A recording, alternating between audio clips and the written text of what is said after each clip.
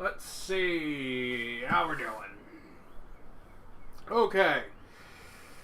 13 hours of streaming so far. It's more streaming than I normally do in a month and a half. But we've gone from being in a box to this state. I'm pretty fucking happy with that. I'm actually really loving how these are looking, to be honest. So, we got a couple of steps we got to do today. On all attention. So, what I'm going to do first, is probably just talk about what we have to do first, which is what I was doing. So that's step one. We'll call it step 1.1. I apologize. My brain is goo after 13 hours of streaming in 2 days. It really is literally as much streaming as I would have done in a month and a half. So, what is due on most of the models? Well, all the models need their blue gems painted. All the models need base cleanup because their bases look like crap. All the models need washes. Now, right now, this is a guy, yes, I did something off stream, that I did with full washes. We're not going to do this with everybody. Because I actually like the look of the lighter bone, right? So we're actually going to do just washes on the gold and the wrappings for everybody, and then specific pin washes on certain spots. Okay? So, should actually save us a ton of time there. And then, some of these guys, they need, like, oil painting. Not actual oil paints, but they need their bodies painted like oil, like these ghosts, for example. They need that in a couple of spots. So, this guy needs it up under his neck and stuff like that. This guy's goo on his wings and his belly and this halberd, they all need to get painted like that. With that kind of like oil paint.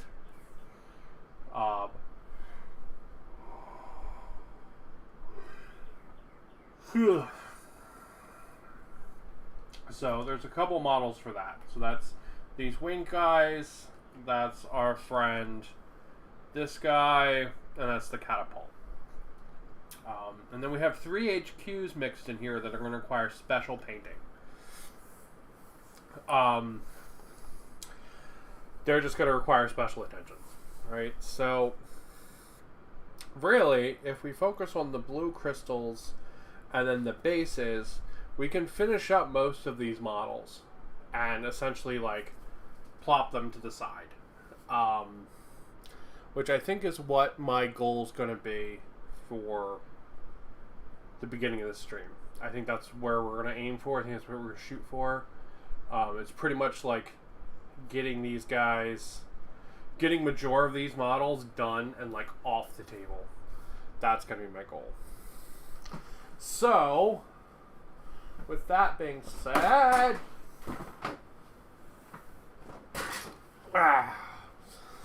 this is our friend, the finished box. The finished box is going to go over here and just off camera on top of my 3D printing wash and cure machine. And that's where we're going to put everything that's finished. Alright? So when guys get their base rims painted, they're going to go in that box. That's the plan. Alright.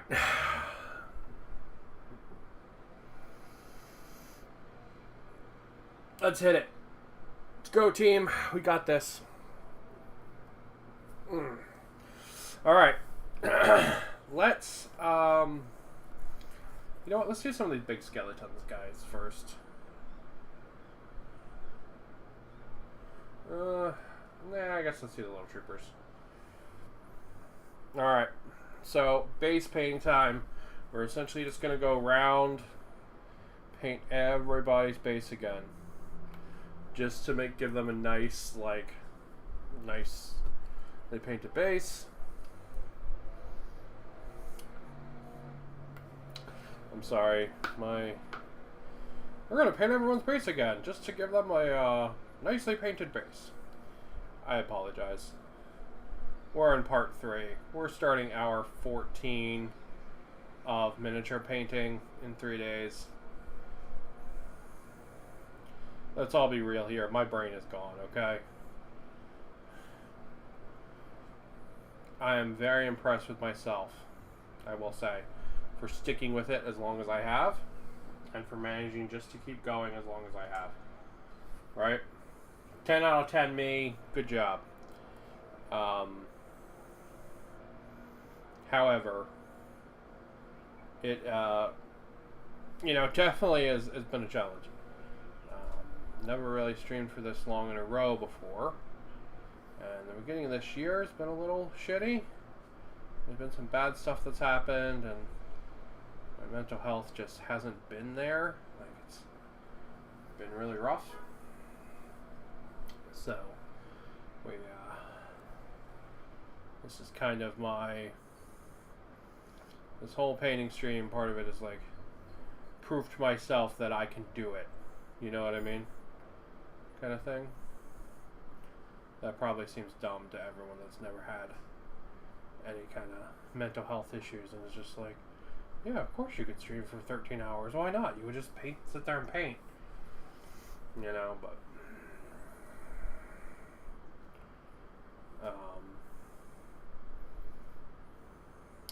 But it's actually a real challenge. Just to be like,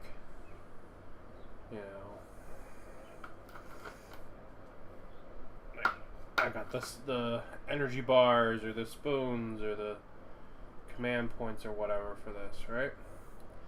So the fact that I've gotten this far, I'm super impressed with myself over. I'll be really honest.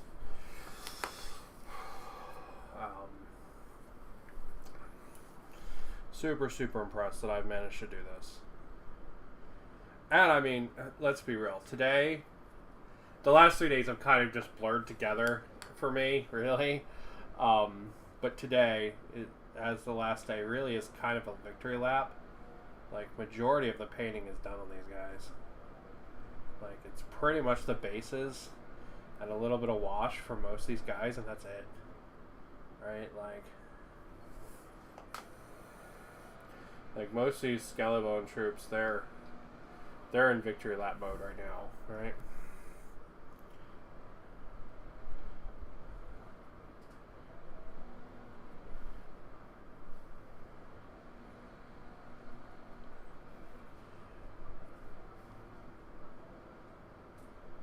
I mean, hell, most of them don't even have little blue crystals.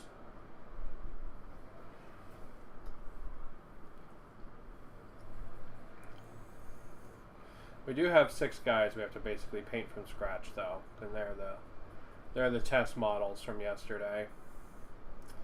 And that does include 2 of our HQs, so we have to,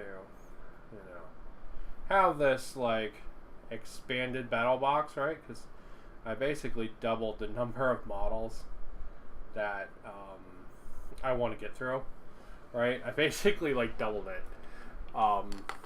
So for painting this expanded battle box,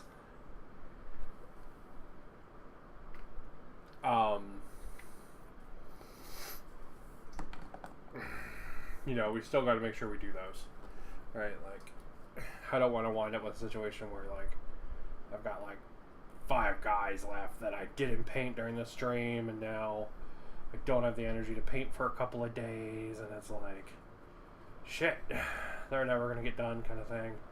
Just sort of live on my desk forever. I don't want that. I want to avoid that.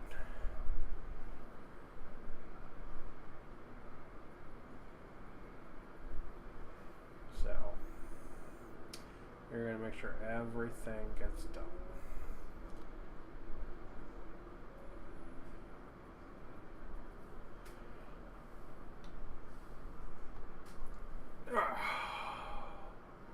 But yeah, into Dragons tomorrow.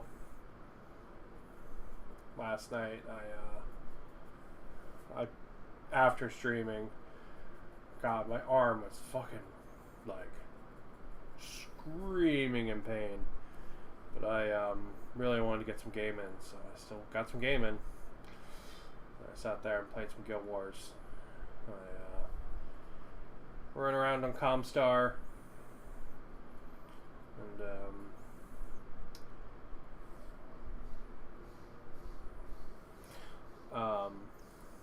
ran around on Comstar, did some World versus World. Did some first initially, like just pretty much just tag along with whoever, and then one of the PvT guilds booted up that we've been playing with, and that was fun. They had some fights in there, which was kind of silly, because they're not really like fights guilds. They were doing very, very well for them, right? Like some of the calls they were making and stuff were kind of dumb, but you know what? It was really fun, and it's the casual kind of fun that I want with World versus World. So, right, like no complaint from me there. It was a good time, and we got some battles, which is fun. Right, like I just don't want to battle 24/7, right? Like I also want to take towers and all that kind of stuff too, right? So it was a really good time. Big props to the guild knight we were running with. For a fun time. We played until like 11:30 or something with them, and then I was like, I need to sleep. I went to bed.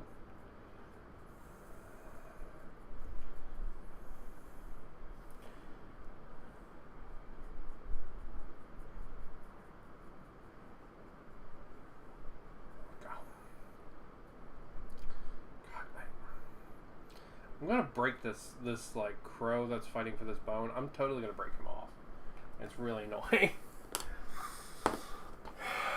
But yeah, we had a good time. And then I did a bunch of like weird little achievement bits. I'm trying to get to my 17,000th achievement. I think it's 17,000, or I'm going for 18,000. I don't remember. I'm trying to get up there for one of the meta achievements of getting a lot of achievements. So as you play the game, you earn achievements, and each achievement gives you like a set number of points. And as you go up in points, you unlock like reward chests at certain point intervals. It's like you get your first one at, I don't know, like 500 or something, and then 1,000, and like that, and then they keep going up every 500 or 1,000 points. So I'm on either 17,000 or 18,000. I don't remember. And I'm like 5 achievement points from it, which is really annoying. So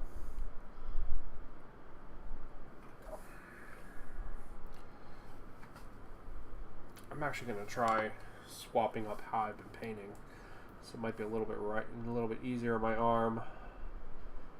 Last thing I want to do is get this close to being done and then being like, ah, shit, I can't finish, my arm's locked up, you know?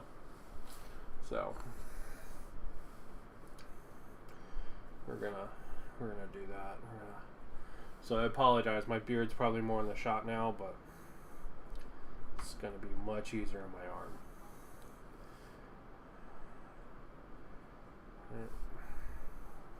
Now these bases, they're also going to get washes, just so they get a little bit fancier. We're going to mix up some custom wash. And by custom, I mean I'm basically just going to like, I don't know, probably thin down some strong tone or something. But we're gonna just because I'm going to need a lot of it, so we're going to probably thin something down. So they are going to get that as well. So they're going to get that, and then we're going to touch up the oil pots. And then the oil pots are going to get reflective paint, and then they're going to get a coat of, what's it called over the reflective paint? Black Templar. Because I like the reflective paint, but I want to dull it down.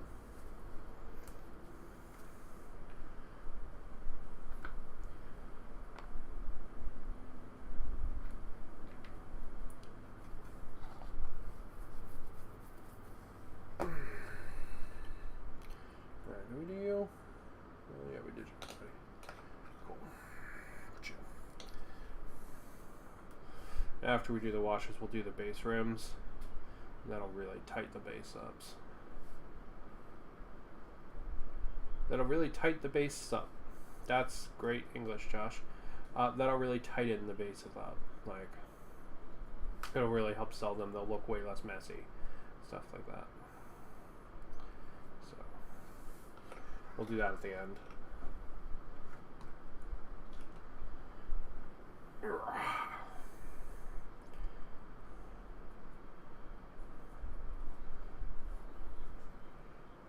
See, these guys, the poles on their weapons are actually ghosts. They're actually oil, not bone. So we might paint them black too. We'll see. We'll see, we'll see. They might go and they need special painting pile. Alright, you guys are going over there.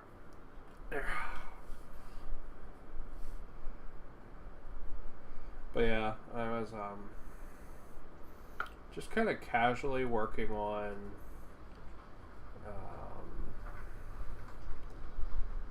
this like weapon series from Forging Steel, which is one of the story chapters in Guild Wars. So you like go along with this like Char warband, and they all have special weapons. And if you finish the weapons series, you can actually get all their special weapons.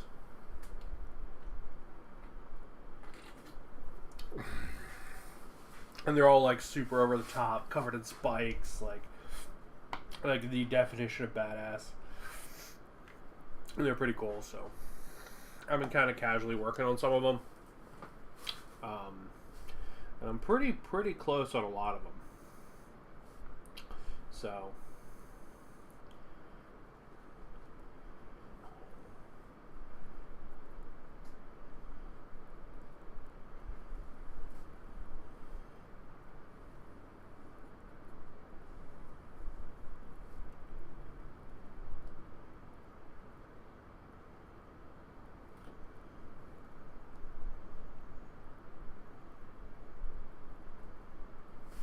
I really need to find a group that does strikes. What I really need. So strikes are like these weird little like one boss raids. They're usually not like turbo hard either. They're usually just kind of thematic. But people get really like dick hard about them for some reason. And I don't understand why. But I'd really like to find a group that does strikes. They have nice little rewards.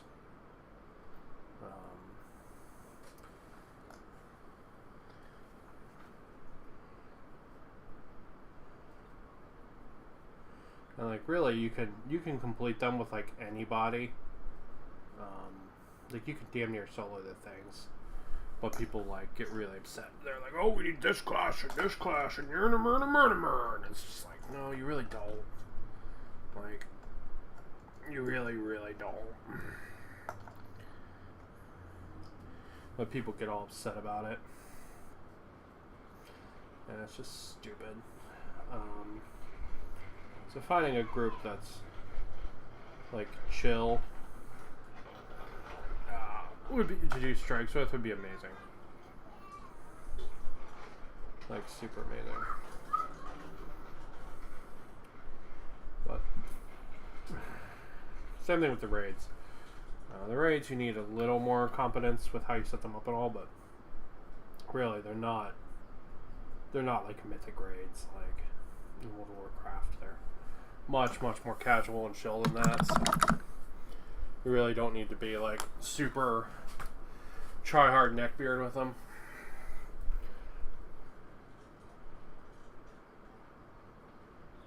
So I would love to find a group to do that. I've actually never been in a lot of the raids. So maybe they are super mega hard and I'm just wrong. But I've heard very much that people think they're hard, but they're not. That's what I've been told. Which is fine. I mean, I would be fine if they were like public, to be honest, and like LFR from WoW. Like, to me, Guild Wars 2 being like a more casual game isn't a bad thing. It's actually a good thing. Like, I think that's actually where the game's strength is, to be honest.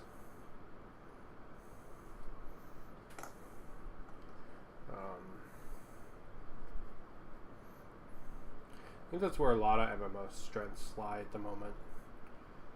Final Fantasy is kind of the same way. Like, the fact that you can get just like the best raid gear fairly easy in Final Fantasy. You don't have to go through all these like stupid fucking hoops and systems nonsense like you do in World of Warcraft. Really, I think it's for the best.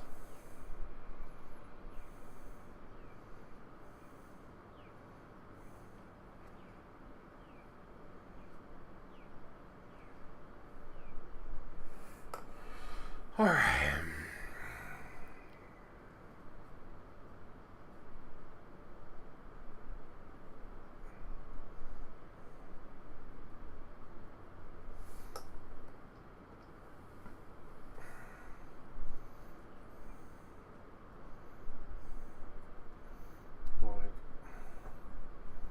I don't know. I have a decidedly lack amount of responsibility compared to like most people my age because I don't have kids or anything like that.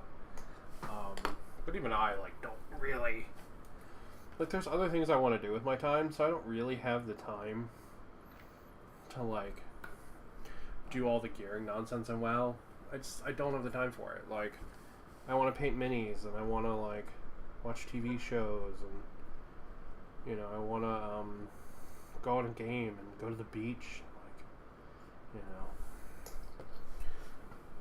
I don't have time for that, like, super try-hardness anymore. There's a point in my life where I was fine with it. Like, I was like, yeah, you have to do your 20 dailies, and then you do this, and then you do this, and then you do this, and you do this. There's a point where I was like, yeah, this is great. There's so much to do. I love it. But now I'm like, I could be painting Star Wars Legion right now, though. Where it's like, yeah, and then, we need to have exactly this number of people for the raid, so, and they need to be these classes, so we're going to go sit by the raid, and we're going to take our people, and we're going to try to find some more and poke some more, and we're going to wait like 4 hours to do that. And I'm just like, nah, dog, I'm good. I'm good. Like, it's just, it's not for me anymore. It was at some point, right? I was fine with all that at some point, but not anymore. I just got other shit I'd rather do. Right?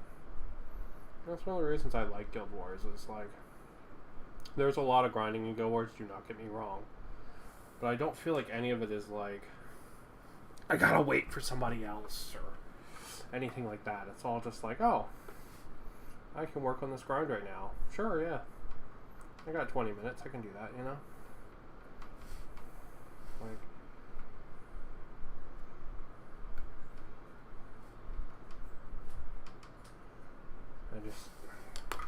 I don't know. I like that so much better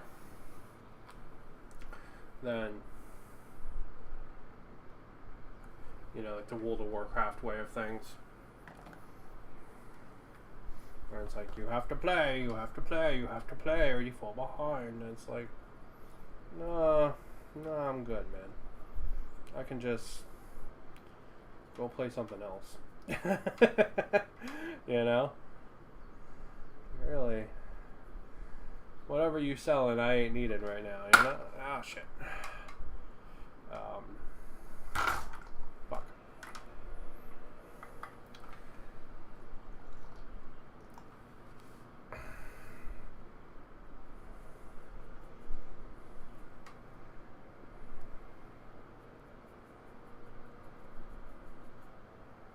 You know, like this 3-day stream-a-thon, right? Like, if I was playing really hard, I wouldn't have time to do this. And that's lame, because this has been really fun. It's been a real challenge, do not get me wrong. Especially with, as somebody who's a mental health disaster 24/7,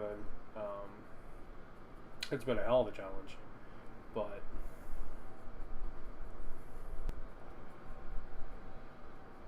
it's also been really, really cool. And in the end, I mean, I have a fully painted army, right? Who is ready to rock on the tabletop in just a weekend. And that's just nuts, you know? And they look pretty fucking good. Hello! How's it?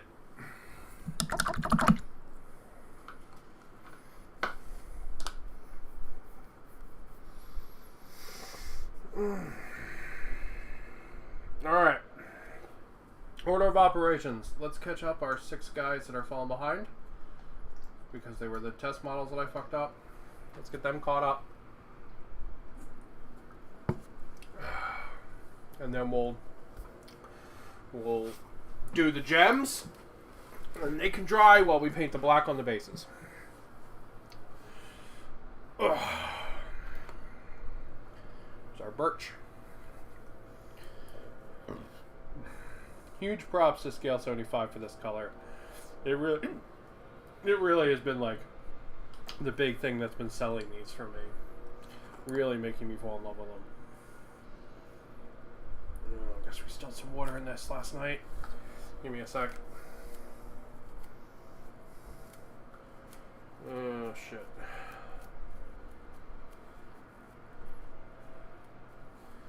I might have killed my big makeup brush. Give me a sec.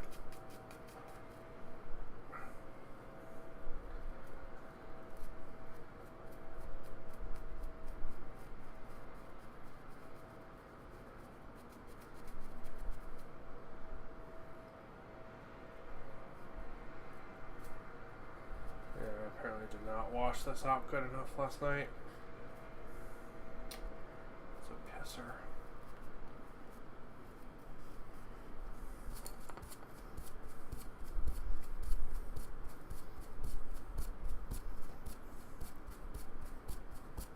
Just try to break the bristles up. There we go. It should be good, I think. Still a little caught together, but it's probably pretty good.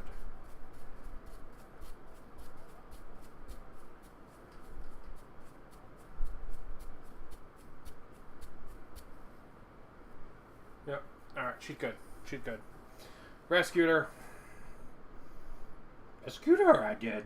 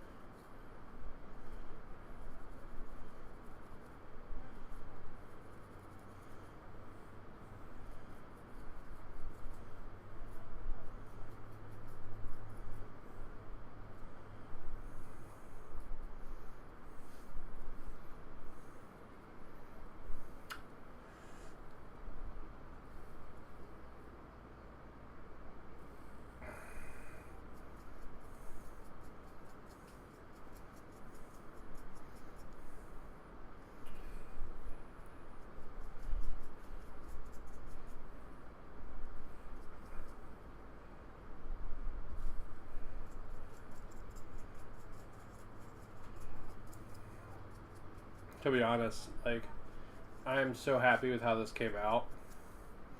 I would love to, like, actually try doing Necrons like this. I think they could be equally awesome like this. The same, like, dry brushing method.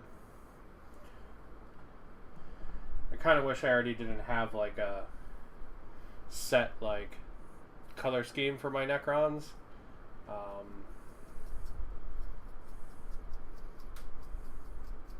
Because, man, like, if you did this with, like, like a spooky blue, they could look really baller. Right, like you'd spray them like black and then dry brush on like a light blue. It would look really cool. Unfortunately, I already have a color scheme for them though that I do really like. And it is also thankfully very easy to paint, so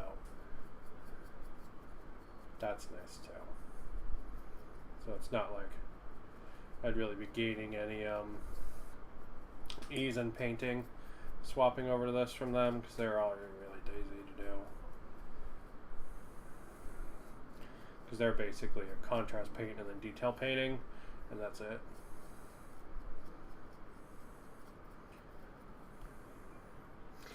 Ooh. That's the noise he makes with his weird magic. Alright, 3 more of these guys.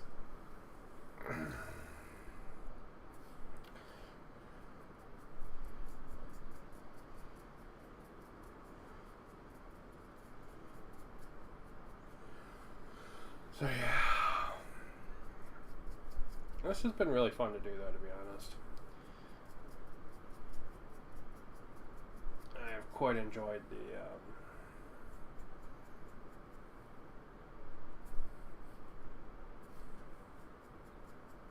I don't know, streaming the whole thing. It's been really neat. Just something I wouldn't normally have done either. So, pretty baller. And you can see, like, just with this method being so simple, like, the results are so easily, like, reproducible. Like, even a totally different day, right? I can get something that matches fucking perfectly.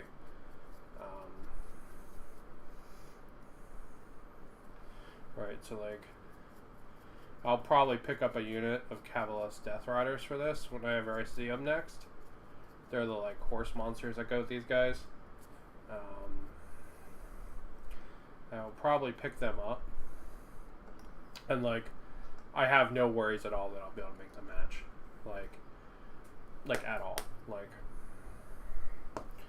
the method is simple and clear enough that that's not, getting them to match is not going to be an issue.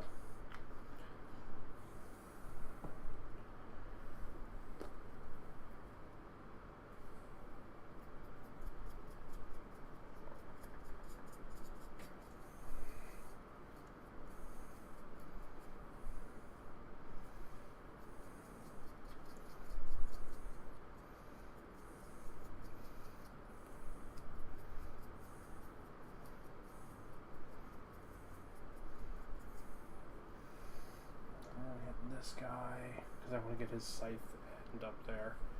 I missed that earlier. I'll get his helmet a little bit more.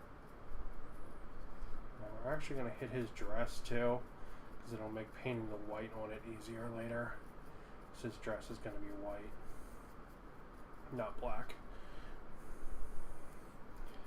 I'm going to hit the dress too. And we're going to do the same for the other magic guy, because it will just make painting it easier later. And it'll make the white go over it much faster. There we go.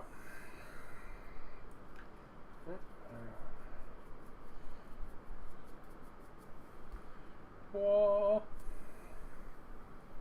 He's a really cool model.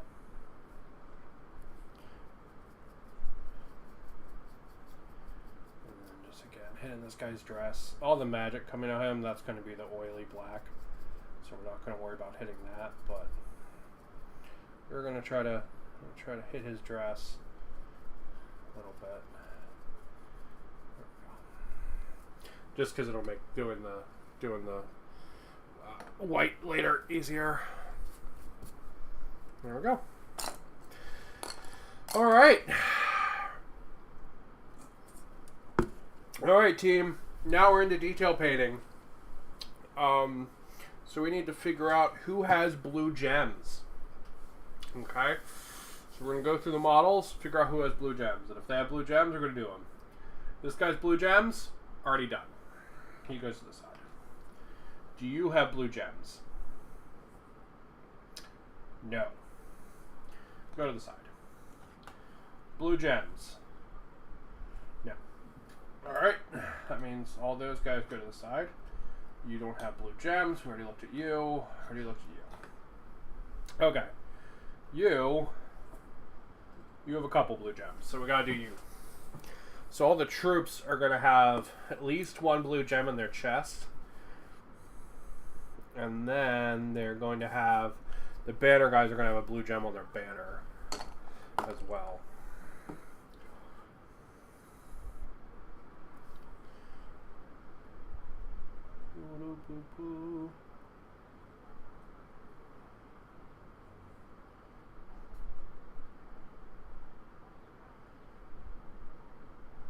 Now I could paint these like parts of the shield there in blue gem. But honestly, I'm not that concerned with moving the blue gem through the entire model. I do want it to be a little bit different. But like,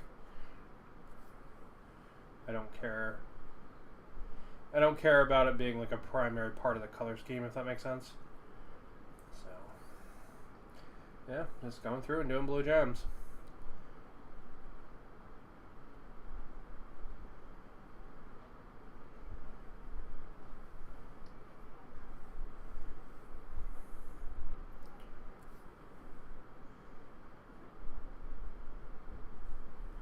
But yeah,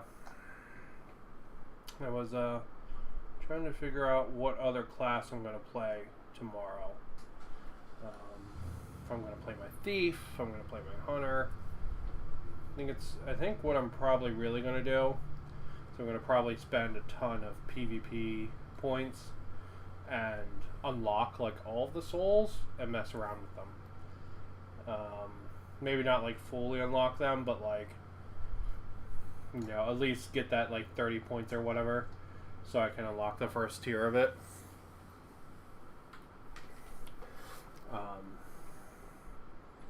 I think that's the first thing I want to do tomorrow.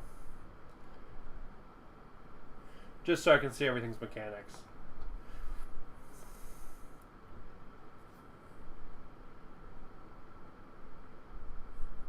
And the one I'm probably going to fully unlock is the engineer.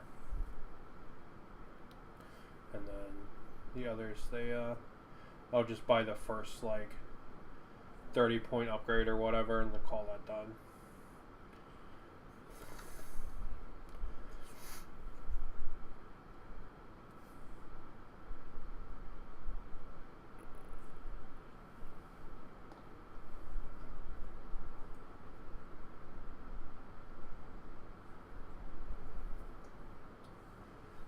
And to be honest, it's probably going to take me like all morning because there's a lot of classes in Guild Wars. And just to check them all out, read the patch notes, and then once my husband gets home, I'll probably start the story. So I really don't want to. I don't want to do it without him. I don't think that doesn't seem cool. So let me rephrase that. I want to do it like as soon as possible, but I don't want to do it without my husband, and he can't get tomorrow off. So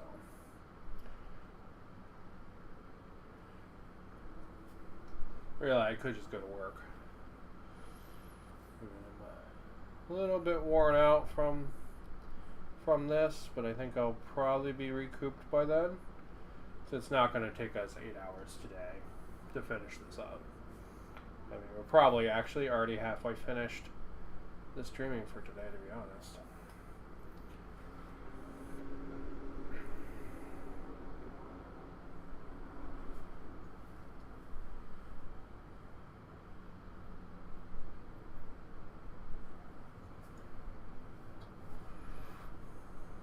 We got, if I'm completely mega totally honest, we got way more done yesterday in the 6.5 hours I streamed for than I really expected.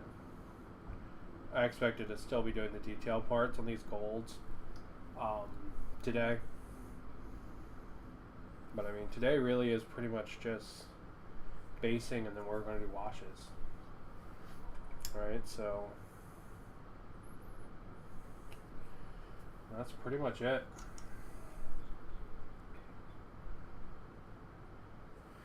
There we go. Another gem down. And another gem down. Do you have gems? Yes. You got a big fucking gem right in your chest. You also need a little bit of gold cleanup, my friend. We must have painted you at the end yesterday. So you need some gold cleanup. Yeah. Alright, we'll consider that special painting. So we're going to do the special painting next, I think. Do you have a gem? Yes, you do. Special painting is just going to be just clean up, right? Because, like, see, you can see there's some gold on that guy's finger, stuff like that. We want to clean all that up. Alright, what do we got over here? Oh, we missed a bunch of gold on these guys. Shit. Alright, we're going to clean that up, too.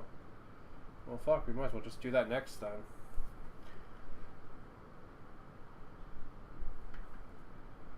Yeah. Alright. Gold clean up it is. Alright, so we need gold cleanup there. We need some gold cleanup on these guys. Looking at the models, they're the only ones that really jumped out at me that needing gold cleanup. But we'll do that, and then I guess we might as well do the gold on those guys, too. Yeah, so let's see. These guys have like a collar that should be gold.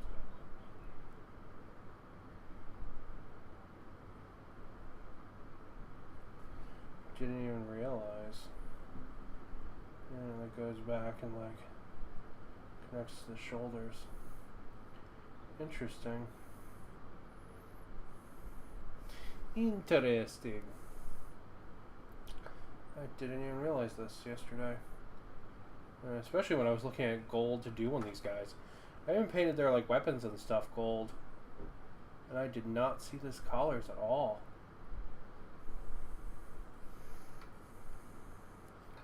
And technically I could probably leave them bone color. But I think they really should be gold. When I'm looking at them.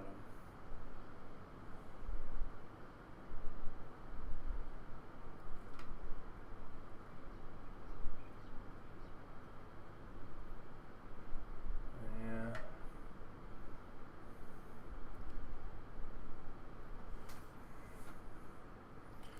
Well, I got another one here.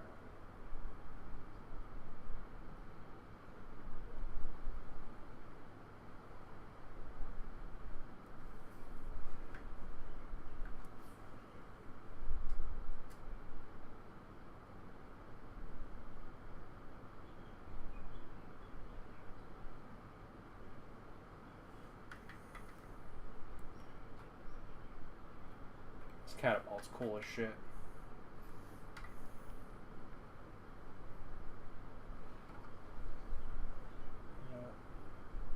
Does this guy have one on him? Oh shit, he does. That's annoying to get in there, isn't it? Probably not going to be perfectly painted, let's be real. I do want to get some paint on it at least.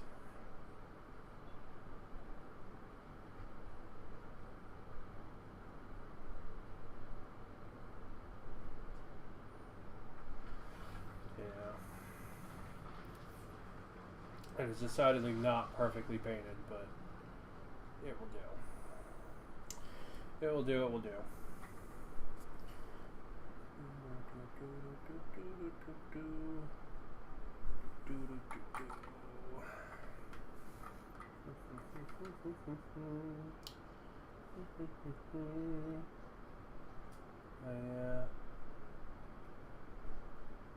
These models really are awesome. Really just cool. I cannot wait to get them on the tabletop. This is the only guy with a blue thing on him.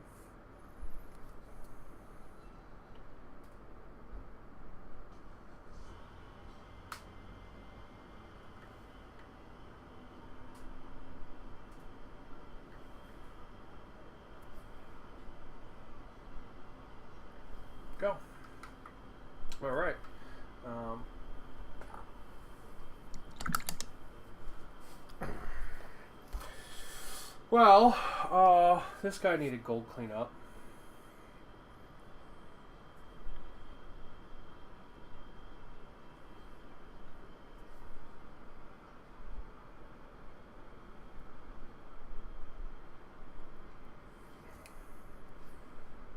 His chest piece is actually going to need some bone cleanup too. Yeah, same thing with his hat. Like all the points are not like amazingly perfectly painted on these models, right? But they're pretty damn good. And I feel like for how quickly I painted them, I feel like I've done a really damn good job.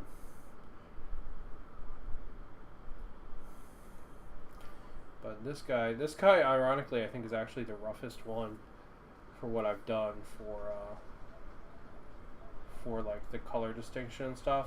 Like, see, I hit that bone like between the arm there. Like that's, I haven't really done that anywhere else except on that guy.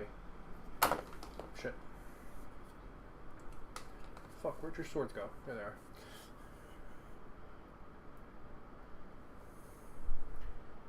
Yeah. Just need a little bit of bone cleanup on him just because I messed up a little bit. But that's okay. We'll be able to do that. Let's move over to our friends over here.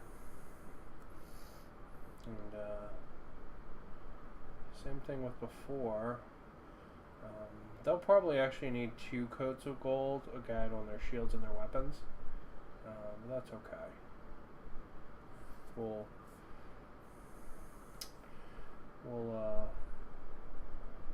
get everything done, and then we can do those. Good.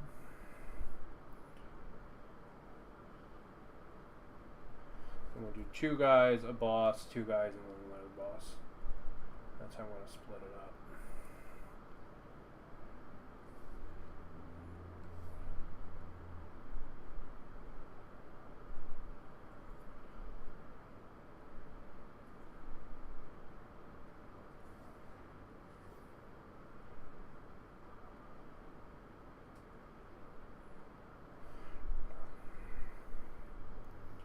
Hit that with the bigger brush, just doing the area where it makes the connection, right? Just so we have more fine control over it when we come in with the bigger brush. We don't have to get next to the line so close because we would have already done it with the small brush. Same thing you do when you're like painting a wall and you're stripping, or striping rather. Same thing. Same thing, same thing. So, go. Let's pop the brush for a second. Okay. Get that down.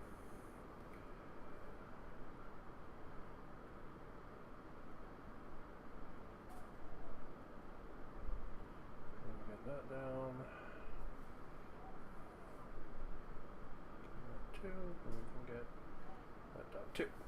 Alright. Next up.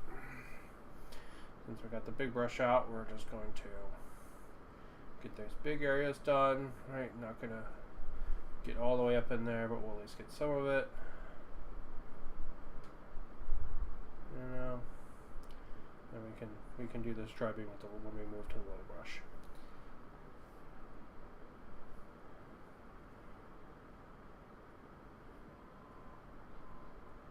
There we go. Alright. I still got paint on this brush, so I'm going to at least use it up instead of washing it off.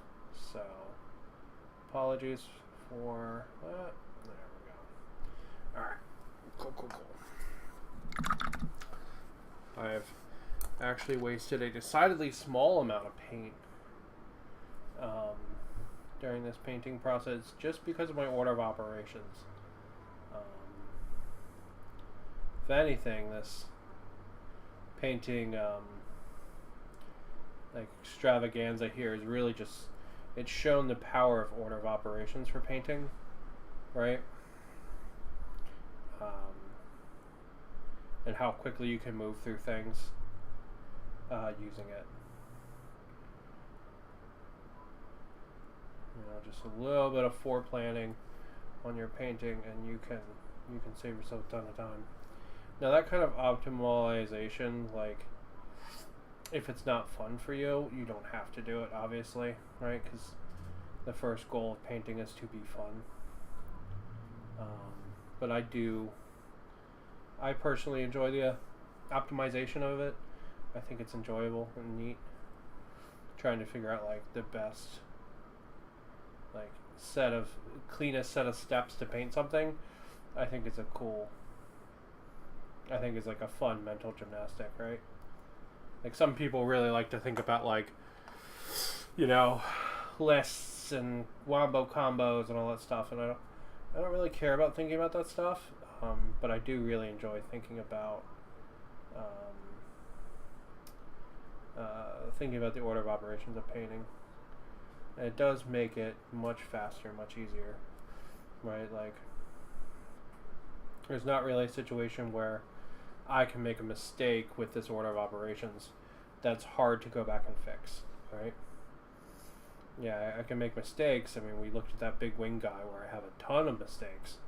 It's like I got all my mistakes just on him. But like the order of operations,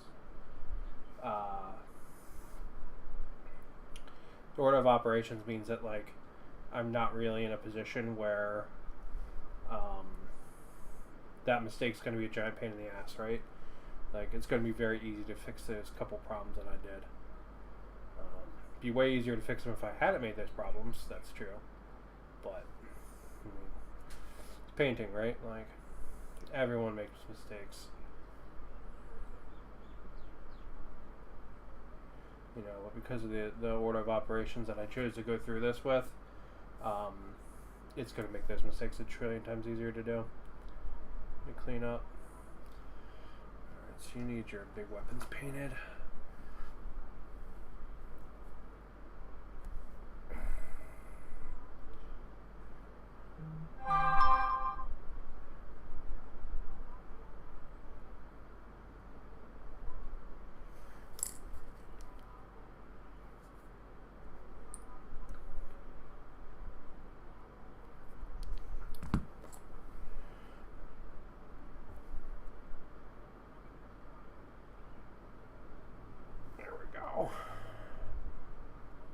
Go.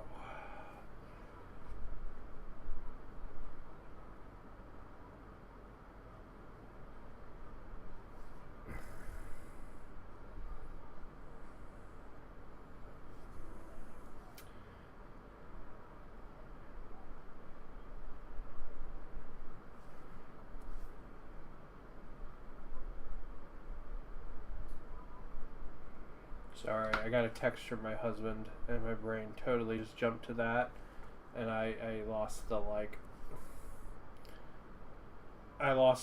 focus to talk, and I was just like running through those thoughts.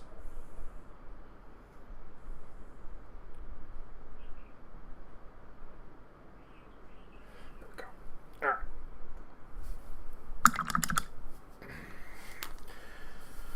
Oh.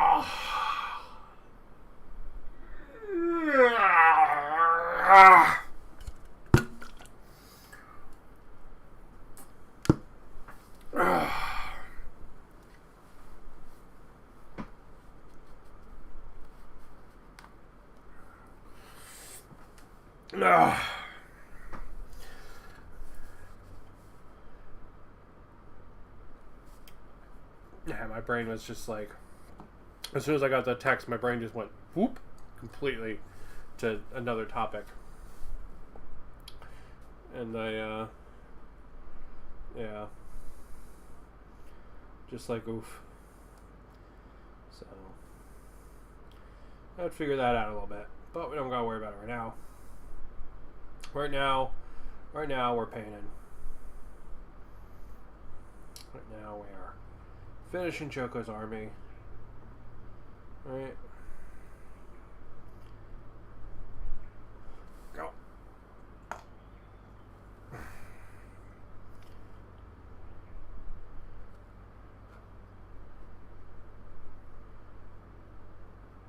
We are achieving our stream extravaganza, something I've always wanted to do.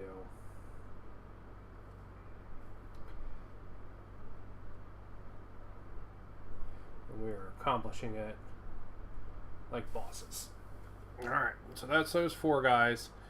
They do need to stay a little separated from these other guys, or there's going to be a problem. So, all right, now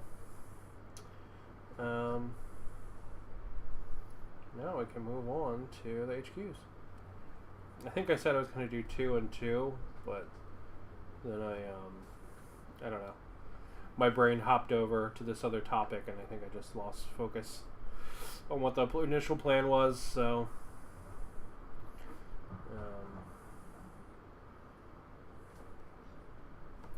Alright, let's pick out some gold on this guy.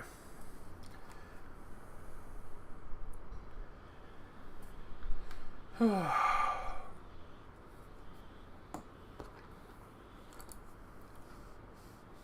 see, he's got these golden phylactery things.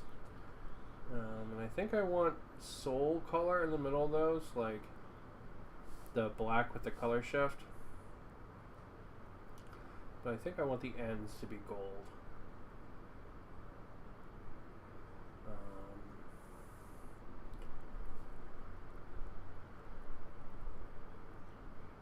And I do think I want the ends to be gold.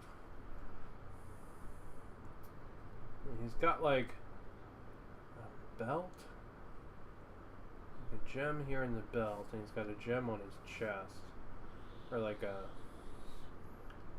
plaque like on his chest.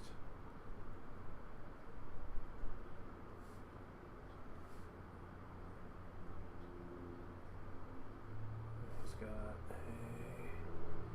one of these things in his hand. You know, honestly, I might just paint those entirely gold. I think that's what I'm going to do. I think painting the middle one is going to be a pain in the ass.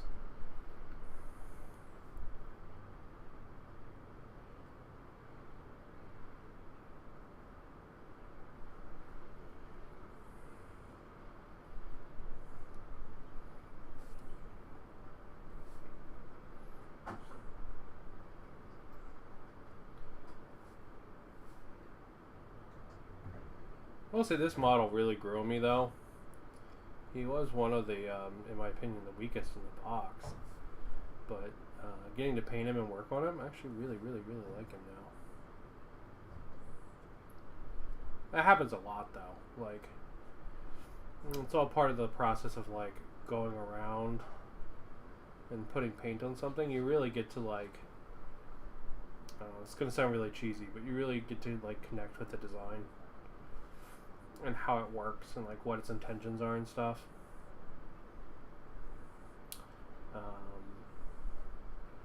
And it's just really cool.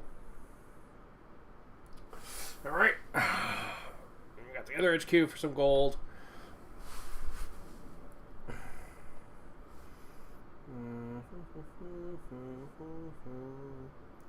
Like a gold like belt thing again. You guys are really into gold belts. This one's gonna have a bunch of gems in it though.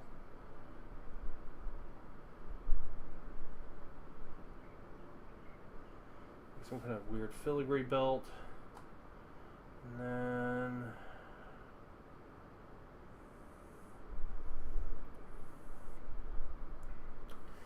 he has like a little placard here in the chest. Just like a little one. It just goes like that.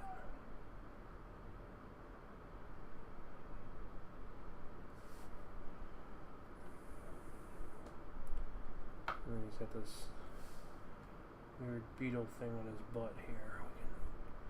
We can do that in gold too, just to get him some gold on the back. Yeah.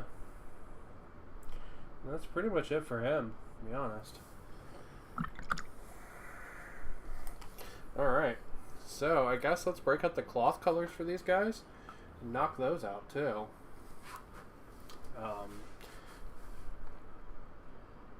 And these guys are almost going to be fully caught up. They just need gems after that, and they'll be fully caught up. And the one guy on that will need gems too. I mean, they'll have to do their bases again too, and then they're fully caught up.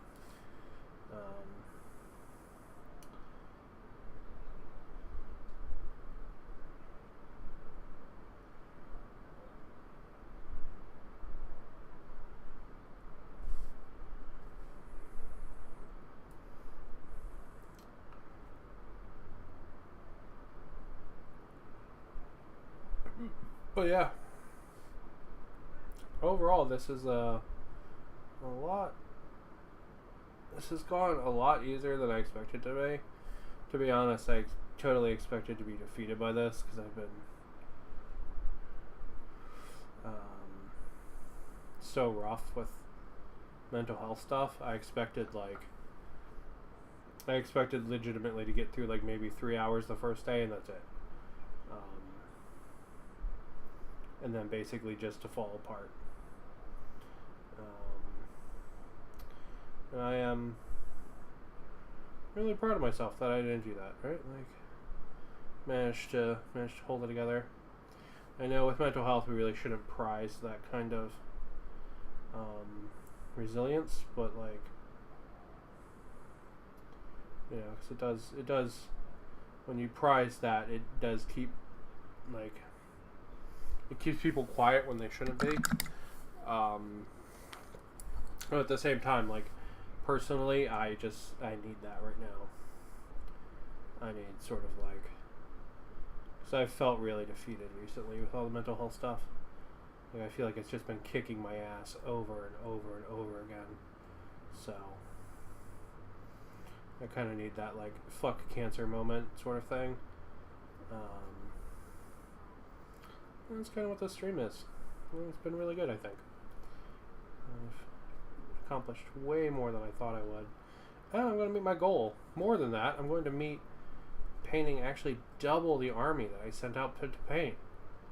Because I added all my stuff from Feast of Bones to this. Right? Like, I added them on the first day just so that everything matched. You know?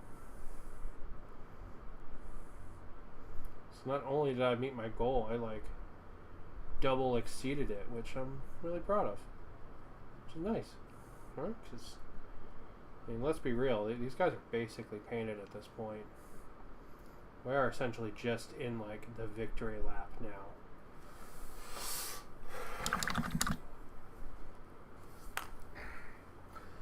Go over there. Oh! Get some more paint out.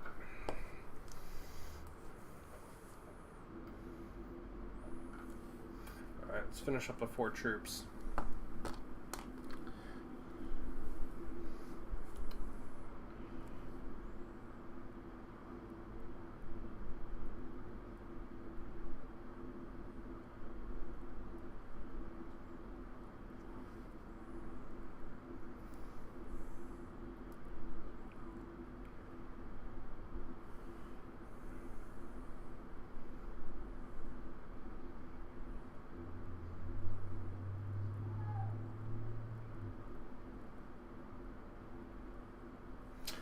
Alright, 1 down. Oh shit, this guy's got a spear, so we have to do his spear and wrappings too.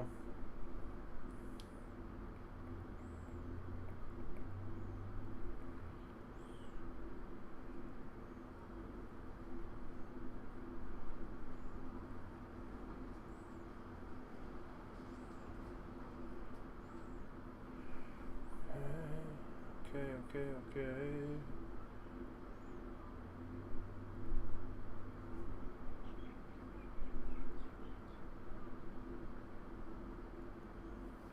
This little brush is not the best for this kind of like big pole giggity.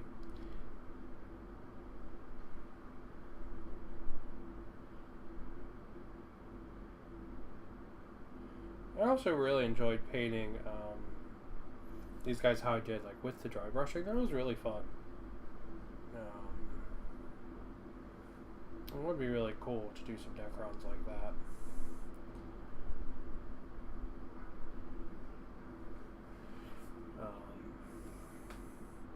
Because like some stuff won't work like this, right? Like, you can't really paint orcs like this. I mean, you could, but I don't think they would look. They would look a little weird, I think. You could do Stormcast like this. I mean, probably even really do Space Marines, but they're probably one of the weaker candidates.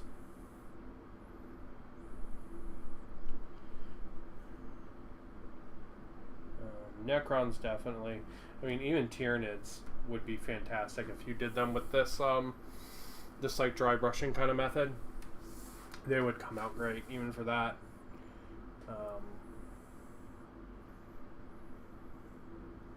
As well. Especially considering they have like all their tiny details are like organic. So if you did this kind of dry brushing on them, it would just work super well. They would come out looking really nice.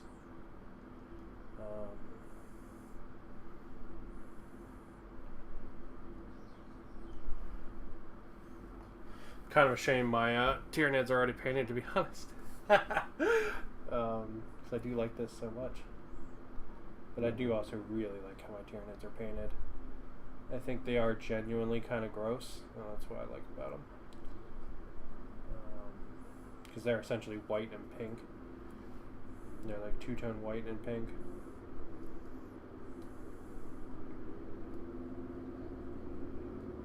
Go.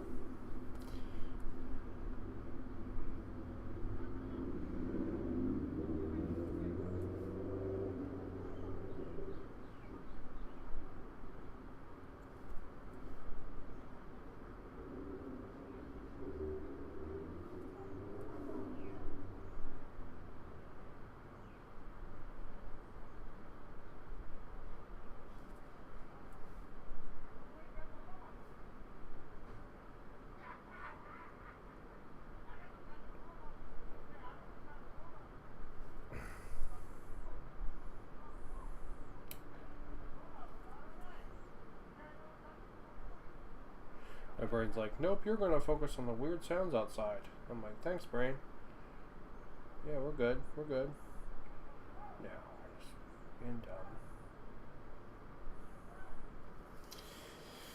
Alright. There we go. Another guy's pole all painted up. Giggity. And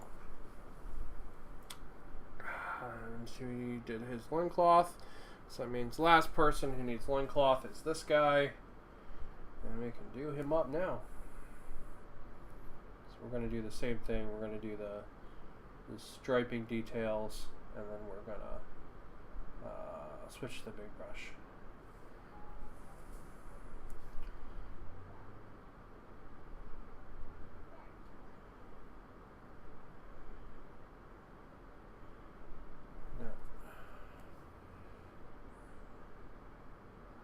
Oh, he actually has another phylactery on his back here, like being blown up. So we'll have to do that too.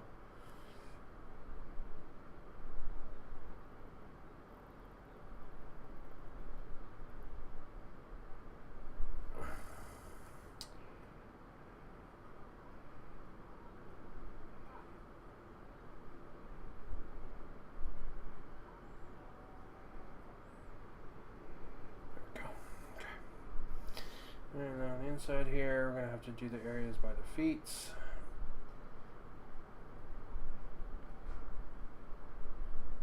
As well. I got one on this side. He's got 2 feet. There we go. Alright. Let's see. Then he's got some like cloth dripping from his big shoulder pads up and like around his arms.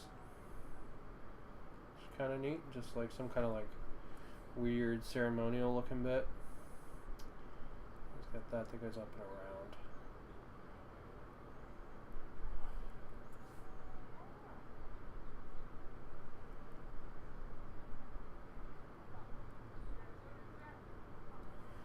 When we're done painting this detail, I'm going to swap and paint another model real fast, and then we'll come back and do the big pieces of his skirt, because I just remembered another detail on another model I forgot to paint.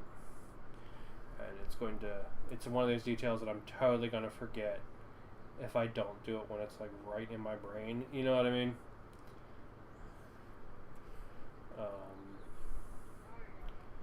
Especially like triply more so, because I've been painting so much.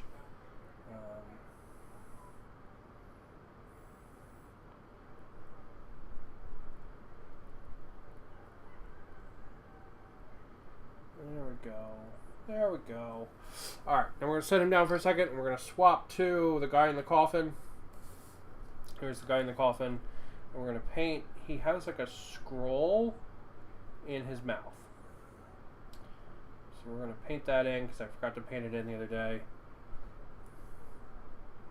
We're going to paint that in. Just like that.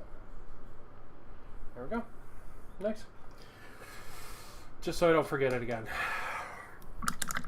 Clean off the little brush, and then we're gonna get our colors. Get this guy's cloth all finished up down here on his legs. And he's gonna need a little bit more gold, which is fine. We can do that because I missed that phylactery on the first time through, I guess.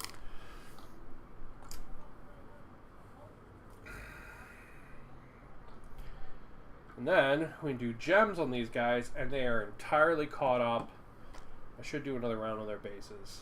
Alright, we're going to do another round of their bases, and then they're entirely caught up to everybody else. And our whole army then is at one standard point, which is what we want.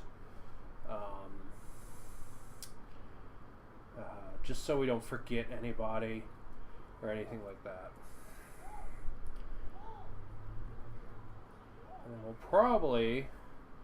we'll let them sit for a little so they can dry, and then we'll do washes probably. So while they're sitting, we'll go back and do some of the cleanup and some of the special detail on guys that we missed and stuff. Or just haven't gotten to do yet. Missed implies we were aiming for it. And some of the special detail we just haven't done yet. So like that guy's coffin, for example. Right, like we haven't painted the coffin yet and stuff like that.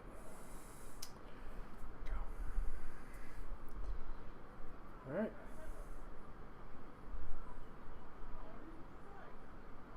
There we go. Okay, let's get a little bit of gold out. And we'll hit that phylactery that we missed.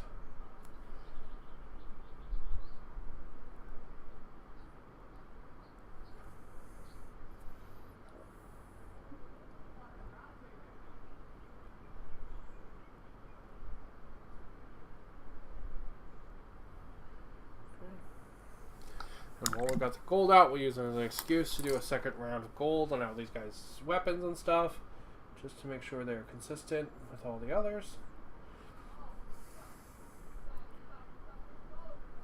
Go. It's done.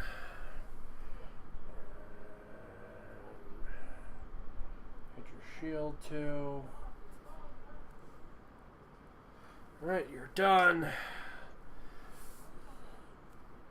Walking down the line, knocking them out. Every day my boots were back on the line. I don't know why my brain just went to Marco and Naros yelling at his son there, but it did.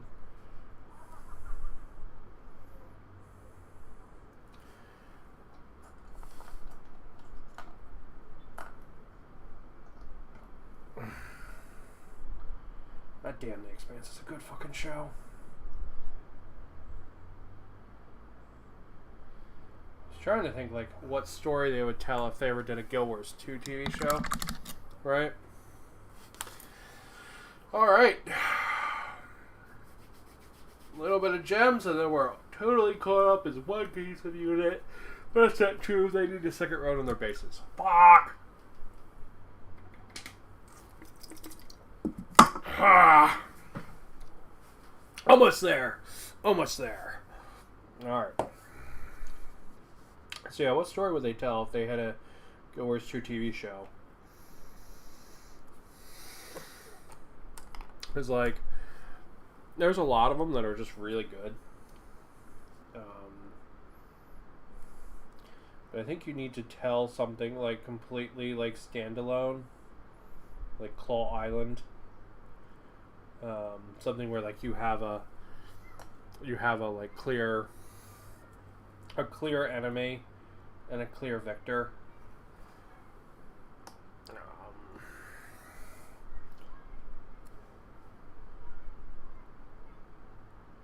You know, and something that's a little more grounded in like normacy. Like, I don't think if you did a first round of a Guild Wars 2 TV series, you could do like a crazy like a Sora story or anything like that. I think the audiences would not connect with it. If you did something like Claw Island or something, it would be pretty good. Because, you know, it's kind of like just like zombies in defense, really. You know?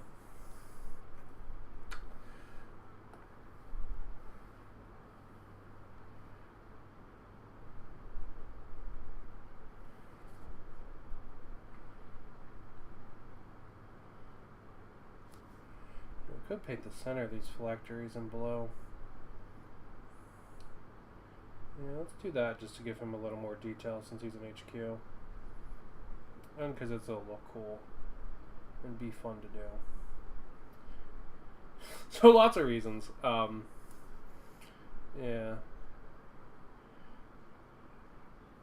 So I was going to do those in black and like that swirly soul inside of them. I don't know if it'll read. And he's going to have a lot of the swirly soul stuff anyway, floating above his head with the scythe. So,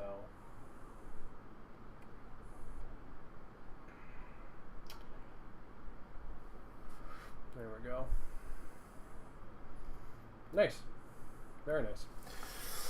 Alright, while those dry... Oh wait, no, we got one more gem to do. So on this guy, it's one of the first ones. It's a gem that made me realize these guys didn't have their chest pieces painted. So, there it is. All the gems painted. Gems accomplished. It is no longer gem o'clock. Alright. Oh, so we've got a little bit of bone cleanup. Bone color cleanup we have to do. So I think we should probably do that next. Actually, no. Let's hit these guys' base next. And then they really will be fully on the same level. So then as we come back, as we like move into next stages, it really is next stages for like everybody. I think that's probably the best call.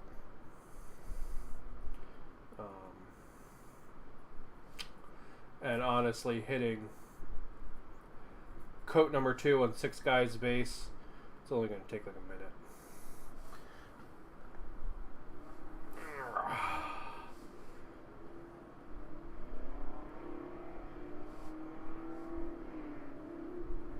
I still have not figured out which wash I want to use on the base.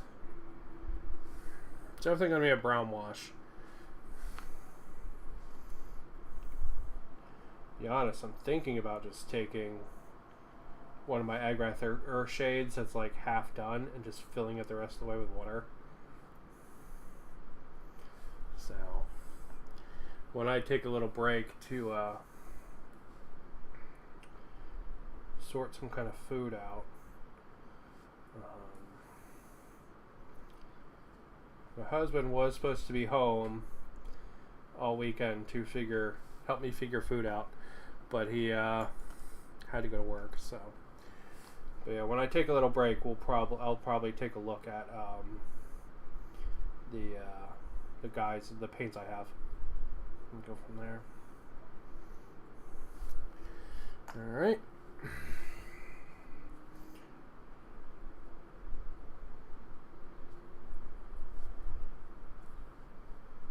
Okay.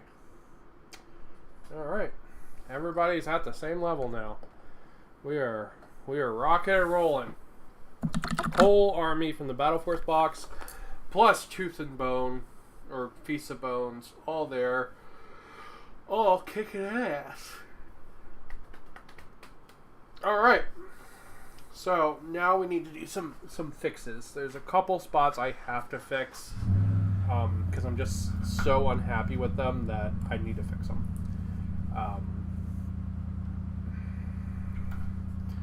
So that's going to be on this guy.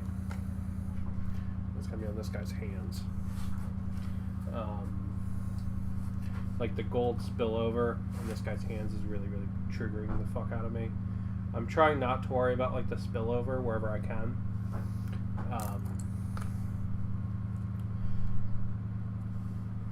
But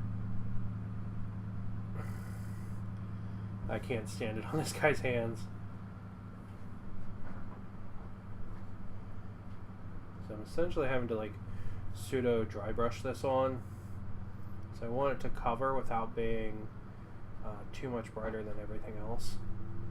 A little brighter is okay, but like too much is bad. So yeah, he's got it on his hand too.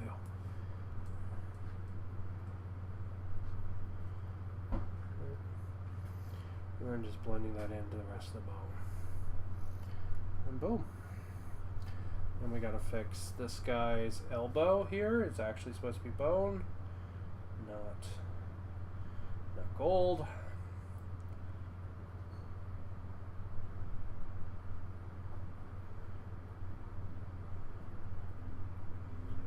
we go.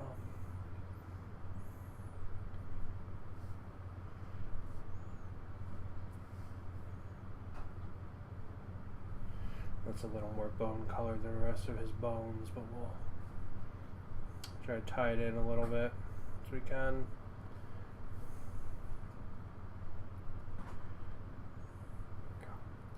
The problem is it needs to be dark enough to cover. Same thing with these here, the bones here on the sides. They're going to need to get touched up too. I'm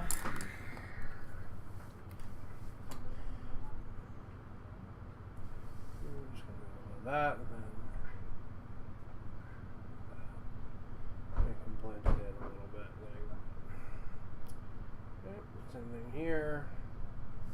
All right.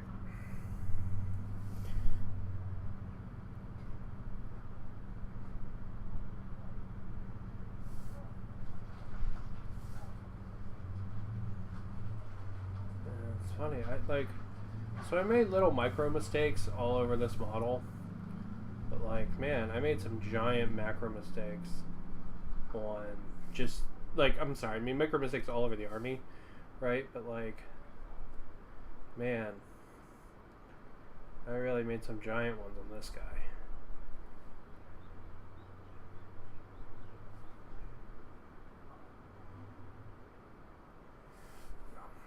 And we touch it up here on the head.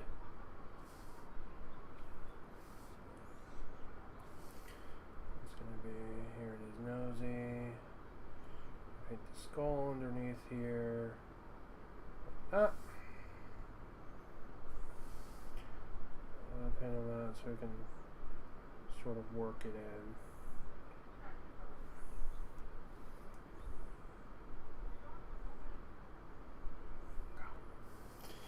All right.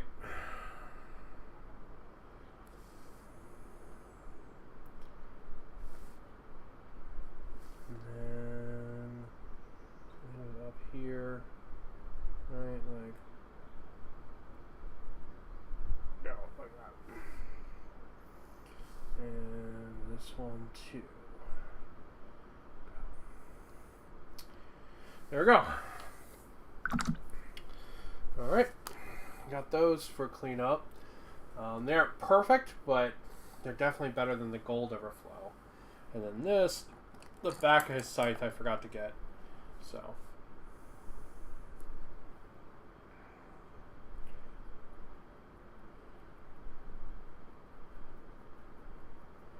That'll do. Apparently I also forgot to paint the back of this phylactery. So we gotta do that too. Come on, tell me there's enough gold. No, there's not. Shit.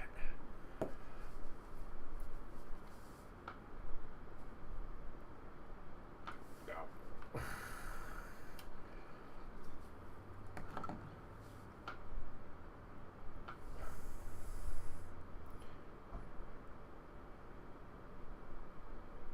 Go. That will, that'll do her. All right.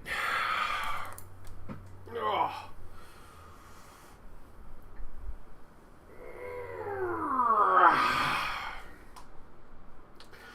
All right.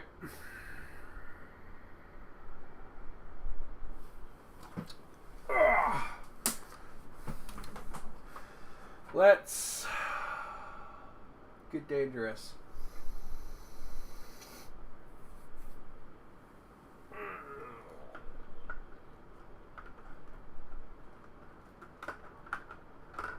Are you intensity purple? Shit. Okay. Alright.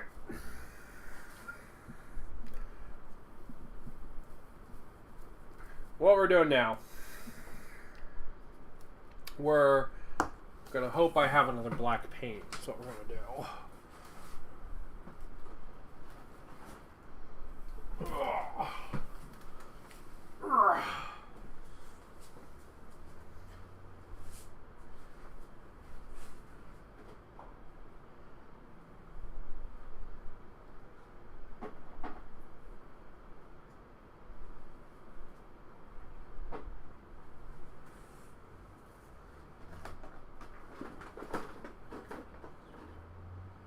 One second, and I'll be back.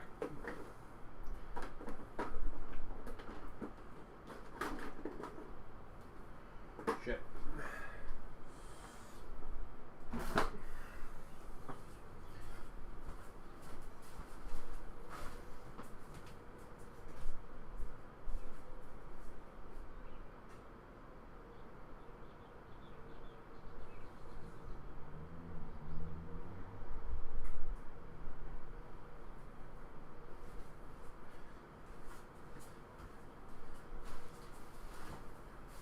So, real talk, I might actually not have enough black paint to do all the rims today.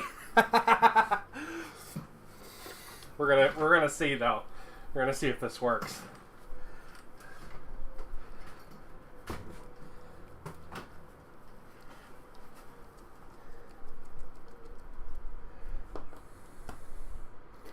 Alright, let's see if this works. Are you a 6? Yeah.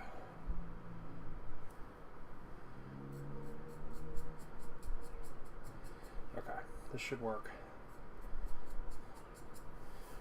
Probably. We'll see.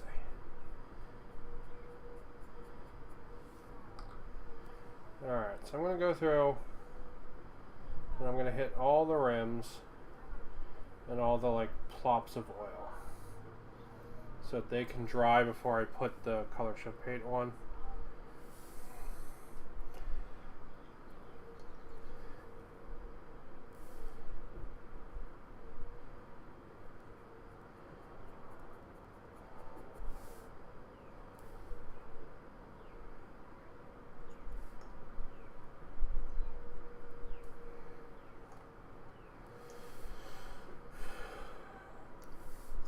My order of operations getting a little screwy, but I think it's for the best. So we'll do this.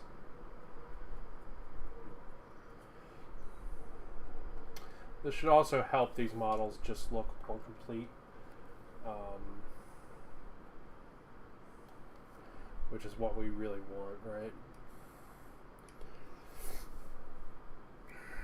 And I don't since all the bases are already done with their paint, I don't have to worry about really getting washed down here. So even if I do, it's going to be a brown wash on black. You're not going to see it.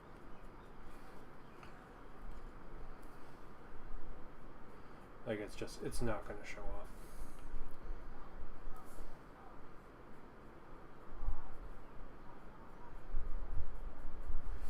Right.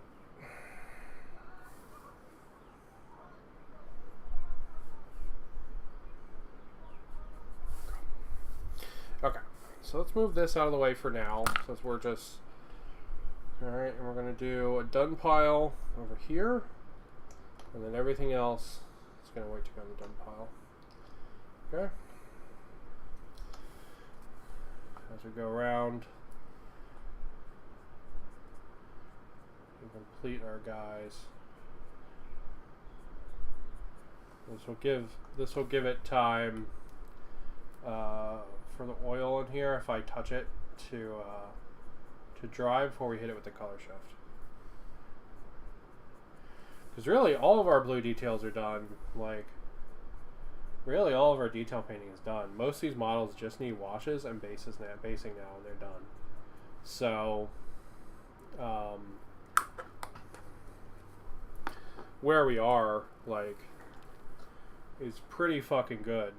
I mean, I technically have been streaming for an hour and a half. It does not feel like it, I'll be completely honest. It does not feel like it at all. But apparently I have been.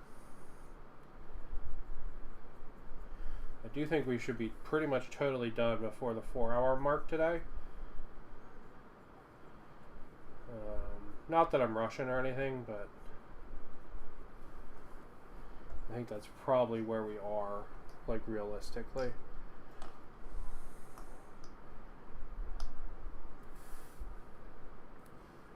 We got bases. Finish up these base rims. And any oil splots. And then we've got black like this to pick out on a couple models. So at the end we'll go back and do that. Particularly in the 2 new HQs. We kind of already did that on everybody else yesterday. But we gotta do it on the 2 new HQs.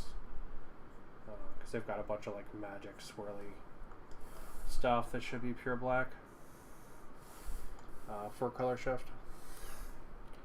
So we'll do that after this, and then I will probably break to go grab something else to drink and some lunch, and to look at my options for brown washes.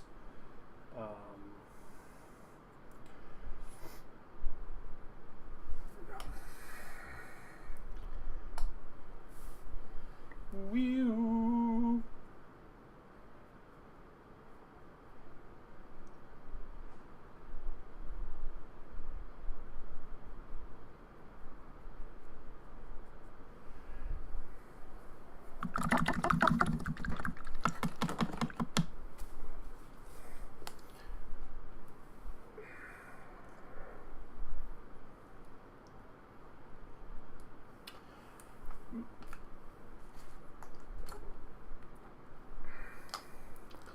Right, so yes, we'll do.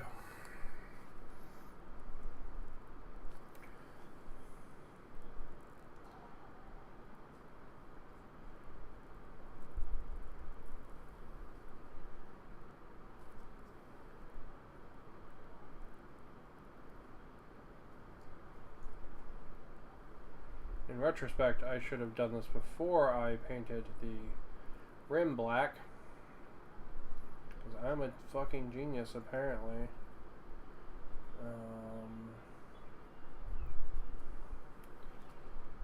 So I might have to do some cleanup on this guy now.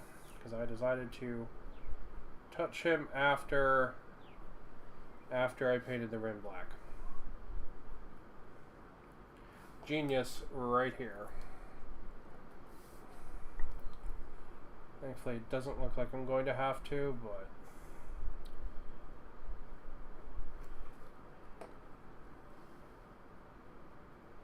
definitely gonna touch that rim up either way.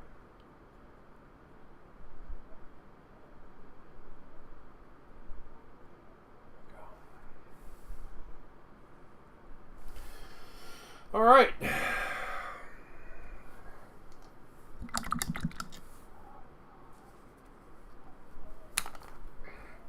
I'm just still walking through them all.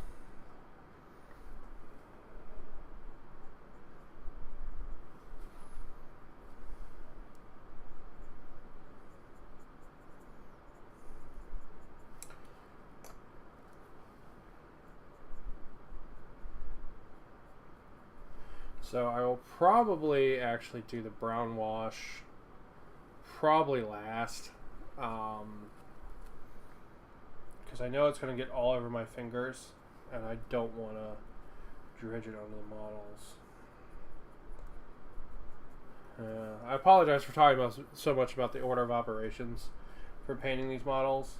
I keep changing it, but I'm still considering it. You know what I mean? Like, it's not like up to this point set in stone, which is why we like banged all those guys out without issue. But everything else is not there yet. You know, we're still kind of in uncharted territory.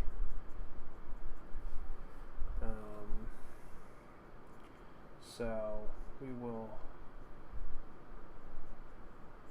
you know, we're figuring it out as we go. Because if I was to do the brown washers on everybody's base, I'm probably going to get it all over my hands.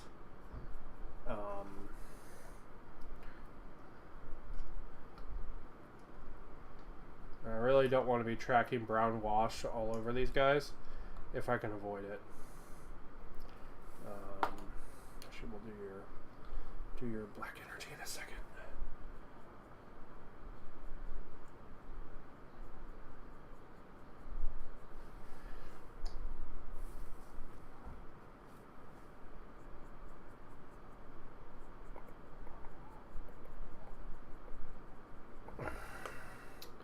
And we've got a couple guys that need special details. And that's going to be the Gothazar Harvester.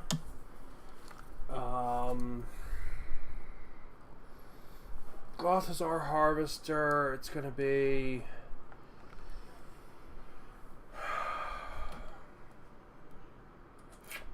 all the HQs.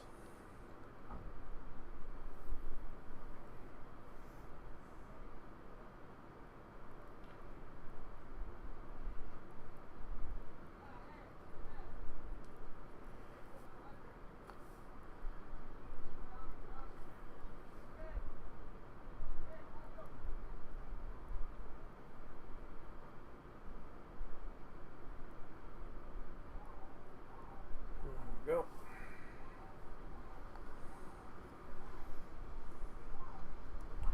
His like soul that he's swirling into the little phylactery thing there.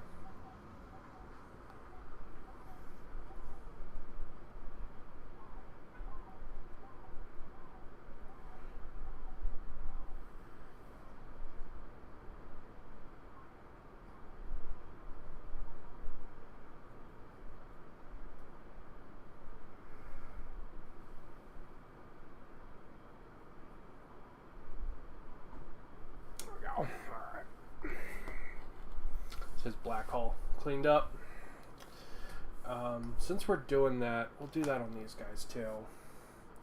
So I really should do their weapons to match. Oh, their fingers are all wrapped around them.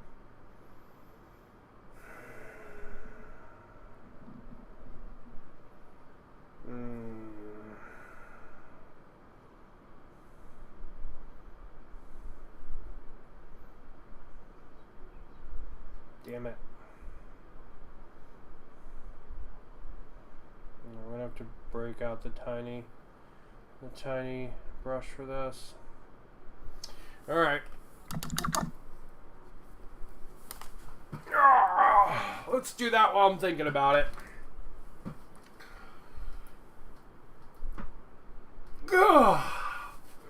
Do that while I'm thinking about it. Hello. How goes it?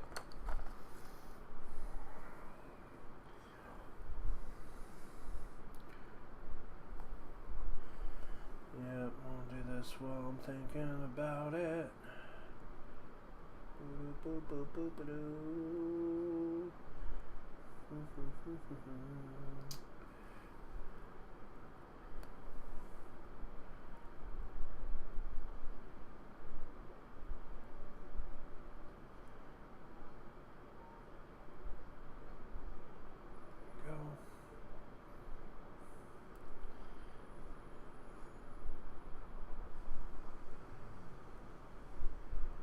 Just because, you know, we do want them to have consistent style and stuff. We don't want one guy's weapon to work completely different than somebody else's. Alright. Give me a second. We'll knock a couple more base rooms out. And then we'll do another one of those.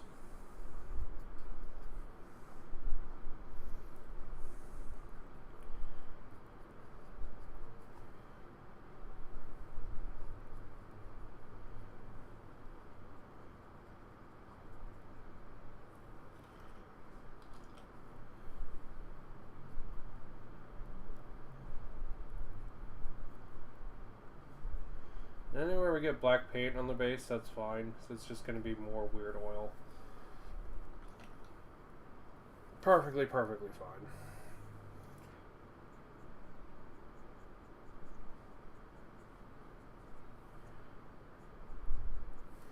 Go. I guess we'll do you next.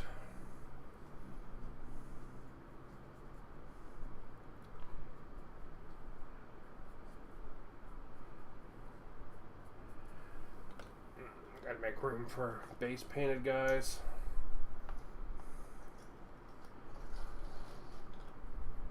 Go. Oh god, I guess these guys are the guys with the axes. Alright. I'll have to paint both their axes. They're gonna need to dry for a second though.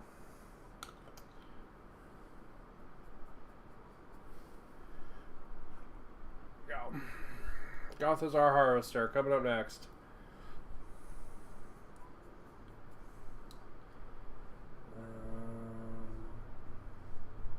Goth is our harvester. Coming in hot. Alright. Go.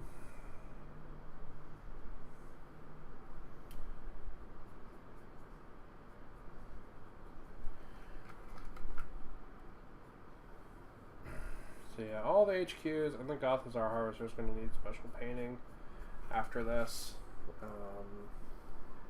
I'll have to figure those out in a minute. The HQs are going to probably require a bunch of custom colors. At least the one with all the heads. That guy's going to need a bunch of custom colors.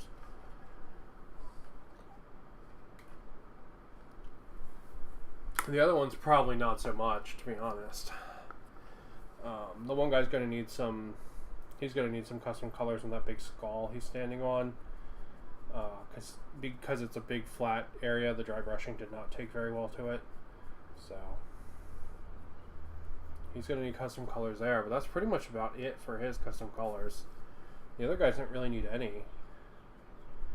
The guy in like the bathtub, which is really like a crypt thing, he's going to need a bunch of work.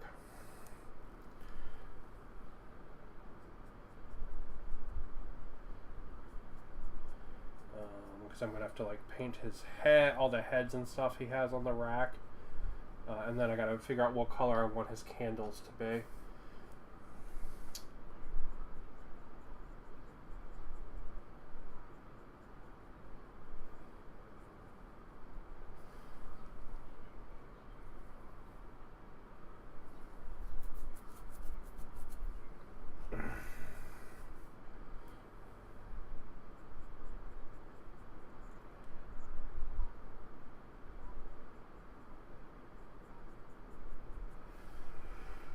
Go. As I headbutt the camera.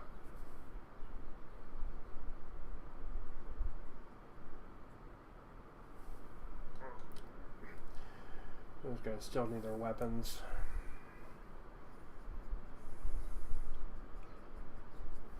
Tomb thing, I'm assuming. I'm just going to do it in gray, to be honest. And the heads will get a couple of flesh tones and a couple of hair colors.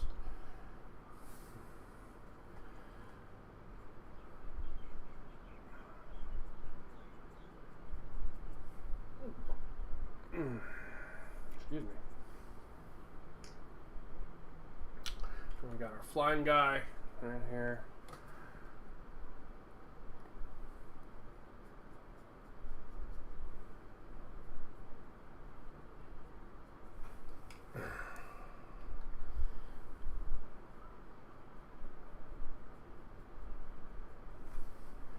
But yeah, with Guild Wars I'm really happy. I feel like I got everything I want to get done before the new expansion done, which is really interesting because when I was playing WoW, I always had like checklists to do for the next expansion, but I never feel like I actually got them done. That's weird. Like I always feel like I, you know, was like rushing and like stressed to get like those goals done, right? But with the Guild Wars expansion, like it's just kind of casually playing and enjoying myself, and I feel like I got all my goals done, which was really nice. Like just really super nice. It just kind of boggles my mind a little, right? Like, I did probably the same amount of stuff, but I don't know. It's just so much more chill in Guild Wars. It's crazy.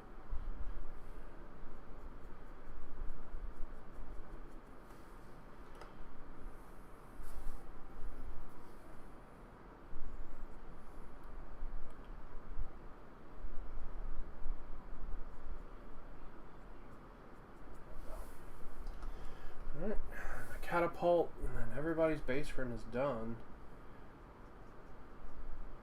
And a couple guys we gotta paint black details in on. And then we're probably gonna break while I find some lunch. And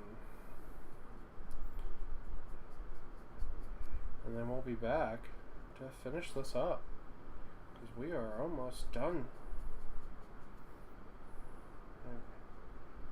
Legitimately almost done. Like, oh my god, almost done.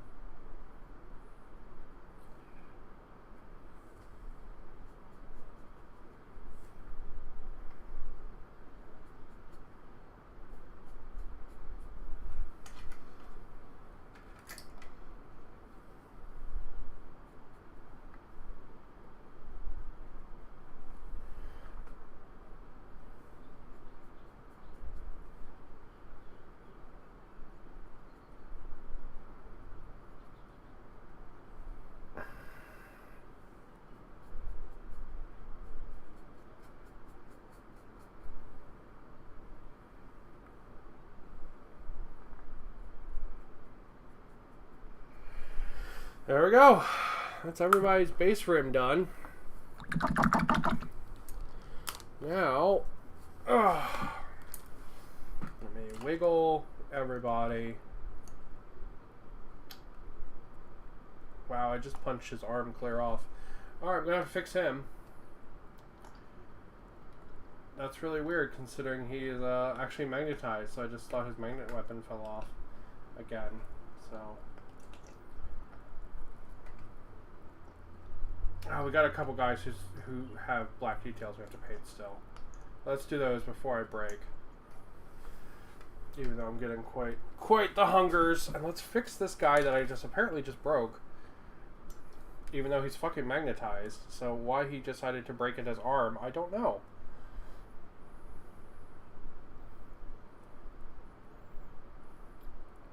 You know what, we can use this break as an excuse to fix that color mistake I made a little bit more. We'll actually use this to our advantage. We'll use this mistake to our advantage.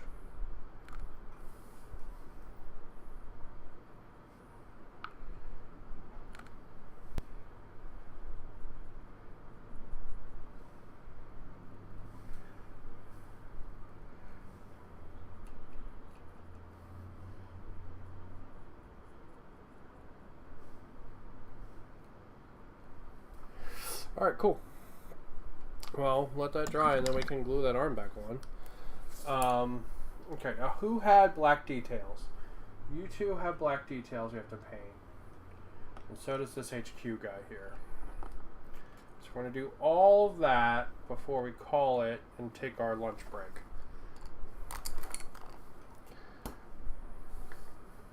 Alright, so do this HQ guy first. He actually has like a big ghost in his stomach. Like I think his body's actually I think the ghost head in the stomach is actually the thing that's like driving him. I think the actual head he has is not his real head. If that makes sense. Okay. So we have that mistake or that to fix. And this guy actually has a gold mistake as well that I totally forgot about. Here on his staff. Get that fixed up. Same thing here in the back.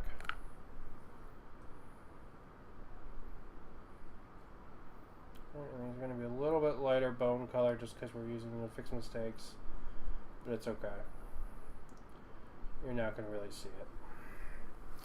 Alright, that's him done. Mr. Weirdo Bathtub. You know, we might actually paint his bathtub before I go to get lunch.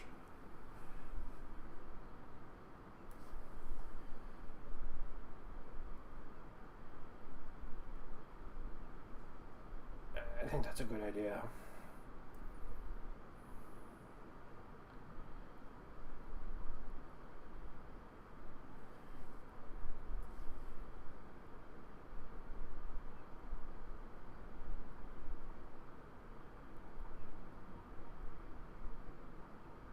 I will say, you know how I was talking about how I like the other HQs more after I built them? Mr. Weirdo Bathtub is one of those designs that just never really spoke to me. You know? I know he's like some kind of like fancy named character with lore and stuff, but like, I don't know. Just not been into it.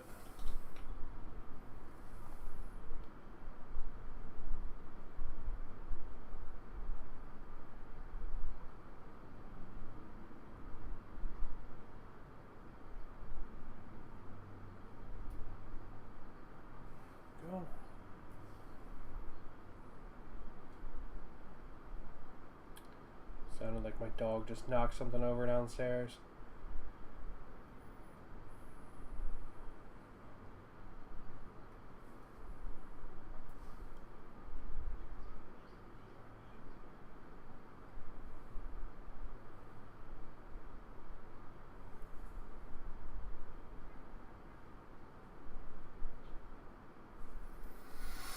Alright, so that black detail's painted too.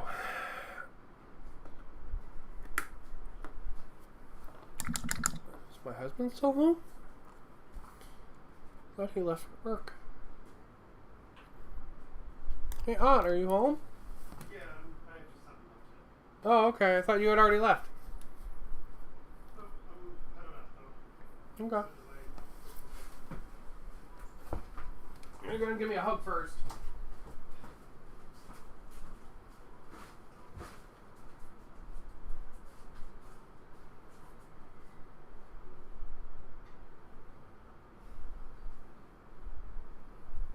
How long do you think you'll be at work? Is it probably late? Should I do dinner when I'm late? I'm gonna be a little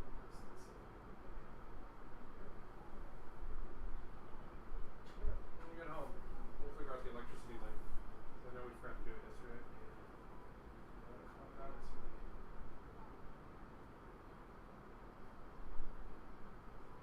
We're gonna figure out when we get home. Alright, back to streaming.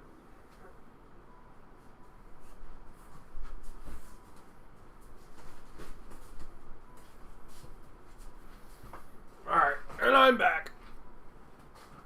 Oh. I thought my husband had left earlier, but he is still here. So I got another hug, which I will not complain about.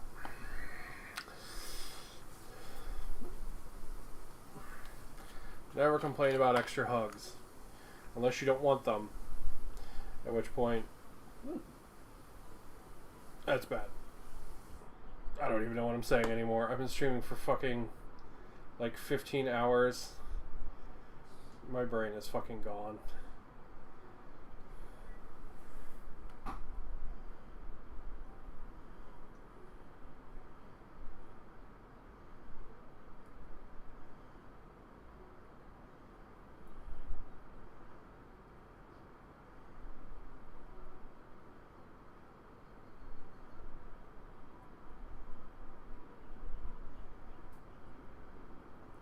Trying to figure out how the fuck this even is supposed to attach.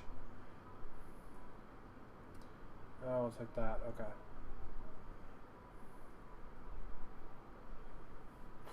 And there we go. Because since the hands are magnetized, it has a specific point. Right? So yeah. There we go. Now he can glue and set and fix himself. That'll be good to go. Alright, what else are we going to do before we break for lunch? Let's paint this guy's coffin. Let's get his coffin painted.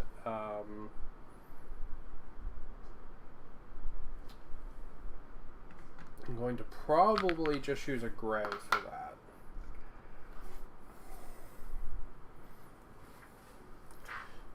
And then we'll break for lunch, and I'll figure out what washes I have, because I want to hit the bases with some kind of wash.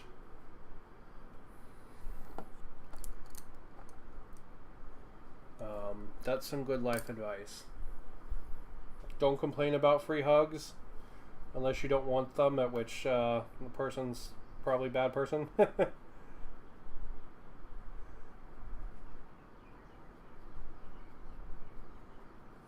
So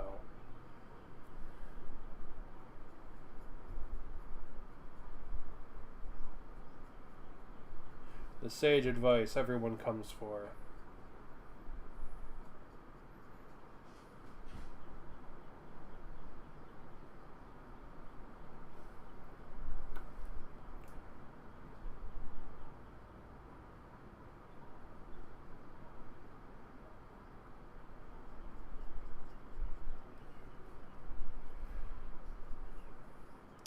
And this guy will need his candles painted, which I have to figure out what color I want to do those still.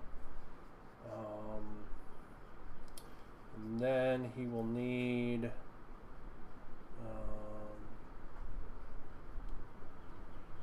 he's going to need all the heads painted as well.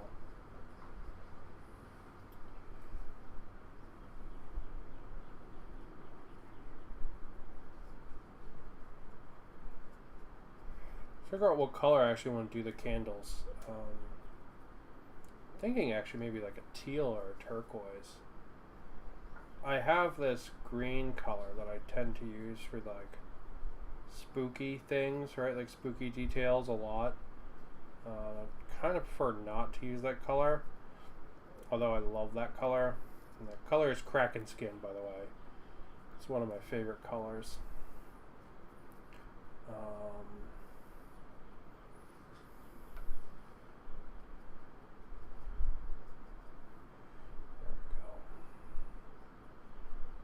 Alright, get his bathtub painted up.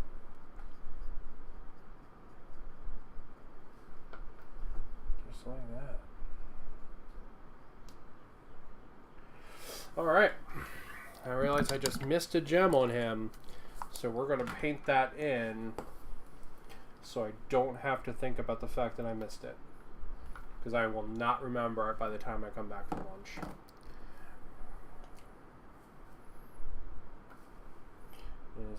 His like weird little bone thing here has a little gem on the one side. I just decided to grab the totally wet thing. Ay, ay, ay, ay, ay, ay. Genius right here, baby. Yeah, I gotta touch that up again. Fuck.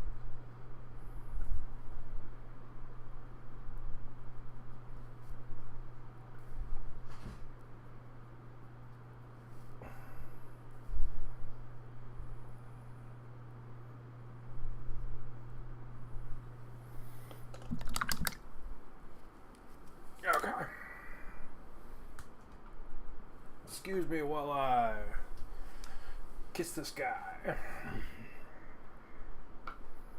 Hold me closer, Tony Danza. I'm just hitting this there I made real quick, so I don't have to think about it later, because I know I won't remember to do it. Alright, there he goes. There's Mr. Bathtub all painted. So, next step. We need to do washes for all of the metal. And then we need to do washes for the bases. Before we do either of those, I will probably do the color shift paint on the bases and a couple specific places. And then we'll move into the washes, because washes generally take longer because they have more liquid in them than paints do. So we will probably do them. We will probably do that. So we'll do the color shift paints, then we'll do the metal wash, and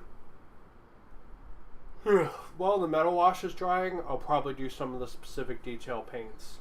like on the Gothazar Harvester, and like on Mr. Bathtub here. And then we'll do the base washes, and then these guys are done. So we're really close to being done. We probably have another hour to 2 hours of work to do on these guys, and then they're good. They're completely finished. So I'm going to go ahead. I'm going to take a break there. I'm going to grab me something to eat. And then, yeah, we'll just keep going. I'll probably be gone for like 5 minutes, and then I'll be right back.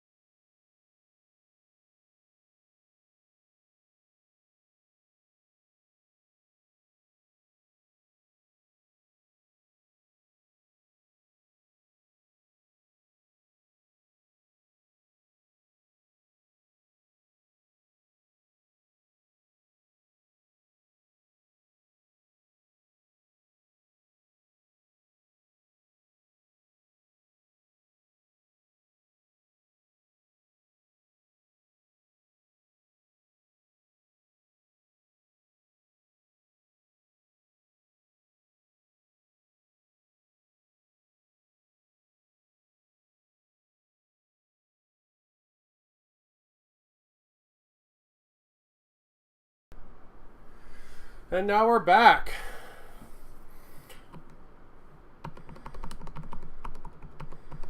And my Stream Deck decides to stop working.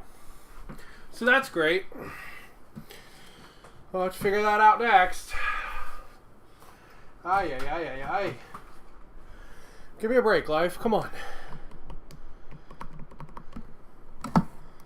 What are you doing, Stream Deck?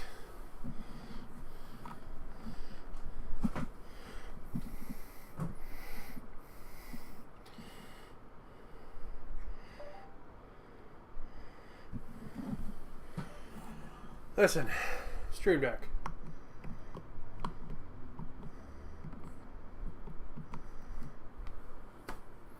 No idea.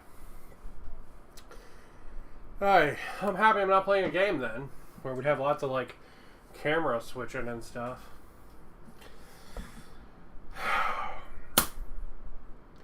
So, to demonstrate what an adult I am under complete control of my life, I've decided for lunch to have a Mountain Dew and an instant macaroni and cheese. I was kind of expecting my husband to sort lunch out today, but he went to work, which is fine. He's got lots of important stuff to do, but I was not prepared today. Okay. On Friday, I was prepared. I had those Hot Pockets ready to go. I don't normally buy Hot Pockets, but I was like, I can nuke one. They take 2 minutes. I got this. This takes 3, so it works out. Alright, where the fuck were we? Color shift paint. That's our next goal right there. Color shift paint. And then I guess custom detail painting. Or armor and cloth washes after color shift, I guess, and then custom detail painting, and then base washes. I still need to figure those out. So I have a half thing of Agrax Earthshade, or like a third of a thing of Agrax Earthshade. What I might do is sacrifice that to the model gods, mix it with some water, so I can do all their bases with it. Ah, whew, motherfucker, that's way too fucking hot to eat. Alright, you go over the fuck over there. Jesus. Fuck, it's like fucking magma. Go the fuck over there, shit. I'll eat you in a minute, god damn. Alright. Well, that means it's color shift time then.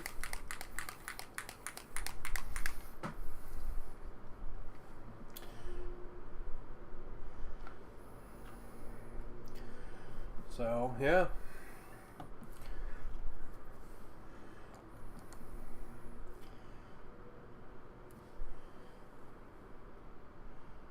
Pretty much anywhere there's like a big like build up of like ghosty energy is what's going to get the color shift. Alright, so that's going to include for majority of the models just the like glob of oil in their base, right?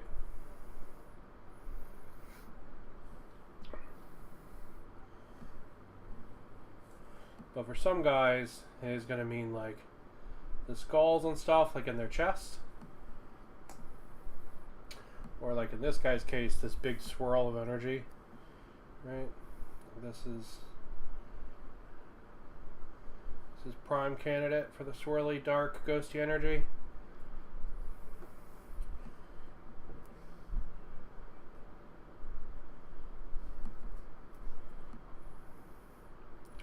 Fuck, that goddamn mac and cheese like legitimately burnt my tongue.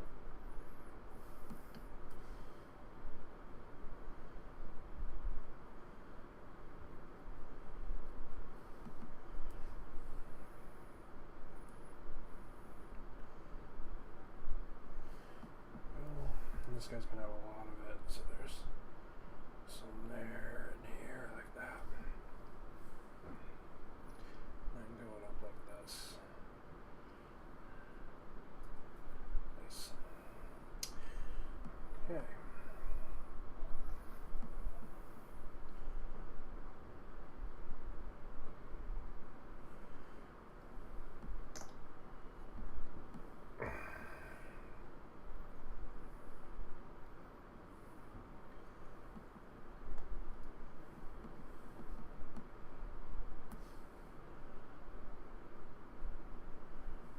these are going to get a Black Templar swirl. Or like a Black Templar layer after this. All these ghost energy areas are so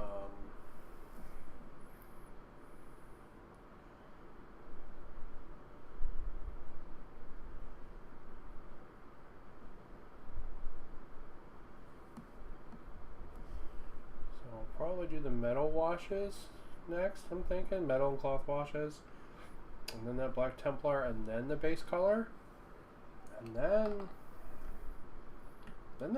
they're done. Like, straight up, they're done after that. So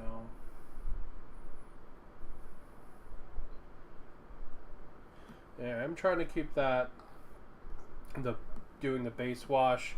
I think order of operations wise, it is the most smart to do that at the end, because my fingers are going to get covered in brown doing that.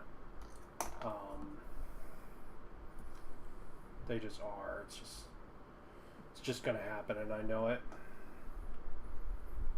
Hello.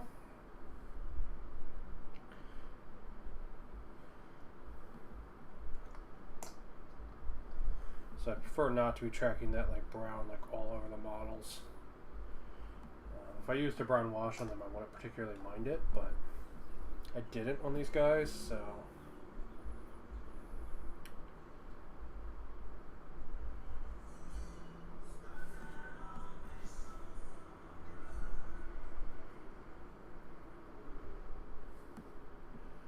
I tell you, it's super.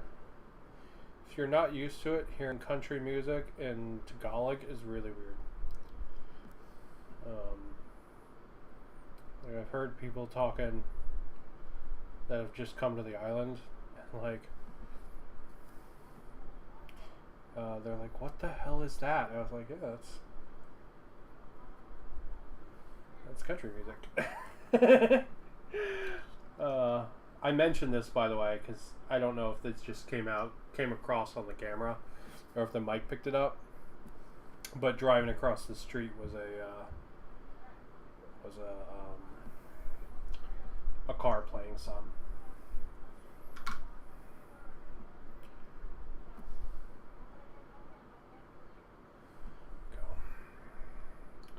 So let's do these two spear guys, and then we'll do this big fly guy here. I was trying to give him a little bit of time to make sure that glue dried. And then after we do him, we'll check the food again and see what temperature it is. Order of operation. Ian for eating my food. Oh yeah. Glue? Yeah, the glue's good. Cool. So we gotta get in his belly because he's got some skulls and stuff up in there. And I'm not gonna super worry about everywhere that's black being this color. Having the like color shift to it. But I do think the like big areas, if they have the color shift, it'll look nicer.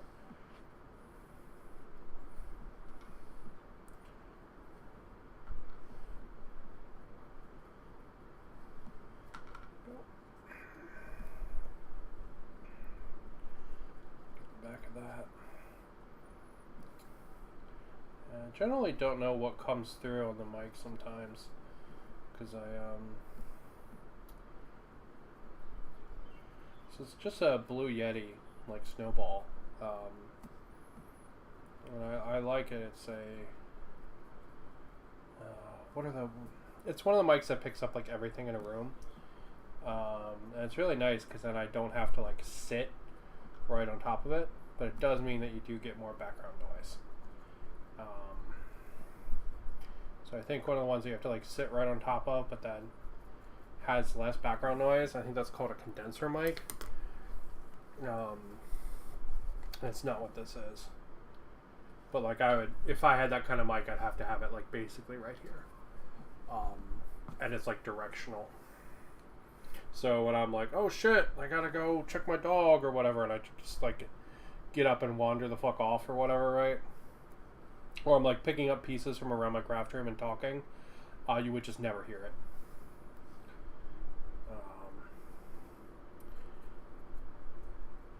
Because I would be away from the main part of it. But yeah. Because I hear a lot of stuff, because I sit right by a window here, because my 3D printer is right next to me, and it's right in front of the window in my craft room.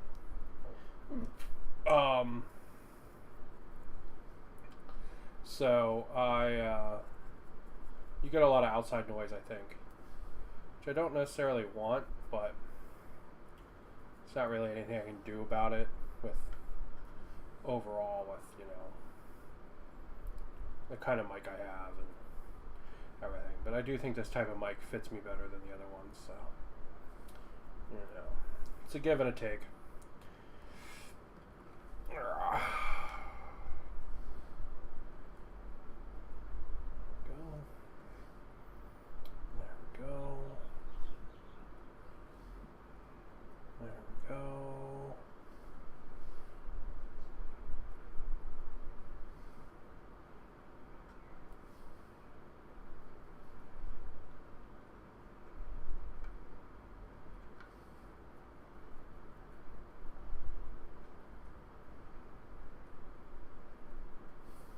Alright, well, he's done, so that means it's check the mac and cheese time.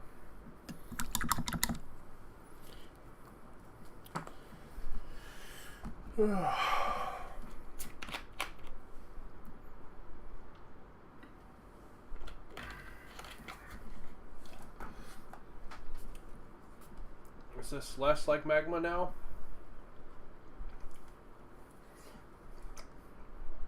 A little bit, yeah.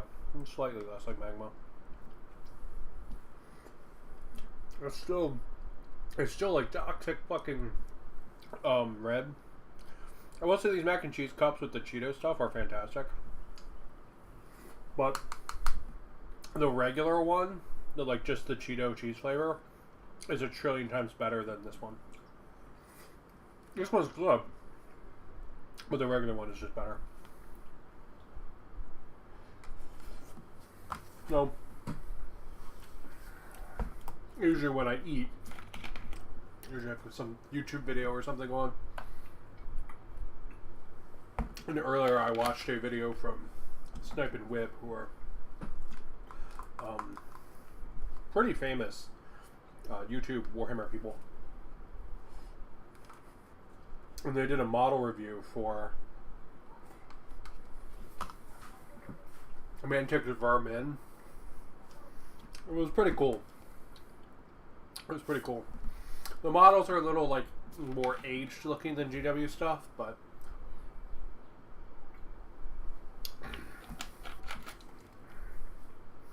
it was still really cool to see some of the Mantic stuff getting love. Because Mantic's one of those companies that's just not on island. Like, we have one store on island that can import it. Maybe they all can, but I know Armchair Adventure can. But they don't keep it on the shelves. It's just really weird. Sort of like I think other realms can technically import Malifaux. I think they have a thing to do it, but they just don't keep it on the shelves. Alright. Mac and cheese wolf down. Oh.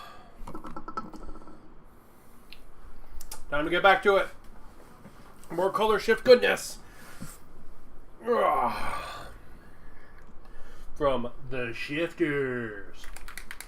Fucking love these paints. They're so good.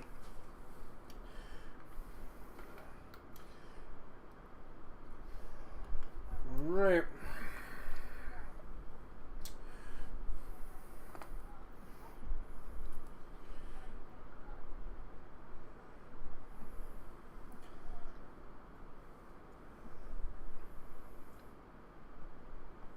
It's fascinating, like how much time some of like the little steps take, right? Like model painting very clearly falls into the 80-20 rule. Where 80% of the work takes 20% of the time, and 20% of the work takes 80% of the time. If you look at like area of model painted per time. It's 100% what this has demonstrated. Because in 4 hours yesterday, I got all the bones and like half the details on these guys painted. You know what I mean? We're at 2.5 hours, and I did fully paint from scratch 6 models, so there's that. But besides that, it's pretty much just been like clean up and detail work for all of these.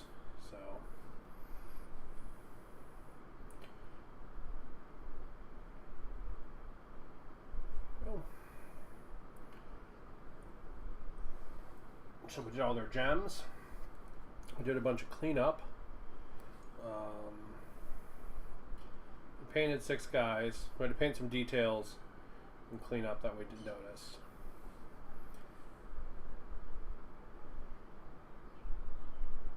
Alright, so I think our next... I don't know, I just keep talking about the order of operations. I apologize. It's like what my brain is just doing today. So if I do this, and I do this, and I do this, and I do this, and then I do this, and then the worst.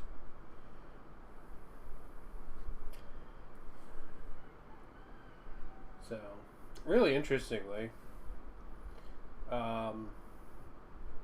so every video game, like every MMO, has what they call an API, which lets you query it and return some data. So there's a thing called Postman, and if you use that, it's a free thing you can download. If you do that, you can ping against the API, which have like a URL, and you can feed it or post it, I love Postman, parameters, and it's going to give you a result back. There's a bunch of different ways to do this. You can do it with like jQuery, and you can do it with all kinds of stuff. If you do it with jQuery, you have to have a host for it. You can't locally call posts. It's illegal.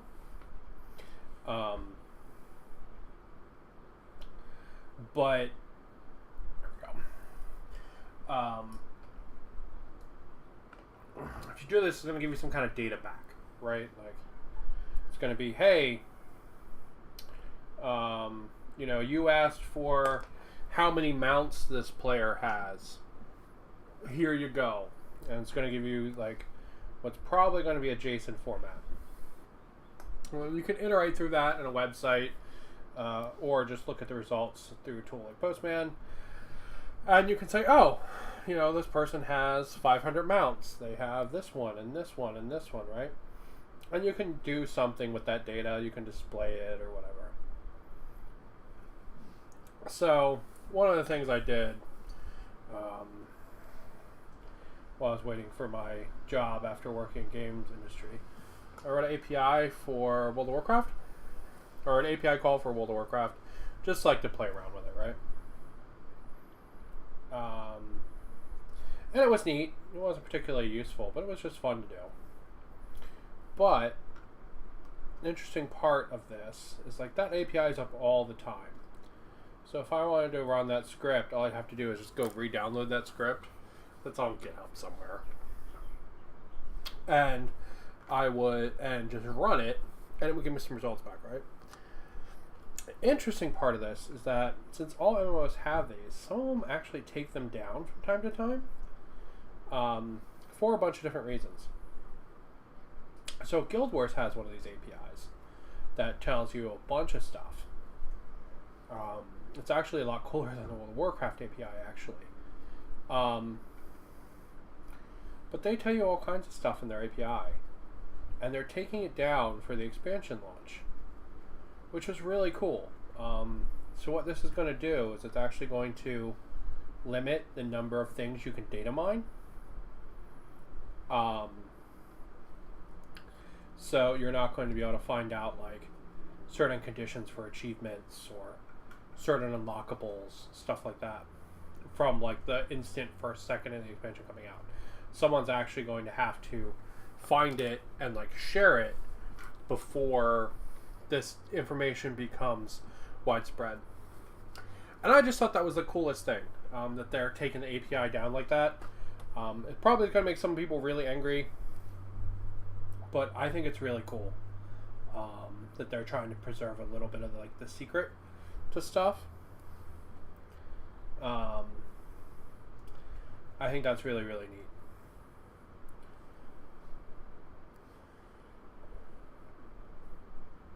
So that was a very long, convoluted way to say that. Good on you, Guild Wars, for trying to preserve some of the secrets in your game.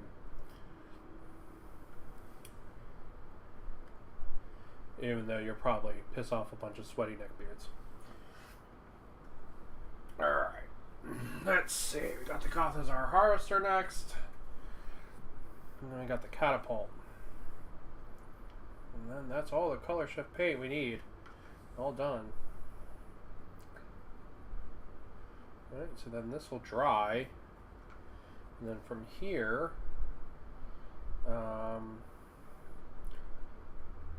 we'll do the metal and cloth washes next, and then we'll do the Black Templar over this. And I'm going to stop talking about order operations. I feel like that's all I've talked about today. My brain is a little goop because I have been streaming for 15 and a half hours.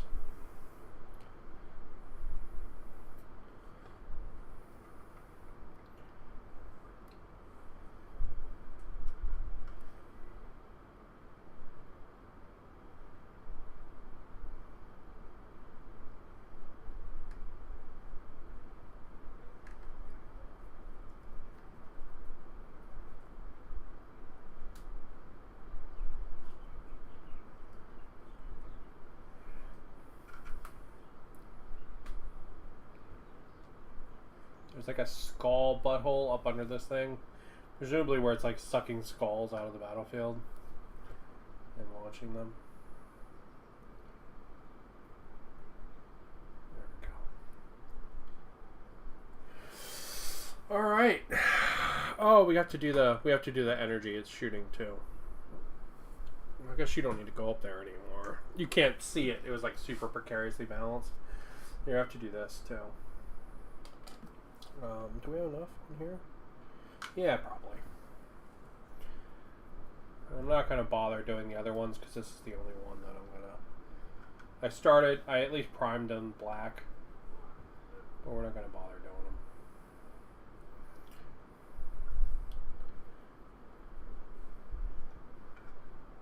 This is the only one I magnetized, so...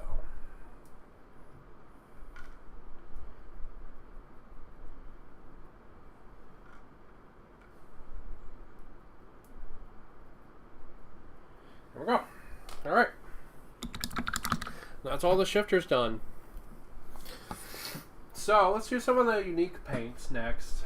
So let me find a flesh wash. Hold on. I got one in here somewhere. Purple, soft tone. What are you? Light tone. What are you? Soft tone. Military shader. Mild brown. How is that different from soft tone? Red tone. Strong tone. Flesh wash. There we go. So this is like a sepia wash from Army Painter. It's pretty good. It's not like the best ever, but it does a pretty decent job. So the reason I'm breaking this out is because I want all of these like skulls that are like being picked up and stuff to be a little bloody. So if we hit them with this, it'll give them a little bit of that like kind of red sort of bloody tone.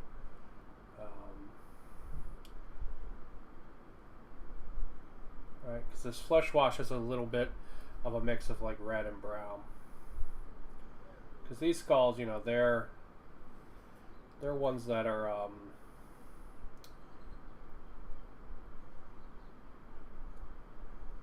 you know, they're ones being picked off the battlefield.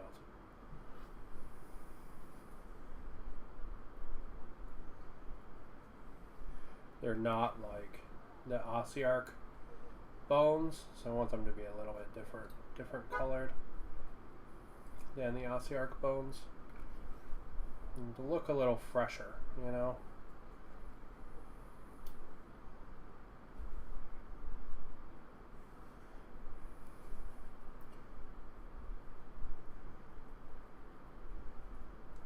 This guy goes around and just picks up corpses. That's like his whole job. Just pick up bones, take them so they can go get made into like some kind of Ossiarch monster. Right. Let's have a little bit of flesh wash on them. So they're a little.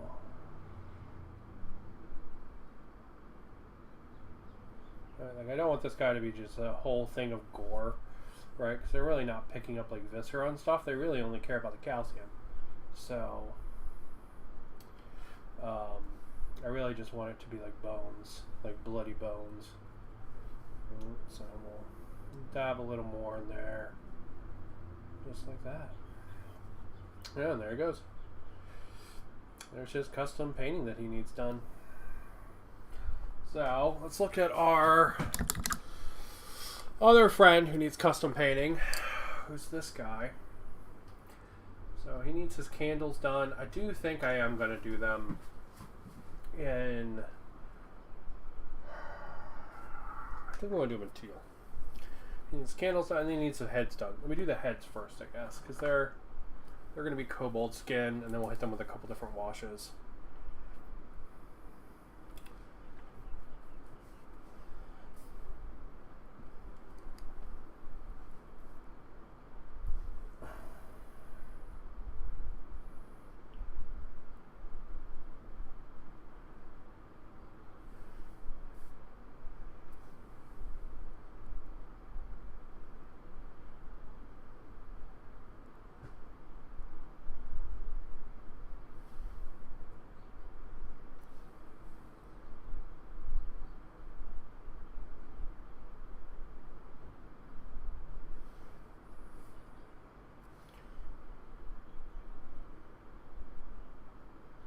In the lore, I'm pretty sure these are the heads of like named mortal kings that denied the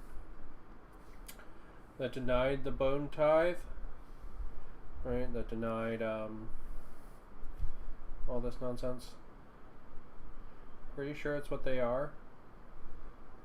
It is a little weird for a ghost to have, not a ghost, but a skeleton to have like severed heads like this. This is not something you typically see in the design aesthetic for skeletons,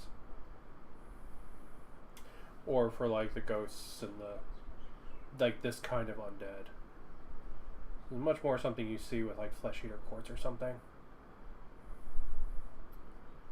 Go. All right, we'll have to touch those wrappings up a little bit too. So those need to dry. Yeah, these are going to have to dry before we can do a second round of them. Alright. While that's drying, we'll work on the candles.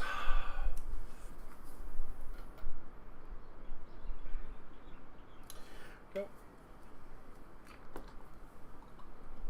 Skeleton warriors. Do do do do do do do do do do.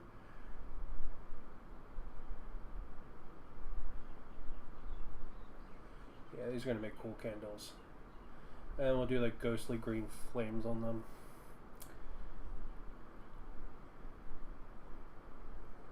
And then when we hit them with washes, they'll darken down a little and look really nice.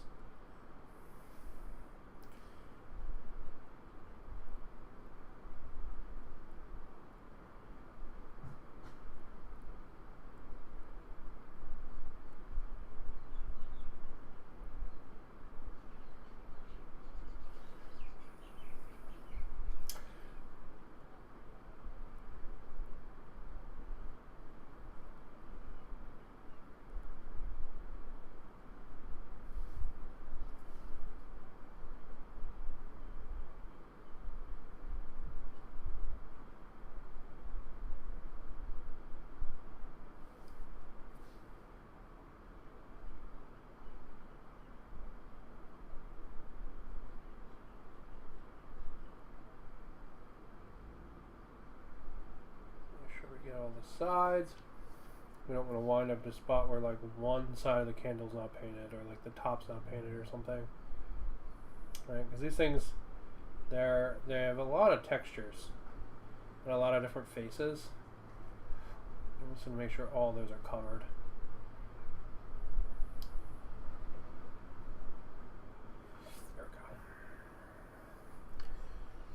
There we go. Alright. So that's his candles. And then we'll hit the wicks. Remember when I mentioned Kraken scale? Yeah, I went to it. Ooh, that's a lot. I didn't need that much.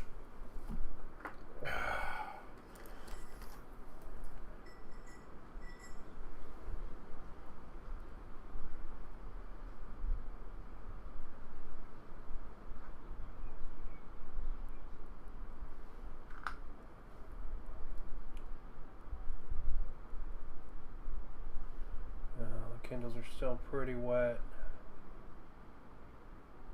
Alright, we'll let those dry before we finish the rest of that. Then we'll hit the faces again with another coat of kobold skin.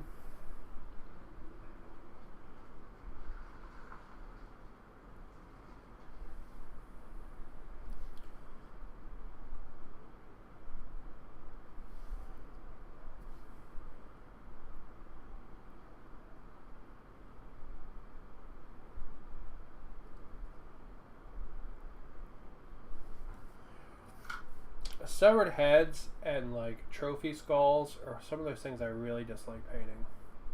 And I don't know why. Because they should ostensibly be cool.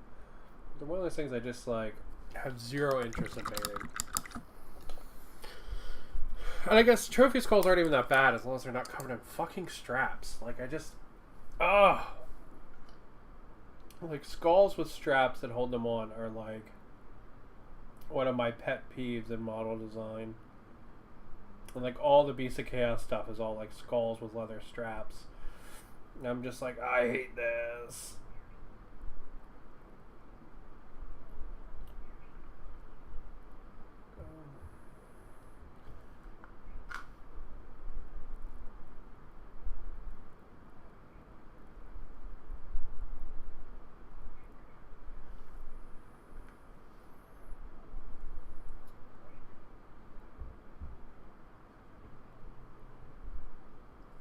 Little chunky painting there, but it's okay.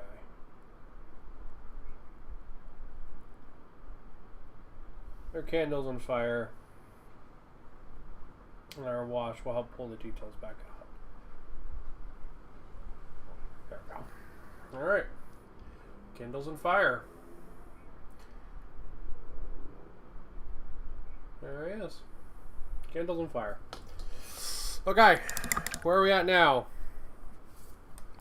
Color shift paint's probably still drying on a couple of these guys. So, fuck it. It's wash time on some of these bros. So yeah, let's just start moving through and doing washes. There's one guy who's technically already had washes. There he is. We'll put him off to the side. So as people get washes, I'm going to move them up here. Just slightly off camera, so I know that they're done. So, our good friend Nolan Oil is coming into play. He's going to help us out. All right.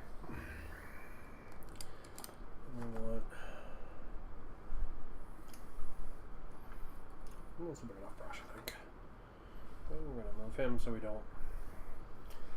So our goal here is to hit all of the metal and all the cloth.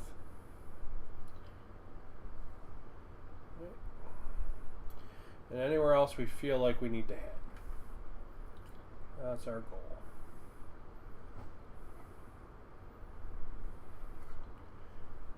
So like with a couple of the guys, a couple of the big monsters and stuff, I know I'm going to like do up between their ribs and stuff like that. To these chains. Yeah, just to like get some more dark in there. like on the necks of some of the monsters and stuff. Because when I was dry brushing, it was got a lot more paint in there than I was expecting to. So we're going to normalize that out a little bit.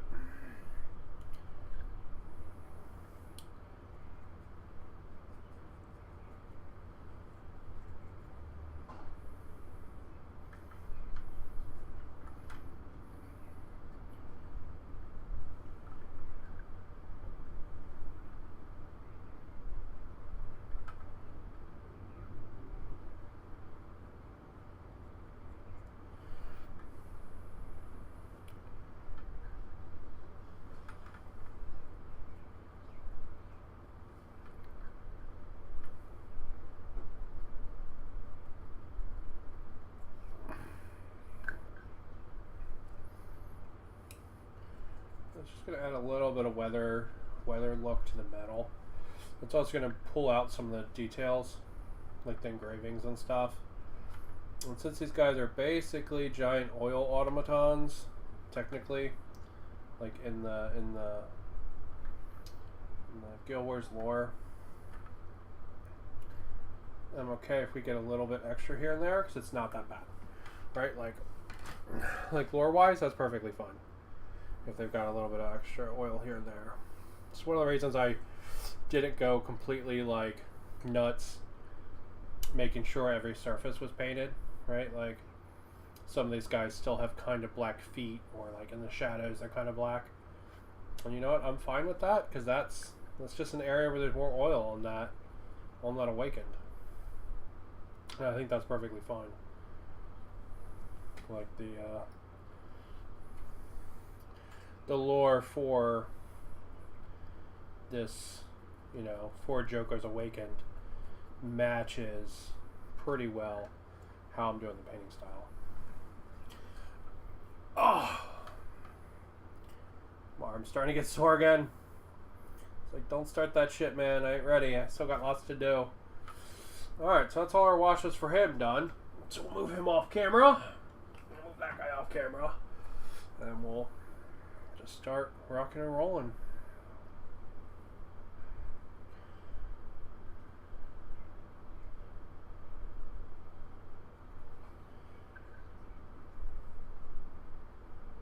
So yeah, if there's a little like pooling and stuff, it's all good. It's just part of being awakened, it's being made of oil. Some of these guys hit their face a little bit, so darken down their eyes and stuff. Just anywhere I think, as I go model to model, I think that needs it, right? I should give them a nice. It should also help them have a little bit more of a varied appearance, which is what we want because none of the awakened are the same, right? So we don't want to cover the whole thing in Nuln Oil. That's how we wound up with that one really dark skeleton that I did slightly before I started, or that I did last night and I showed off at the start of the stream. Right, that's how we wound up with him. You don't really want that for everybody, you know. Oh, I missed a shoulder pad on this guy. Okay. Well,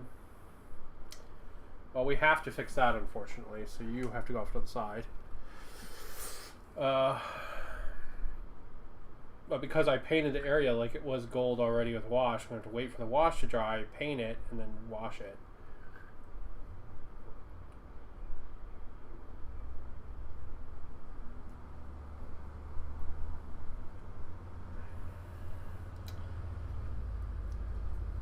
We'll probably wind up with a few special cases like that, but the least of them I can have, the better, because they are a pain in the ass. Oh. Alright.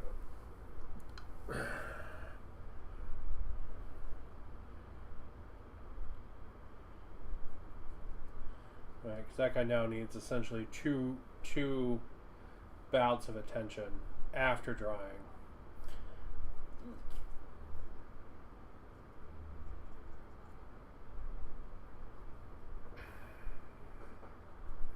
Nope.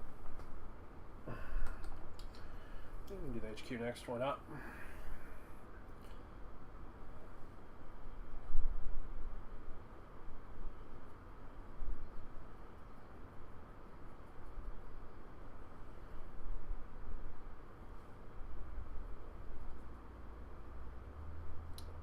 This guy needs custom paint. I totally forgot about it. He needs custom paint on the skull he's standing on.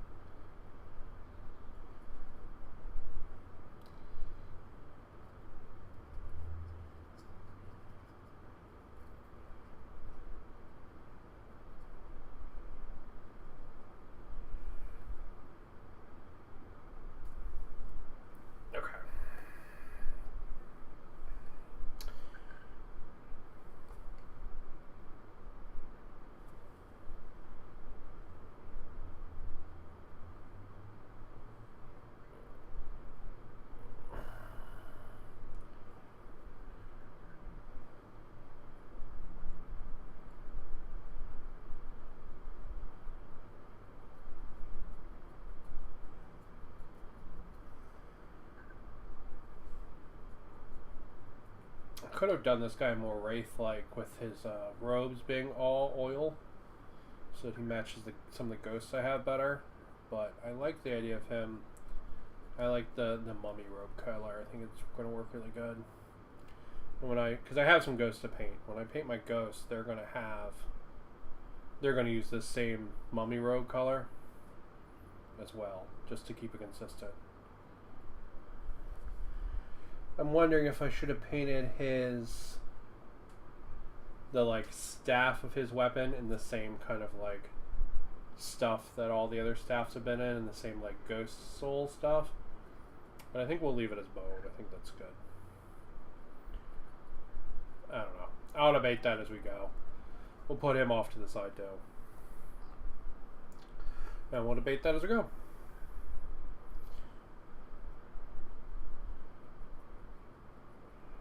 But yeah, my arm's starting to fucking scream again. So we might need to take a break from this kind of rapid fire back and forth kind of painting and switch to some more little detail painting. Let's get through like 3 or 4 more guys and then we'll do that.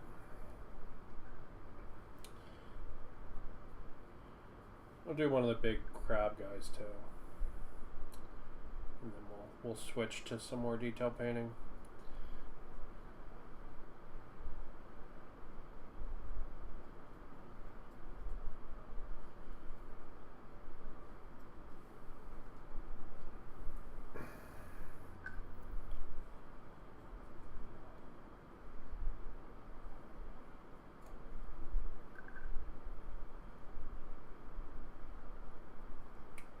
Thankfully, since we're not doing all the bone, we're going to have enough Nuln Oil. I was actually worried we wouldn't, but we'll have enough because I'm not doing every piece of bone with it.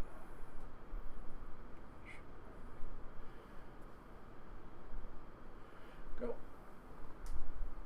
This banner guy. Oh! This banner guy. Gem up there, do the banner. Be careful how we do the banner because we would like the wash to help highlight the symbol on the banner.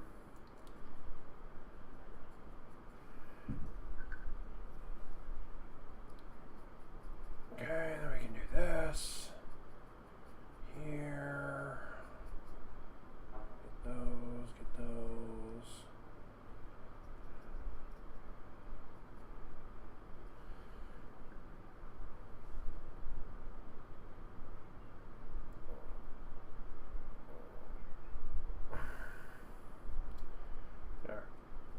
Now let's hit one of the big crab skeletons. Oh! Or spider skeletons. I guess.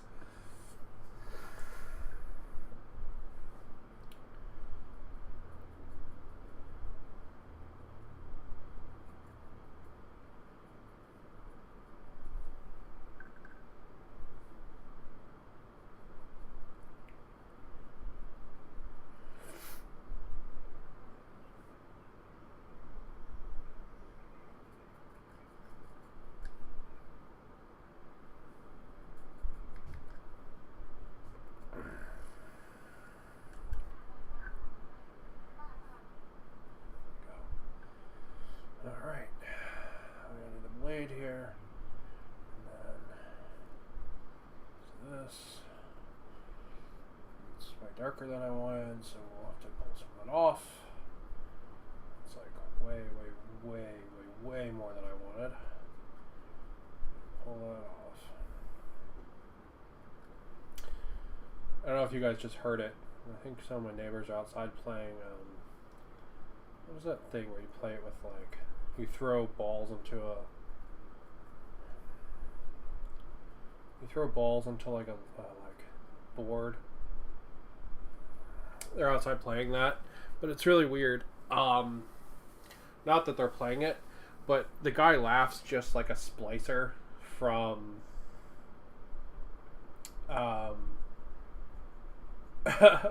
from BioShock. So like I hear them outside playing all the time, and then every now and then I just hear like the splicer laugh, and I'm like, what? And it's just the guy. He sounds like one of the fucking splicers from BioShock. It's like the weirdest thing.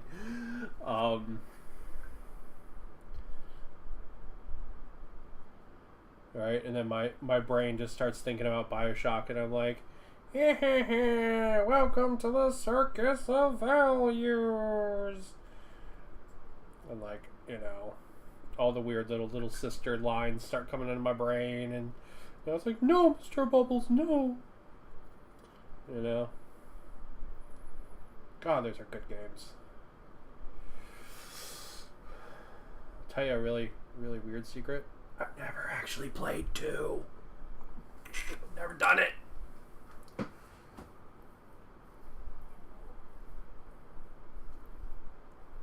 Oh, I've never done it. I love BioShock 1 and 3. 1 being better than 3. But never played 2 for whatever reason. Speaking of game sequels, though, I heard the new Horizon Zero Dawn game is great. Which makes sense considering the last one is great. Also, apparently you can swing the camera around and see Aloy's nipples, which is awesome. More nudity in more games is more better. 10 out of 10 nudity. Ah. It's not like an actual thing in the game. You have to like glitch through. You have to like wedge her into a wall and then like glitch her through her clothes to see her nipples. It's really dumb.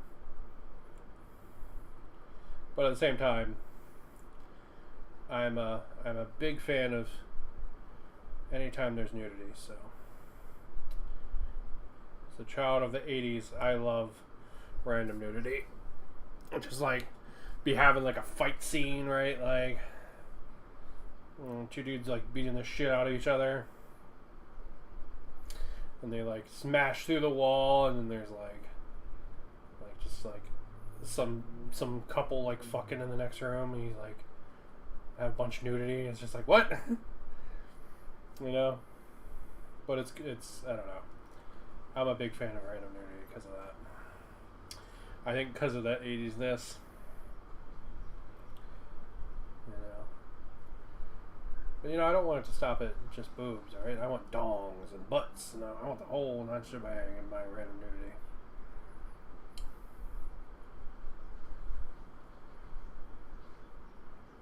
But that's me. But yeah. Nipples aside, apparently the game is very good. Which I am not surprised at all, because the last one was very good. There is a very large plot hole in the last one, which kind of killed some of the story for me. But besides that, it's really good. And the plot hole is not really even a plot hole. It's actually like a logic fallacy.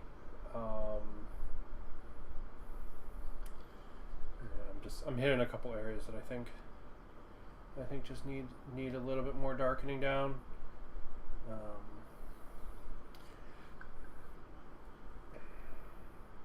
Because the dry brushing did a little bit better job than I intended on some of these areas, so.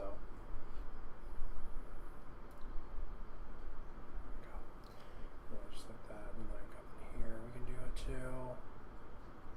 Just gonna want to darken it down a little bit.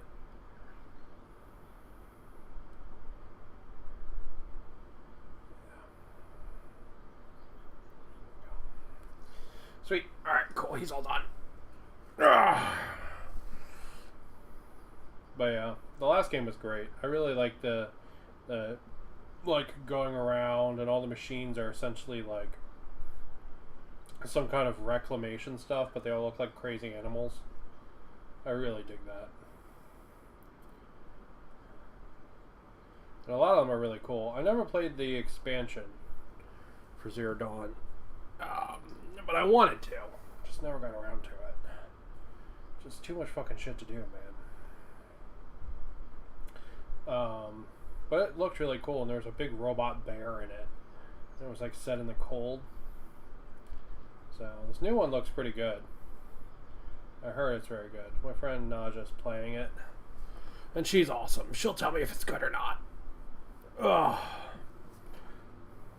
And honestly, my favorite thing about Zero Dawn, one, is the robot animals, because that's combinations of the two greatest things in this world, robots and animals.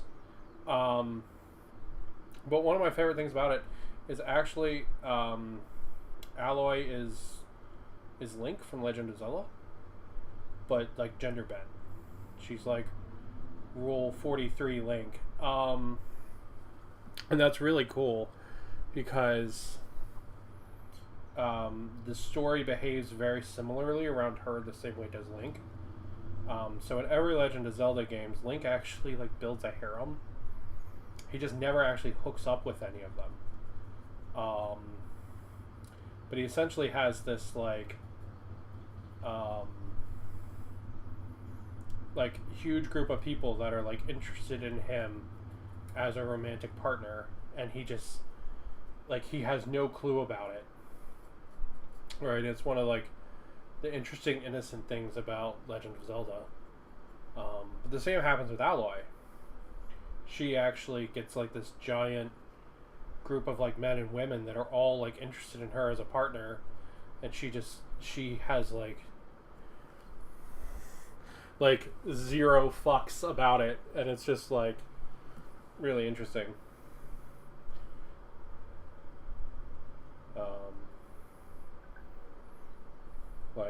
Yeah.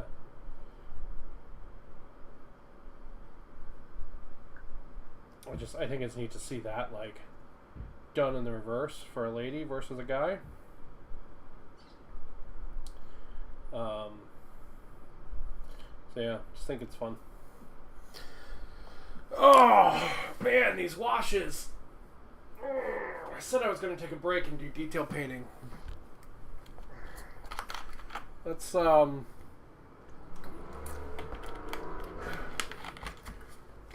knock a couple more out, and then we will do that. We'll do like 3 more troop guys. Give my form a little bit of break because it's screaming at me.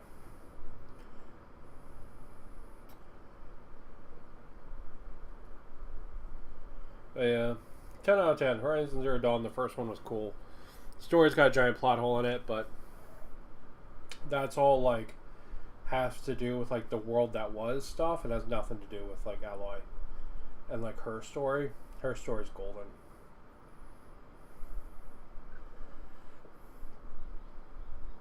And like if you don't, it's one of those plot holes too where like you will miss it if you don't read into like all the like lore books and stuff. You'll miss this plot hole, and you'll actually like the game will actually be better for it if you miss it. And it's not even a plot hole; it's just a logical fallacy. Like like they make a logic leap that's not real, basically. Like they in the story they come to a determination that is not the logic, like that. How do I even say this without spoiling it? They come to a determination that any logical person would never reach, because there is a very clear solution to the problem they present, but they do not choose to do it.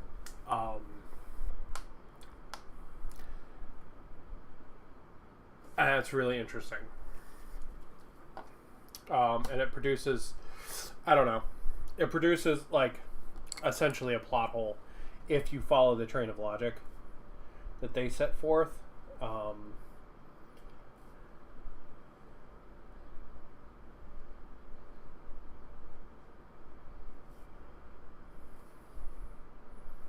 Well, minus this guy's stick and that one guy's shoulder pad, so far these are the only things we found that we missed painting.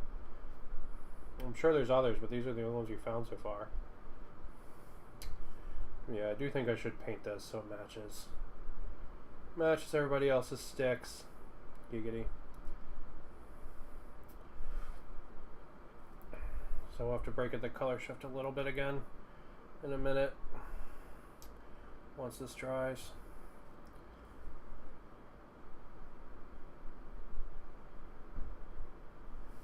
There we go. Yep.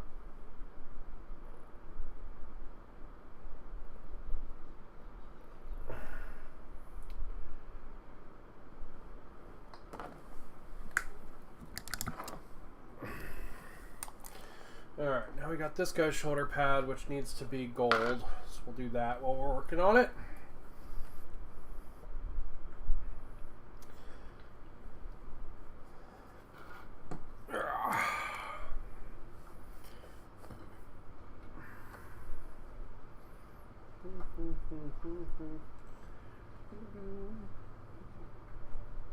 There we go.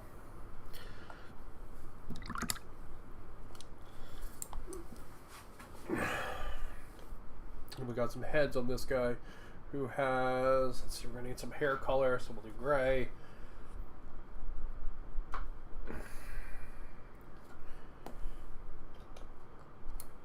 Alright, so one guy's got like a beard, and the other guy's got like long hair. We'll do the guy with long hair and gray hair. And there's like a circlet going around the dude's head, which is annoying.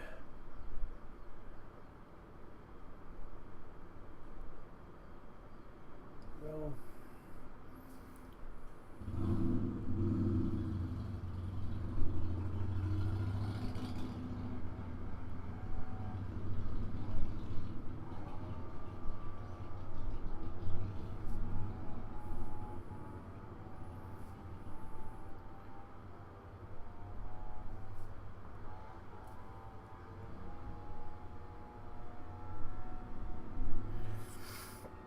but yeah, I heard the new Horizon Zero Dawn's pretty good.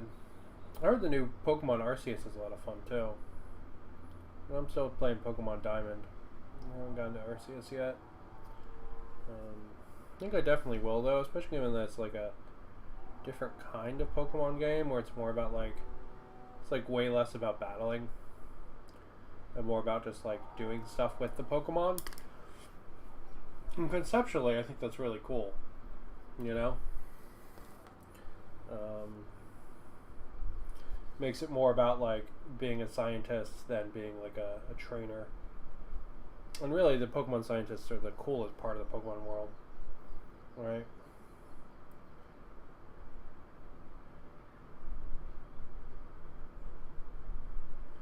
Go.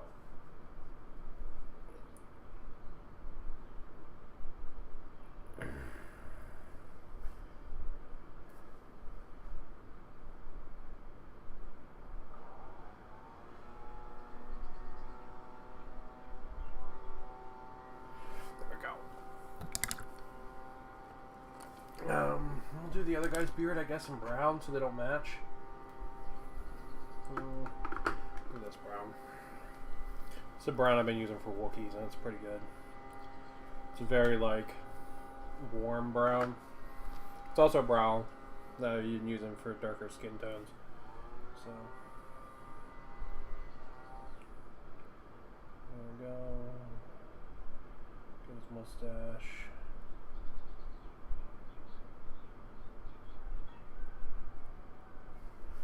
Yep.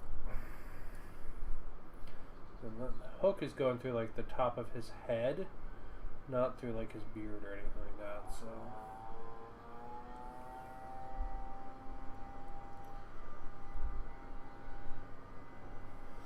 There we go. their head things painted. We'll do one in blue just so this guy has some blue on him. And we'll do the other two in like brass.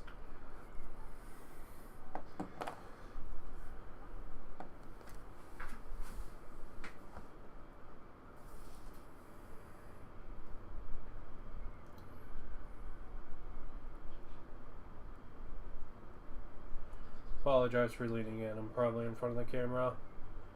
These are really tiny details I want to make sure I get.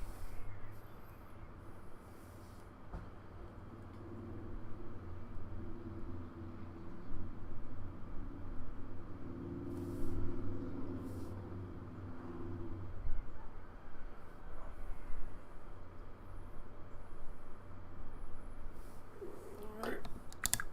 I'll paint the other two circlets. And then they'll get a touch up of brown, not brown, a touch up of what's it called, and then they'll get washes. So we're gonna use a couple different washes for them. We're not gonna do crazy skin tones or anything like that for them. They're basically just gonna get one wash and done. But we'll use different washes. So like we'll do one of them in like flesh wash, then we'll do one of them in like agriculture shade like that. So at least they have a little bit of different tonal difference. Even if they're painted with the same color.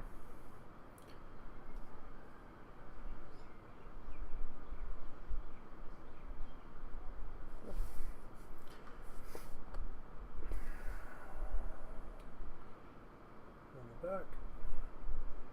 Just like that. And this guy also has a crown. Because of course he does. Everybody's got a fucking crown.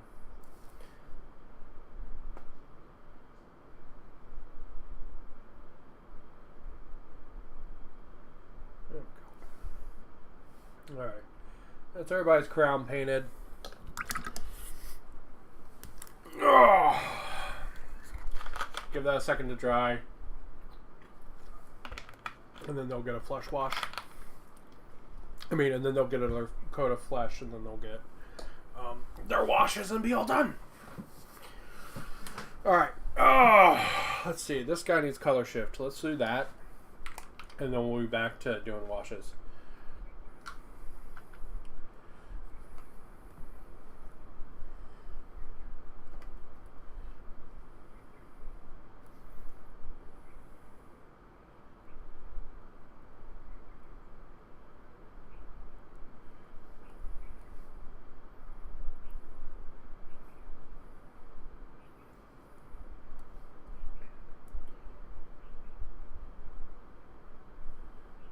Go.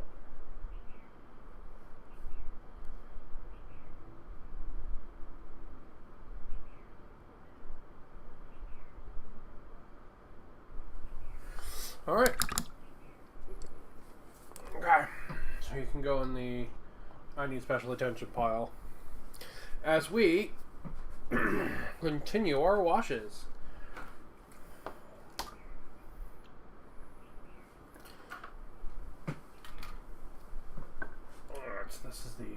This is the special snowflake pile. It's pretty much just the HQs and the one guy whose shoulder pads I forgot to do.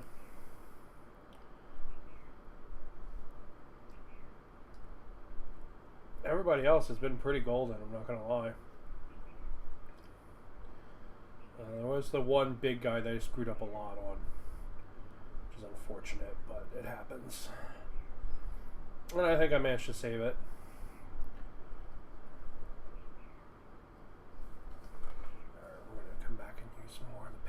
You in a second. You just got too much on your sword.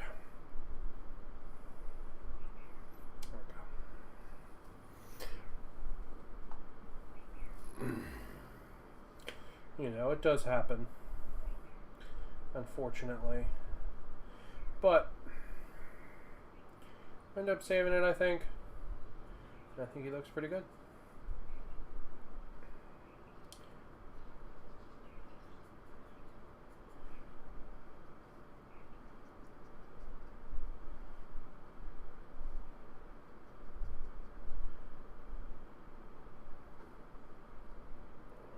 that's just going to need pretty much the most attention is going to be that guy with the heads. But nothing we can't handle. Nothing we can't handle. I miss painting a shoulder pad on this guy too. Fuck. Like the first one I pick up, I realize I missed something on. God damn it.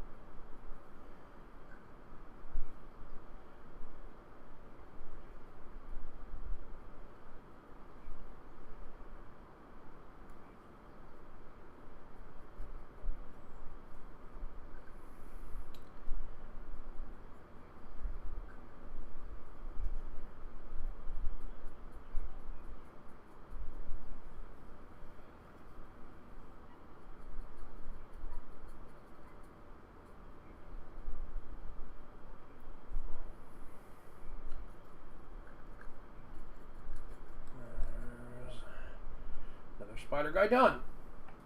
Oh, I'm happy I chose to build the other type of spider guy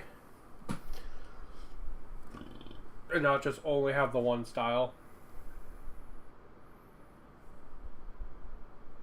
Because I think the guys with the shields and all are not particularly popular. I think they're actually like considered like one of the worst units in the Soul Army. But they look really cool. Especially because I didn't give them the big stupid helmets that they have.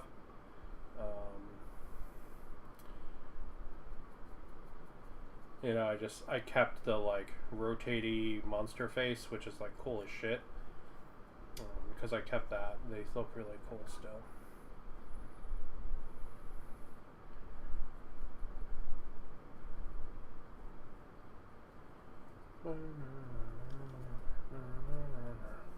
Go. Another spider done.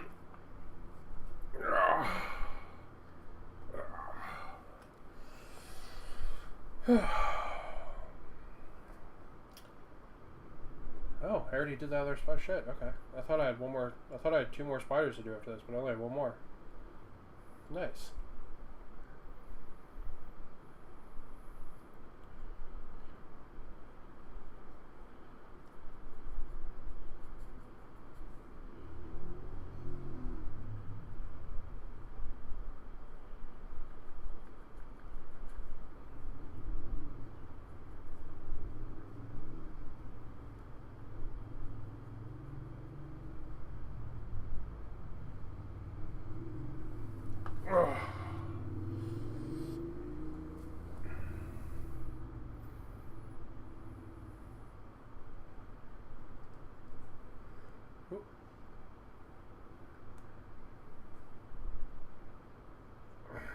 So maybe this is actually going to take longer than I thought. So we're already at 3.5 hours, and I'm not to the basing yet.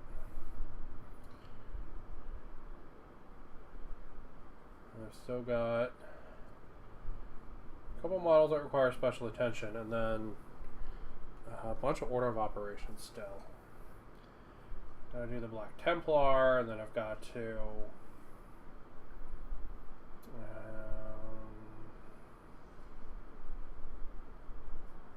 gotta do the base for the wash on the base.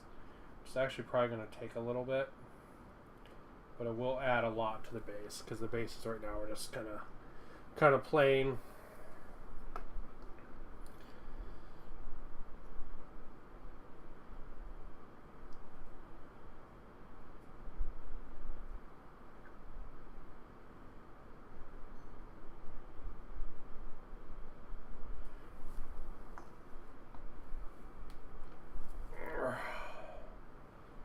I guess we are almost done this part. We will be done today, though. 100%.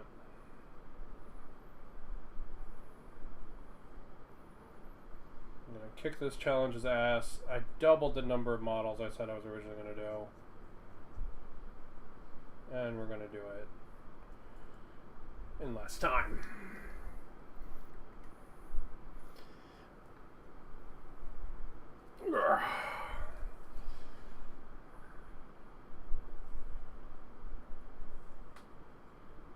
But yeah, you can see how the bones have like kind of a bloody look to them now.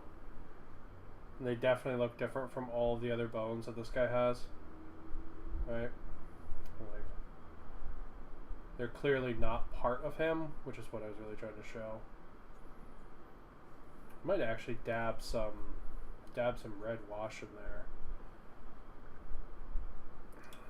on some of the bones to be like, these ones have a little bit extra goo on them, a little bit extra blood. I think we'll do that. That'll look cool. Not like all over, just like in specific spots kind of thing.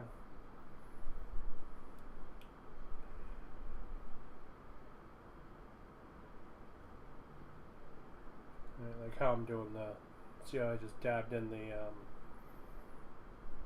Nuln oil there? Same thing. Same kind of plan.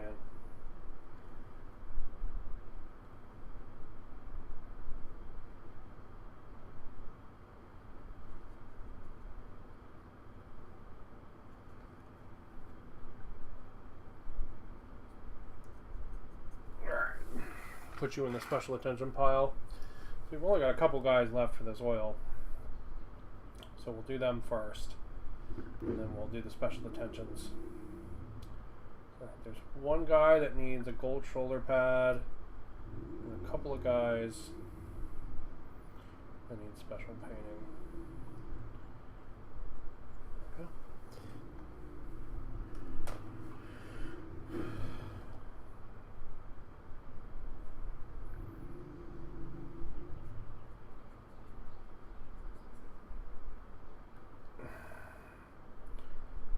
Next up, yeah. Actually, before we do the special painting, I think we might actually go through and do the Black Templar, so that when we come back to do the final bit of brown wash, we'll have a little bit of downtime between the two. Go. Yeah, we'll do the Black Templar next, and then we'll keep these guys. Keep these guys as a special attention crew. Actually, you know, we'll go ahead and we'll finish up these two guys with their weird shoulder pad problems. We'll fix them first, then go from there.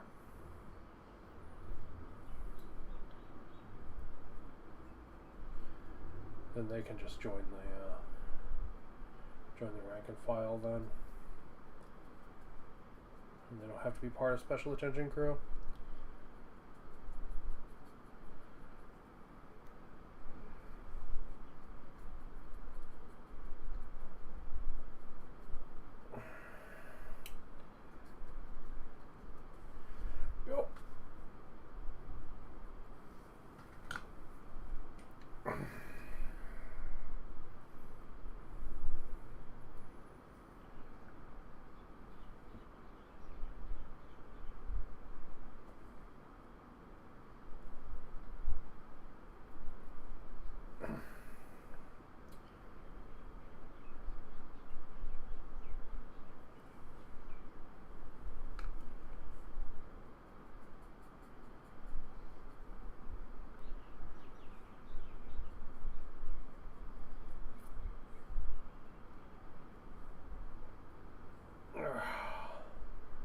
Click.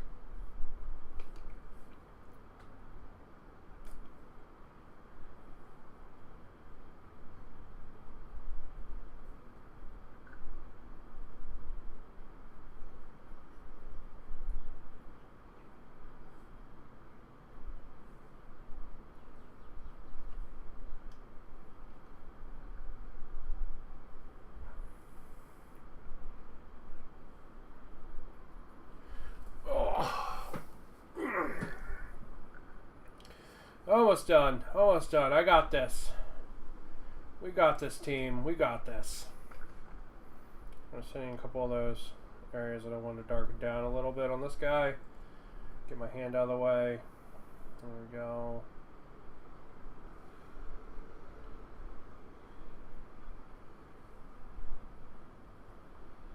There we go. Alright, that's everybody's metal and cloth washes. That's a lie. Fuck. No. One, did I do the back here with banner? No, I didn't.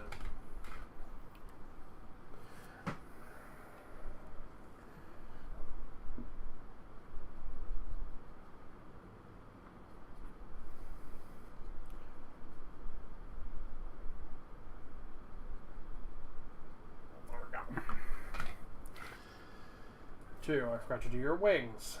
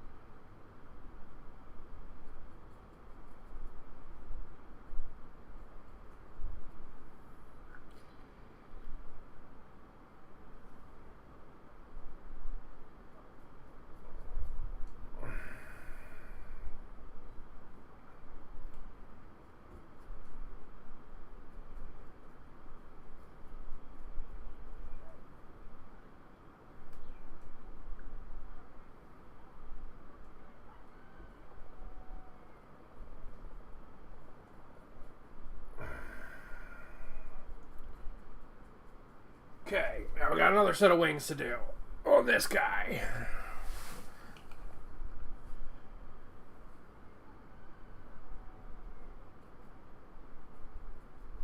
I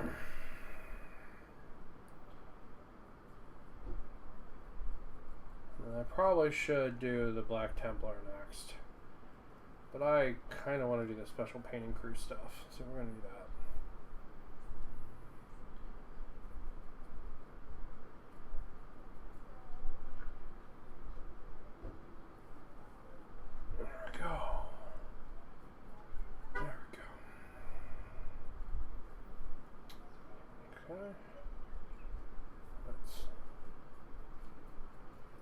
Gotta do that side too. Shit.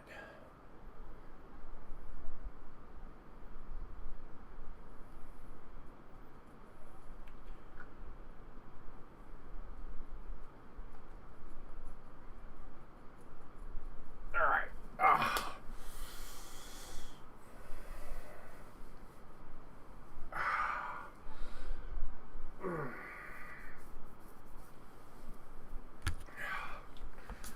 Okay. It's all known oil done.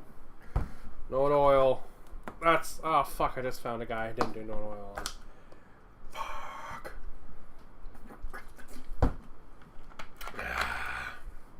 I didn't do known oil on the Mr. Bathtub. Alright, well, he's part of special painting crew, so we'll get to him. Let's do that one guy's missing shoulder pad.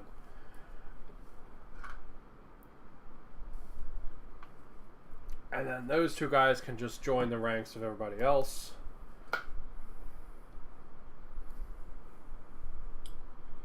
Alright, so...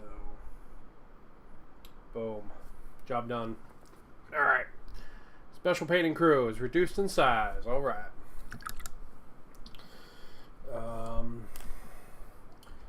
You are actually not part of special painting crew. Your special painting's already done. You... I want to do something with the skull. Alright, let's do something with the skull. Maybe like stone golem. Where's stone golem? I just had it out.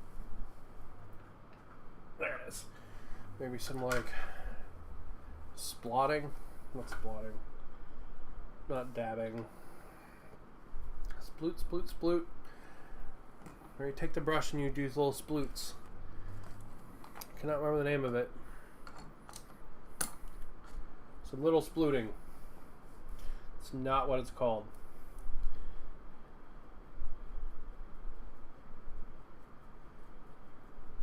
And it's not even the technique I'm using. I'm just dry brushing again.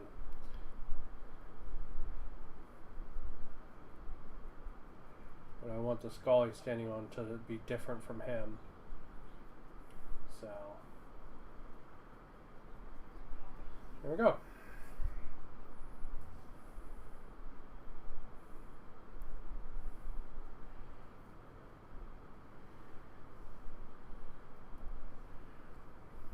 Yeah, just because I want it to be a little bit different from him. Because it's not, that skull's not made out of the same stuff he is, so. Right, but it's still technically bone, so we still want it to be bone color. Just want it to be a different bone. Alright, let's hit this guy with his last coat of kobold skin.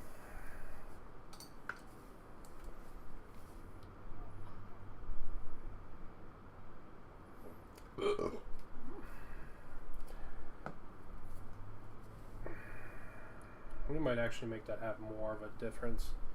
We might break out something like Drake Tooth.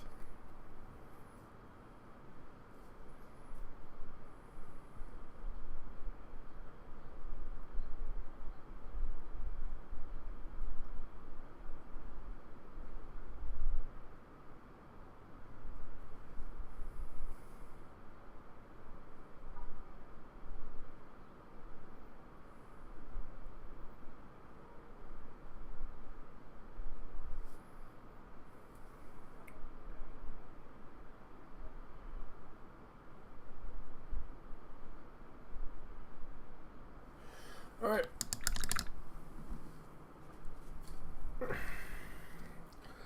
Now we need to touch up the mummy wrappings.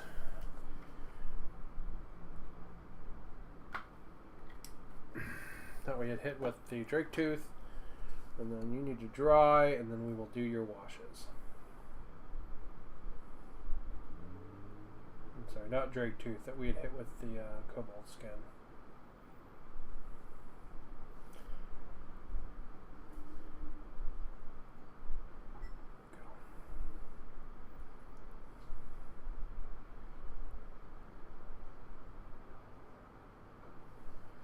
There we go. All right.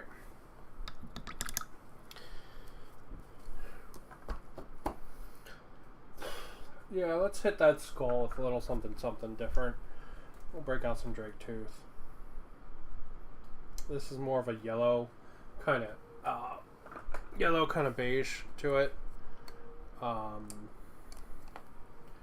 It should make it stand out from him a little bit more, because there is a difference there. You can see it. It's really not as strong a difference as I really want.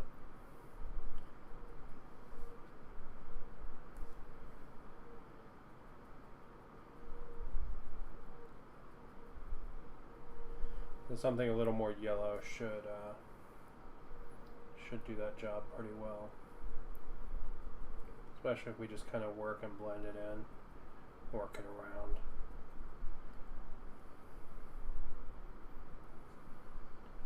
I think we'll be in a good spot. Yeah, so he stands out from it a little bit more now, which is pretty cool. Hello. How goes it?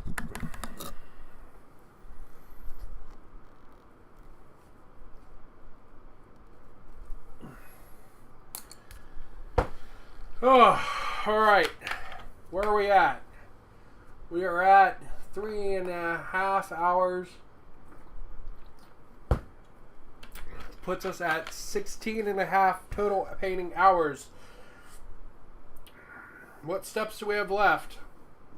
Black Templar on all of the oil sploots, and then coloring the bases with a wash, and then we are done. We are done after that. There is a I do want to put some red plots in the bone horde for the Gothazar Harvester, so it's a little more bloody kind of, but I don't want them to be everywhere, so we'll break out the red. All right, We'll break out the red. Go. We'll just tab some of those in. Go. There we go. Right. And just not everywhere, but just a little bit here and there, you know? We don't want the blood thing to... You don't want the whole thing to just be like land of gore.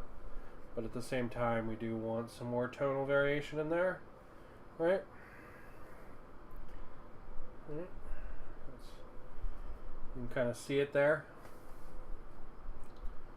Right, so there's some bigger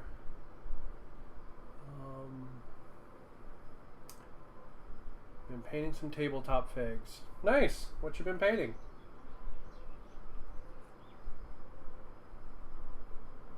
I have been painting this Age of Sigmar army for 16.5 hours, all on stream. I'm quite proud of that. So yeah, you can see he's got some different tone in the blood in there now. Right, like it's a subtle thing, but it's nice. Right, so there's the Gothazar Harvester. Alright, and then we're ready for the Black Templar now. So let me hop up and grab that, and we'll start knocking that out. Ugh.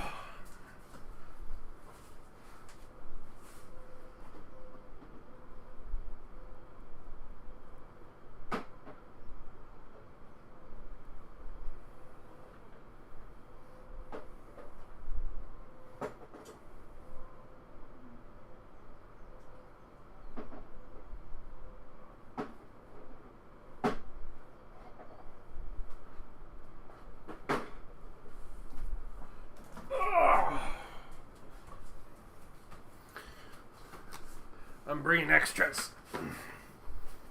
I want to see what browns I've got.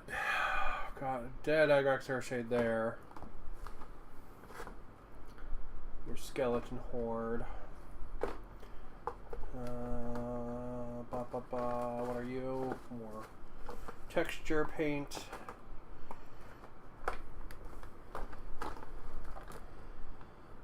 Alright, so this is a mostly dead Agrax Earthshade. That's probably what we'll use to make our basic wash. Does this have some in it too? Maybe? Yeah. That's what we'll use to make our base wash with. Oh, here's actually one. It looks like I already started. We'll use these though, just to use them up. Because I don't know really the consistency of that other one. Alright. We'll do this after we do the Black Templar. Okay, Black Templar time.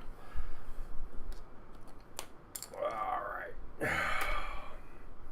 Just to hit the color shift spots there to make them more like these oily ghosts. Where the oil color shift is still there, it's just not as obvious.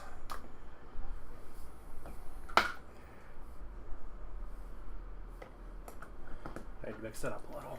Give me a sec.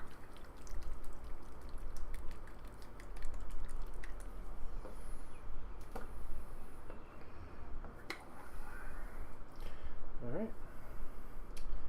Bloop, bloop, bloop, bloop, bloop, bloop, bloop. There we go. And then we hit it with this brush to pull some of it off. And job done.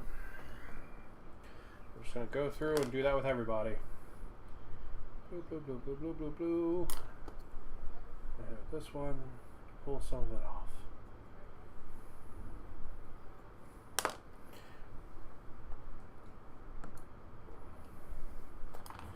This is really all just basing at this point. It's really, minus the one guy that needs special attention, everything is painted. Okay, like we've got one guy, one HQ that needs special love because he's just special like that.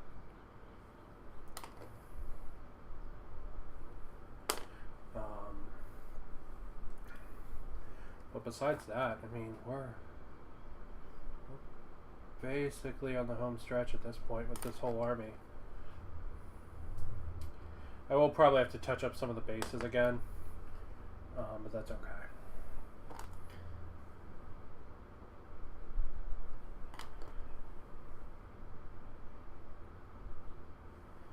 There we go. This probably seems like a lot of work for very little reward. But I like the kind of shiny oil effect of this a lot. And it's one of the things that in my brain really makes these like the Awakened from Guild Wars 2. Is having the kind of like shiny oil to them.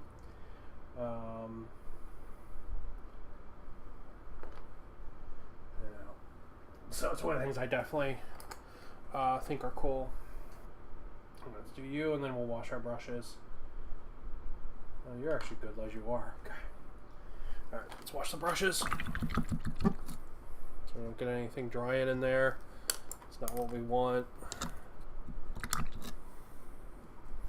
Sweet. Okay. Oh. Let's do like 5 more guys, and then we'll do something different, like a catapult.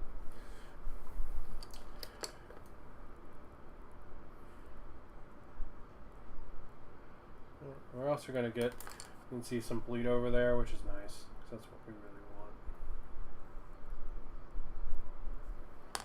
All right.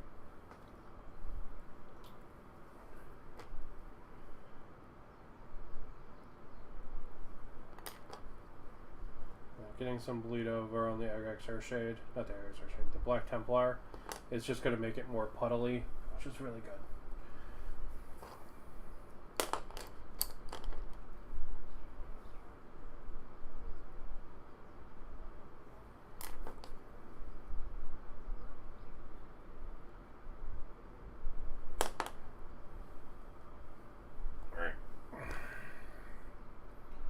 Then we do the cannon, and then we wash our brush.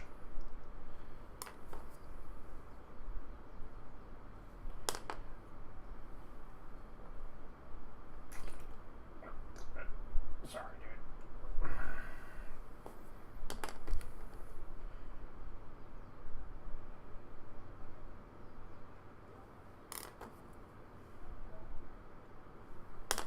Go. Now we're gonna do this guy.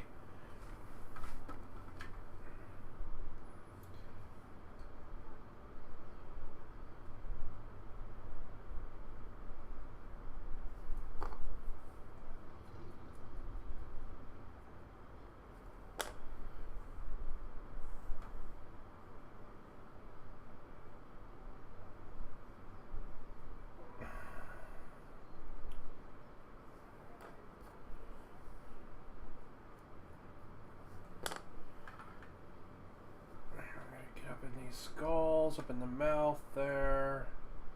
Little skulls all around.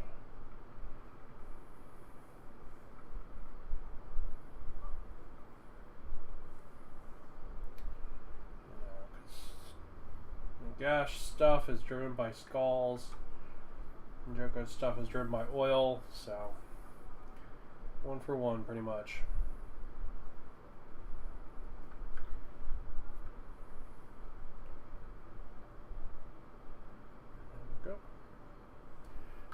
Oil plot. I can just pull it off some of that, just like that. Perfect. There we go. Then we'll hit the. Oh, well, we have it. We should do this too.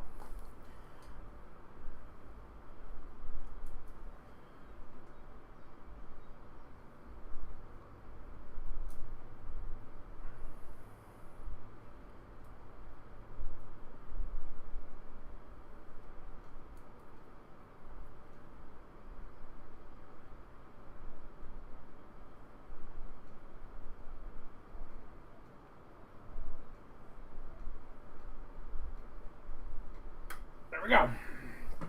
Our magnetized little doom throwy thing is now painted as well.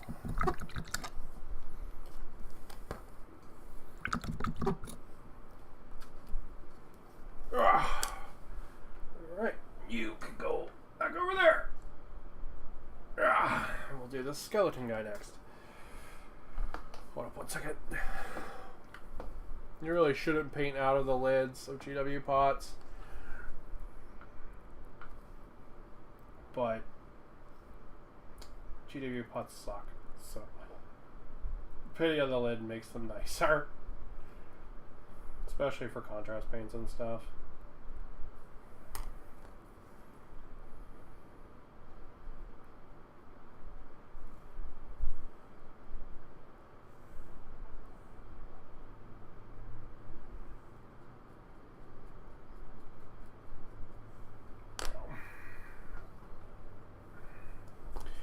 I'm just still walking down the line.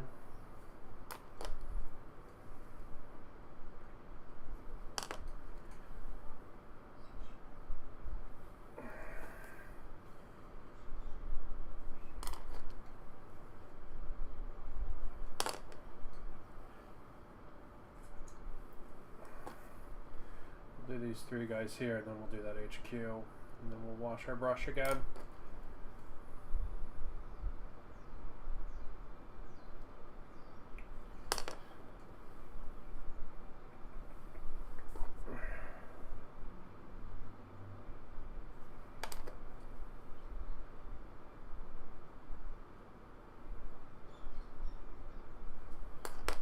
That one's getting a little saturated. So, go. We'll actually go ahead and we'll wash these before we do the HQ. So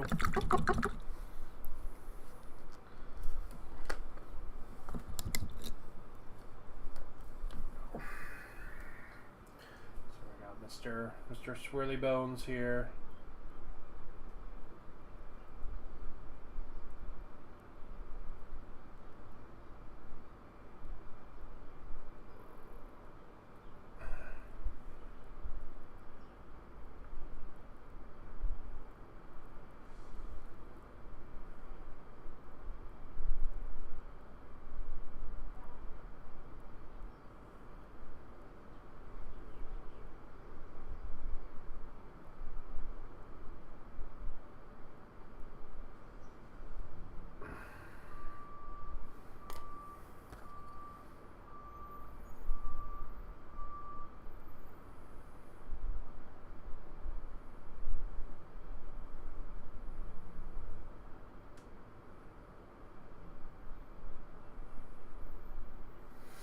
There we go. It's Mr. Swirly Bones.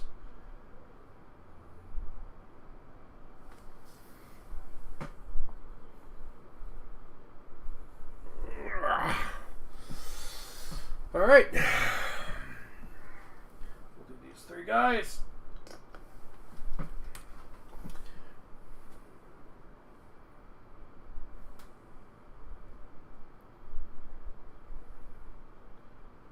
These guys gotta get their sticks done too.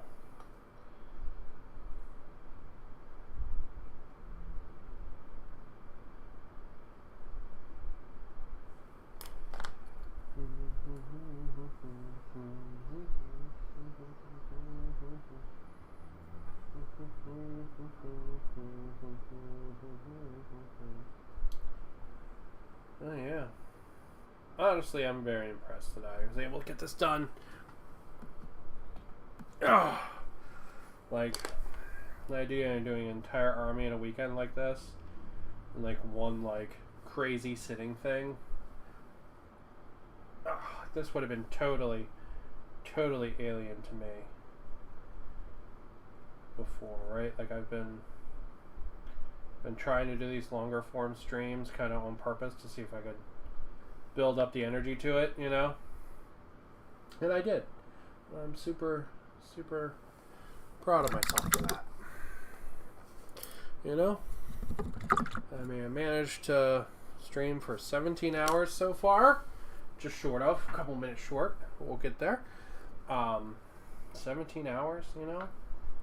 It's pretty mental.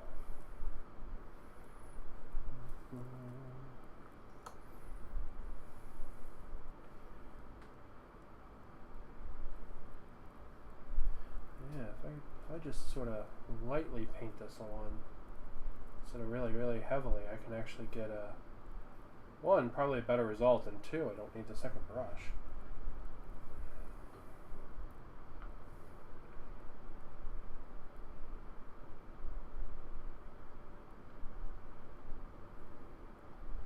Yeah, it works a lot nicer actually. Just have less of it on my brush and then just move it around. Yeah, that one's a little dark though.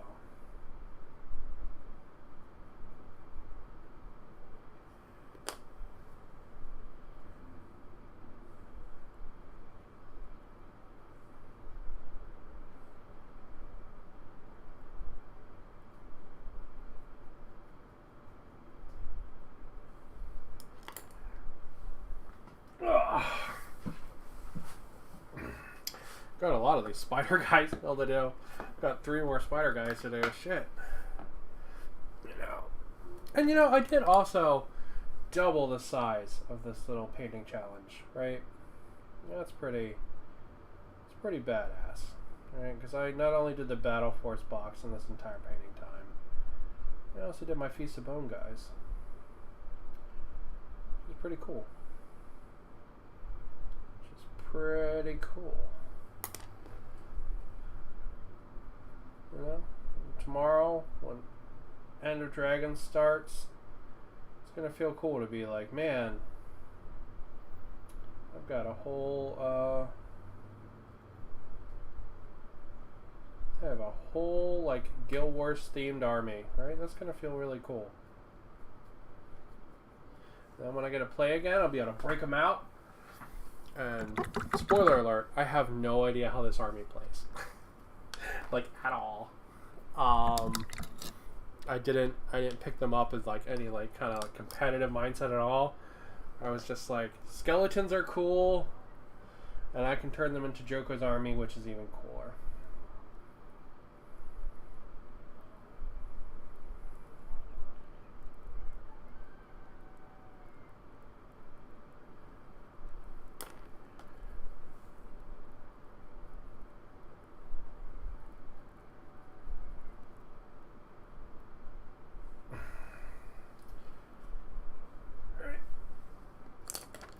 I'll do the Gothizzar Harvester after this guy.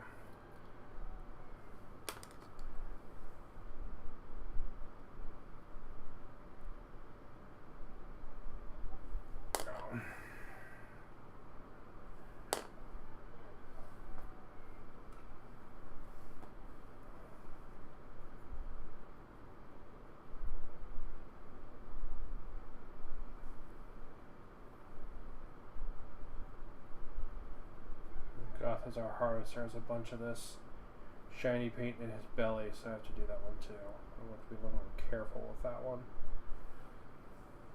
because it is in his belly, so I'm just going to be a little aware of it.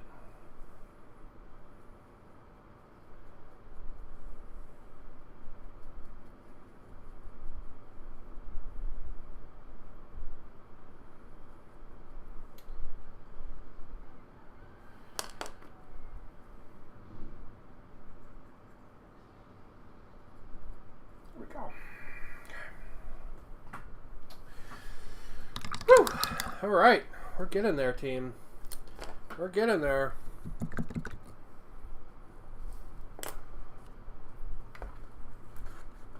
Got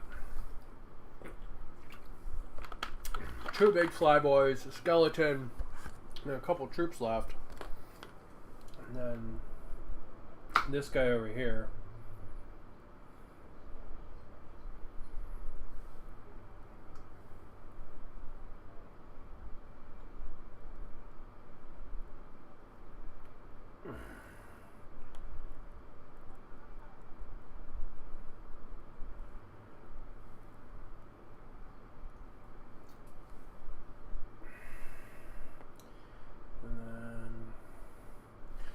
Pretty much just gonna just do base washes after that, and when we're done.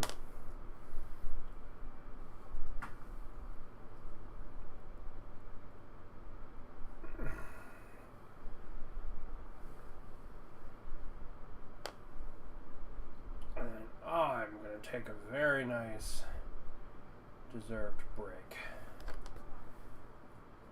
And play some Guild Wars 2. And try to relax. And then, let's be real, after that I'll probably be right back painting more stuff. I'll probably go back to painting my Legion shit, to be honest. I've been on a real Legion kick.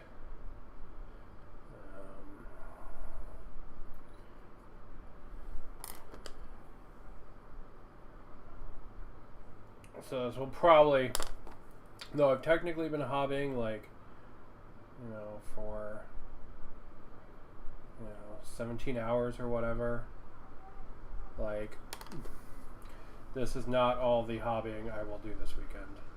Actually, like, after the first day, that was alone was not enough hobby for me, so I already started painting Wookiees.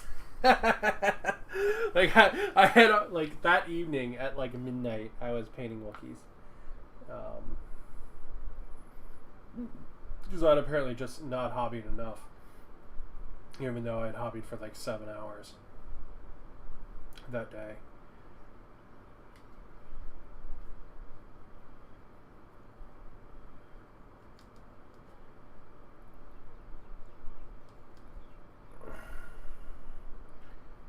Color shift is really neat. That's one of those things that like is a lot cooler in person than comes out on camera. It's like I see people post it on Instagram and I'm like, man, I bet that looks awesome in person. And then like on Instagram it's like kind of looks like crap. And I'm like I can see my own, right? Like I've got it here in front of me and I'm like, this looks phenomenal. I am so happy with how this looks. You know, then I see it on the camera and I'm like, that doesn't look as good as I thought it did. Then I look at it in person again and I'm like, god damn. You know?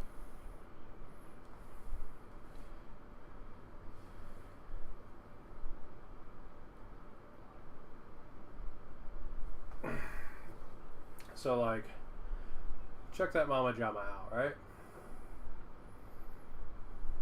That's pretty fucking great.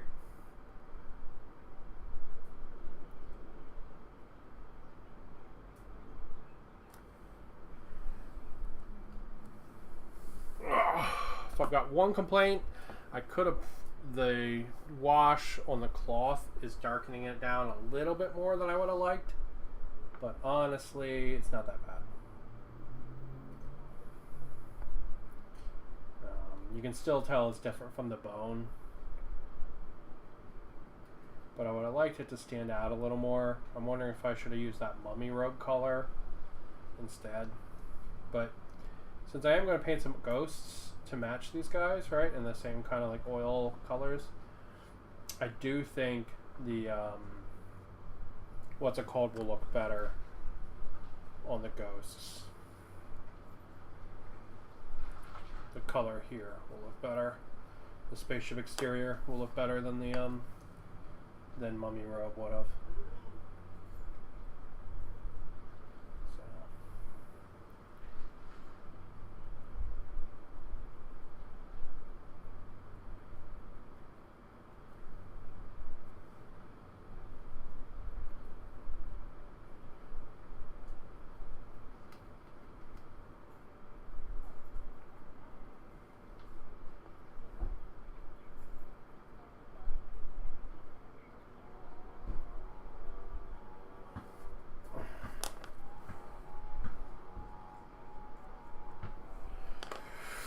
Alright, last guy that needs some Black Templar. This guy in his chest.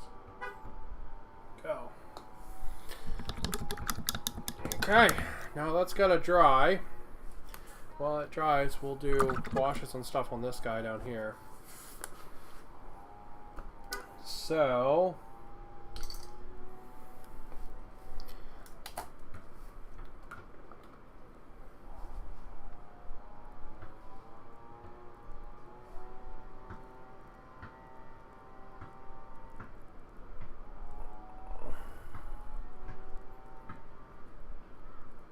the heads with those wash.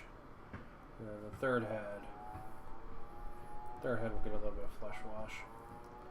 Just so it's a little more red than these ones are.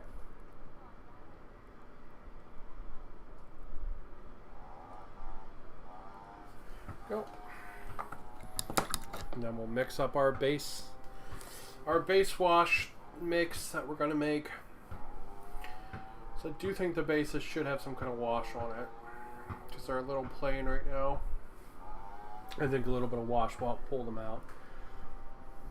Oh, flush wash. That's right. So we will... I'm going to go mix these together in the bathroom, because I don't have any fresh water here. And then when I get back, we'll hit this guy with the non-oil so he has a minute to dry. And then we'll start hitting everybody with the base. Alright, so let me go mix these two suckers together and I'll be back. Oh.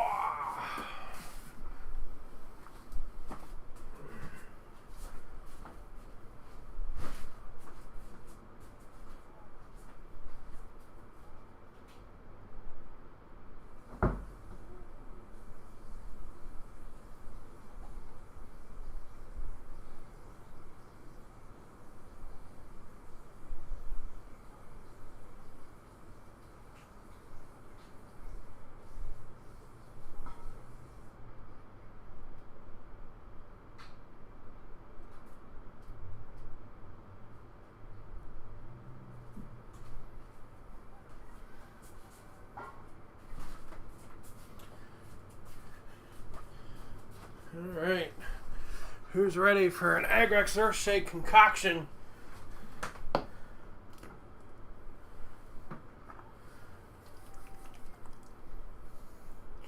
Who's ready for it?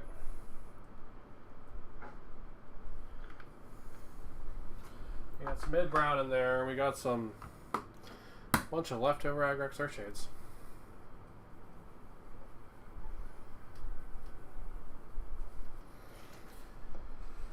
Alright. See how she does. See what she does. I'm going to try her out on this guy first. It should be pretty thin. Might be too thin.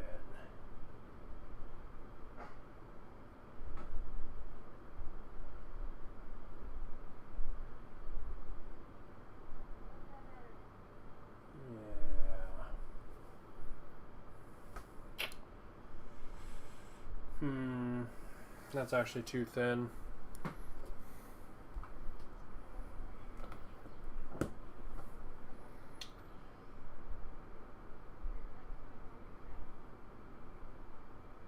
Trying to think about how I solve that, what the best way is.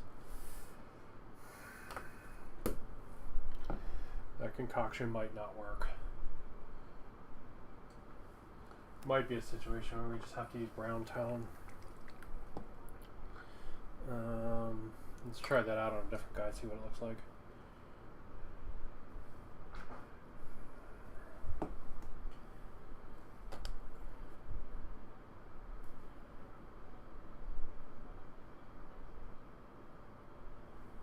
Even that's kind of red.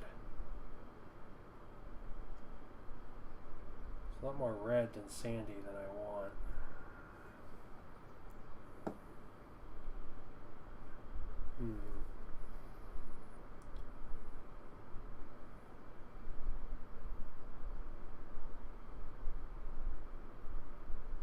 I don't think I actually like either of those, to be honest. I mean, it might be a situation where they just, the bases just stay brown. Alright, well, you're a weird concoction, so you're gonna go over there.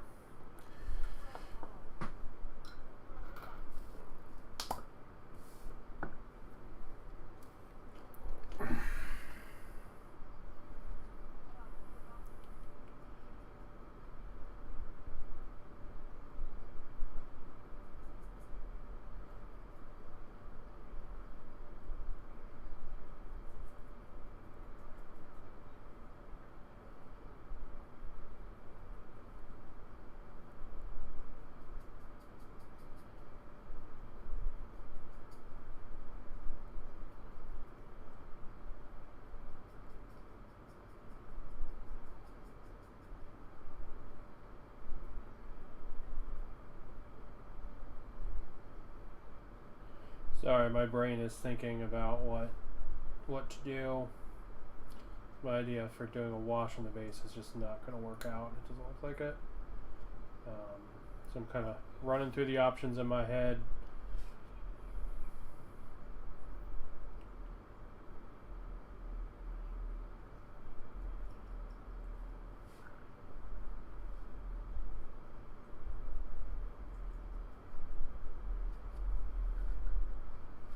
And my options are do one of these two. Don't necessarily like either of them though. Well, we'll see when they dry more. We'll look at them then. Do one of these. We could just try Null Oil. I mean, these guys are like black base, so it might not be bad.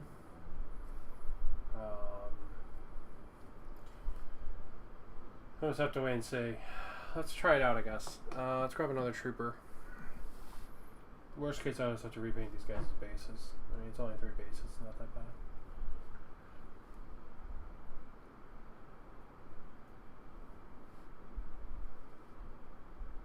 I would like a wash on the base. I don't really like just the sand. I mean, even that is nicer than just the sand, right? Even just having the black on there. Gotta be honest, that's probably what we're gonna do. Alright, we're gonna give those comments to dry. So overall, yeah, we're just frying it up on those bases now, and we're at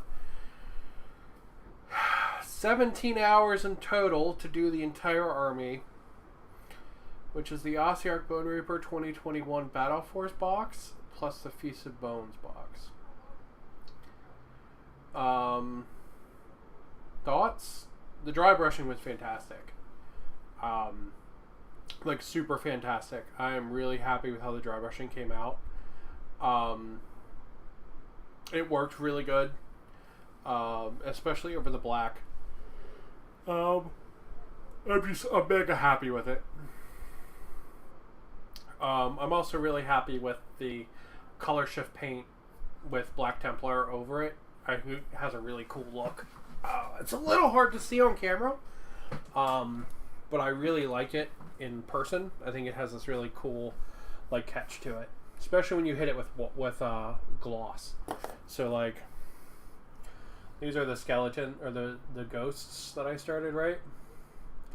And you can see not only do they have like the wet gloss, they have like a shine under it, and that's the color shift paint, and I just think it looks phenomenal. I love it so much. So alright, so let's see, this is the red wash. Not feeling that. The black's pretty good. And then whatever that Agraxar Shade Nightmare I made was. And then this is one without a wash. So do we want to do no wash, or do we want to do black wash?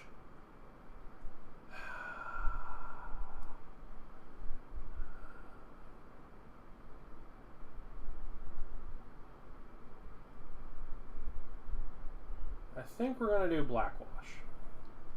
I think I like the black, because at least then it ties the black together a little bit, so the things just aren't like globbed on there like the oil, right? It kind of looks like it's like everywhere. So I think I like that better. So let's repaint these two guys' bases with the Banshee Brown, and then we will just start hitting everybody with black wash.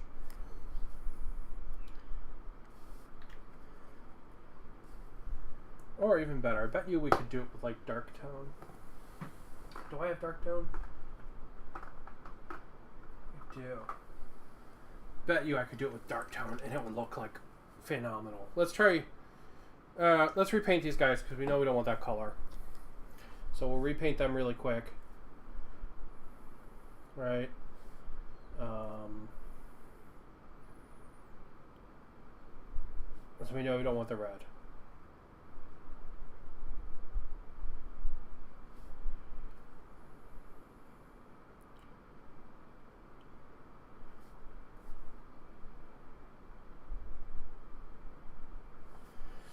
So the reason I say dark tone's probably going to be the winner is because dark tone stains less.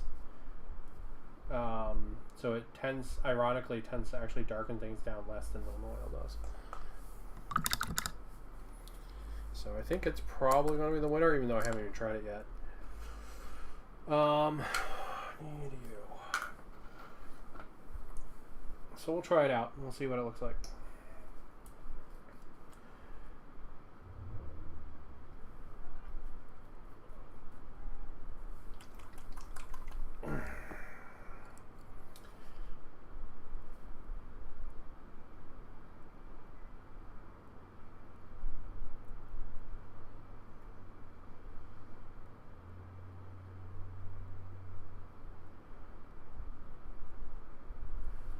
Alright, so we will let that dry for a couple of minutes, and then we will compare between Known Oil and Dark Tone, which one we want to do. But yeah, it's pretty crazy to think that, like, I did a whole army in a weekend, and they look phenomenal. I need to get a box. I need to get some, like, plastic boxes and put magnet sheets in the bottom to hold my armies, because I don't have enough shelves for all the armies I have, and like some of them I could put away because I'm just not using them, or they're not, like, you know, it's like a bunch of Warcry teams, right? Like, they look cooler. It looks cooler if it's like one big cohesive army, right? So like I could put these guys on my shelf and put all my Warcry teams in like a box. I really need to do that. Maybe I'll run down to town tomorrow and do that. But yeah, overall, some of these models are just phenomenal. Like, the Gothazar Harvester, I keep coming back to this guy, but I love this thing so much. It's just so cool. It's weird and kind of gross and super grim. And it's just phenomenal. And this guy really grew on me too. He really grew on me. As did the guy with the scythe. This guy. He super grew on me too.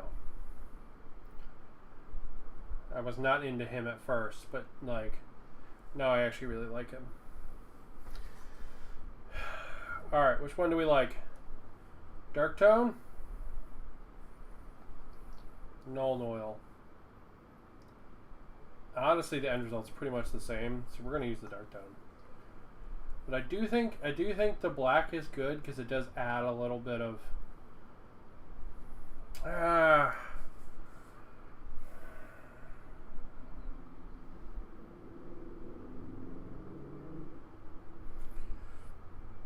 the problem is doing the tone on the base makes them blend in. What might be the best idea is to take the dark tone and put it around the oil blobs. Like that. So there's like a little bit of a like an oil edge. And it looks like it's seeping. That honestly might be the best thing, and then just to leave the the base the color they are.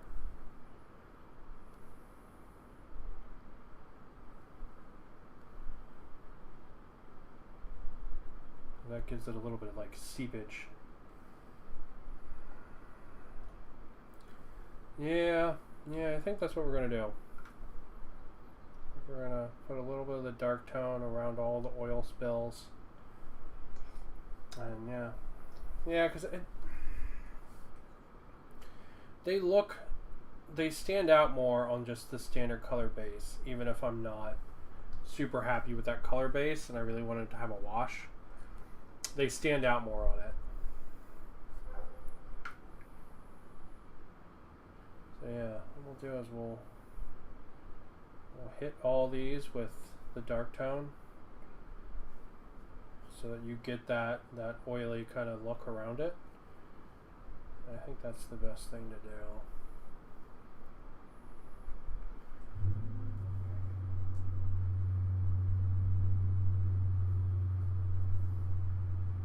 So it gives you a little bit of seepage. Alright, so let's repaint these two guys' base, since we're gonna go with just the standard base without the wash on it, because I really don't I don't like the wash on it, I'm gonna be honest.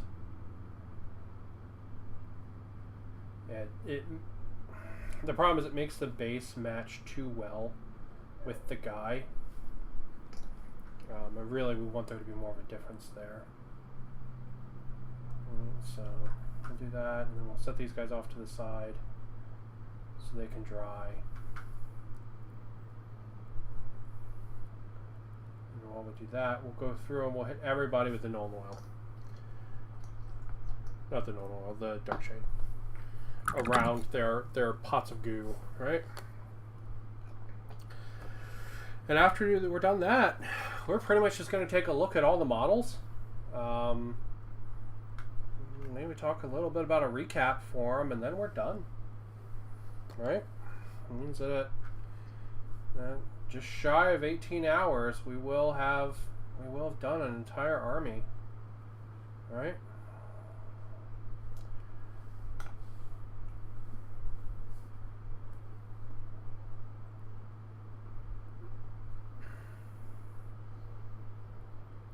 Could also dry brush the bases, but I'm really bad at that, if I'm honest.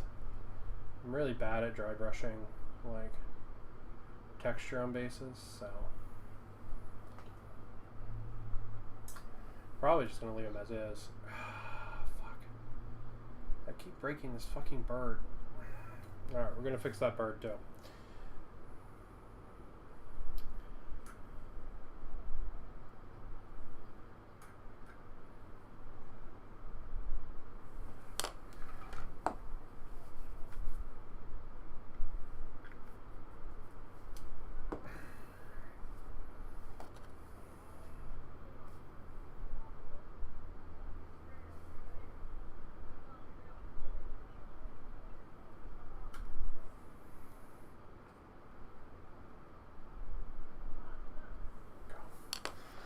Let's fix the bird while we're here. And fix Mr. Bird.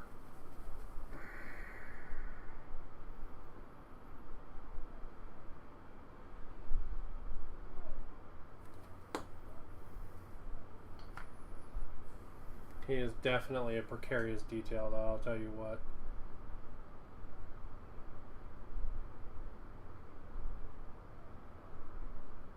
There we go. All right.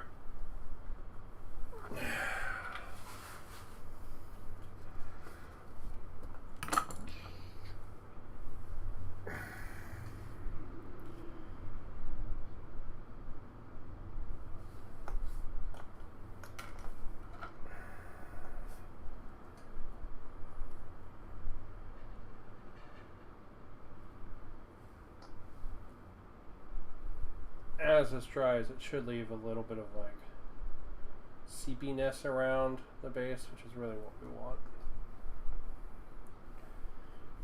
Like, should make the oil look, because in Guild Wars 2, when you go to some of the zones, the oil like piles up and it's like hard, or it's like firm. So like that's kind of more what I'm going for, but like it still kind of like seeps out. So yeah, like if you go to like Jai High Bluffs or something, like there's like an entire ocean of this shit, basically. And some parts of it are really liquid, and some parts of it are like you can walk on top of it.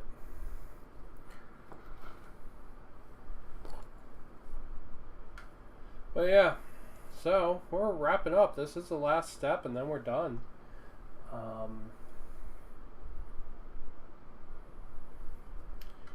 So yeah, final thoughts. Ossiarch Bone Reapers are beautiful models. Just wonderful. They have a lot of weird personality.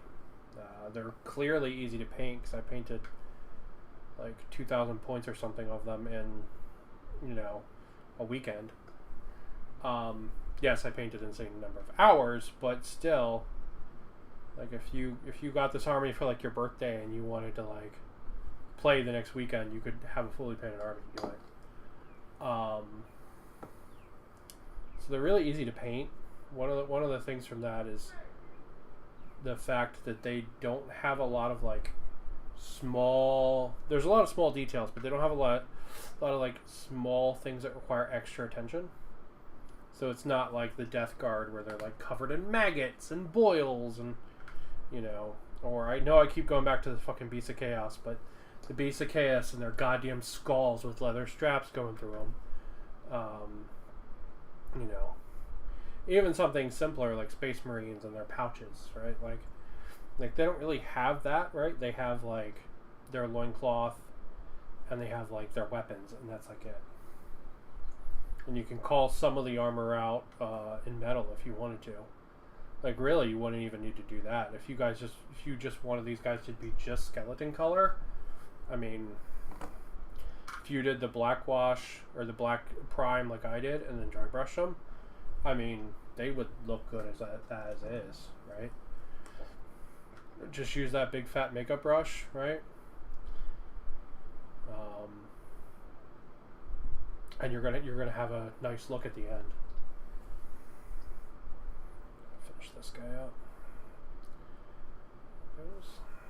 Just they can go back into the pile. These are the two of the test guys.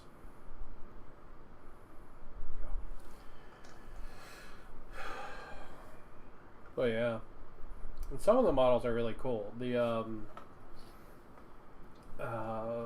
catapult is phenomenal. It's just a really cool design, and it's really weird, right? Like it's just a strange design, and that's really cool. There's not really anything else like this catapult, where it's like clearly like a living platform, but at the same time it's like still a mechanical process. Like the arm that pulls it all back is all mechanical, right? Like you actually can see the gears, and you can see the how it connects to like the hamster wheel on the one side, and you know, you can see the chain, right? Like all that's completely visible to you as a builder, but at the same time, it's a platform that's like magically sucking bones out of the ground and walking on its own, right? Like nobody's driving this thing. It just walks where it goes, right? Like it essentially has like centipede legs, and just goes where it needs to go. Like, you know, like the guy in the wheel, he's not like cranking the legs to go. He's cranking the catapult arm back, you know, and that's really cool in my opinion. I really like that. It gives it a really unique kind of view of this, like, or look of I don't know, just being different from everything else, and really having like a different appearance to it. I think it's really cool.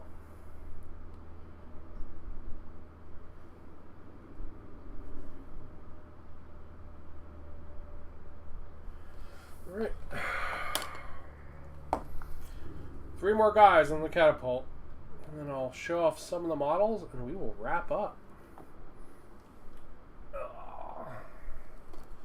I want to make sure to give my dad a call today, so it makes sense that we're wrapping up early, because today is his birthday, so I want to make sure I get a call to him before he goes to sleep.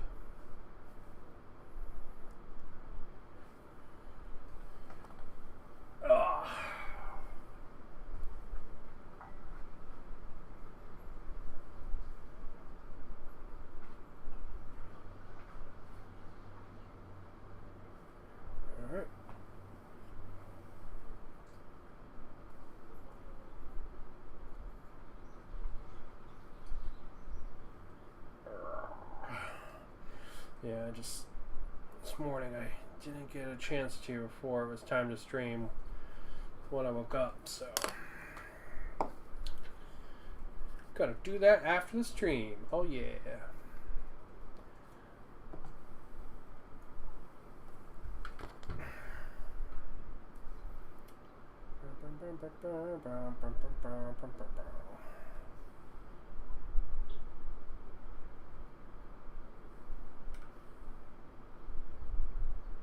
So I guess if I really wanted to have more of the like shiny show through on the color shift, I could just use dark tone over it instead. But I like the Black Templar. I like the like kind of passively mutedness of it. Like that it's like kind of just like a shine you catch out of the corner of your eye more than anything. I think that's pretty cool. Alright, let's take a look at some models. So, first off, we have our guy that got finished last. We have our catapult. As you can see, this raises and lowers. And then this is magnetized. Oh, we're going on camera. And then this is magnetized. So I can swap it out to the different shots. Although I only magnetize the one, so. You can go up and down. He's got a really cool little crew that are all kind of working. He's got the creepy little feet there. There's the guy pointing like, ah, you know. That's pretty sweet. It's a really cool model. Next up, you've got some of these skeleton spider guys. So these are the ones with the halberds and the shields. I also have 3 from Feast of Bones that are these guys. The Feast of Bones ones, I magnetized their heads so they could spin around. But I actually wish I hadn't done that, because I really like the posed heads. Because it lets you do like sideways slants and stuff. And I think like the head tilt on this guy really gives him a lot of cool personality. Or like this guy where like the evil laughing face is like just like turning around. I think that's really cool. So yeah, so they're really cool. So I've got 3 of each of those. One of which is a guy with these big swords here. Right.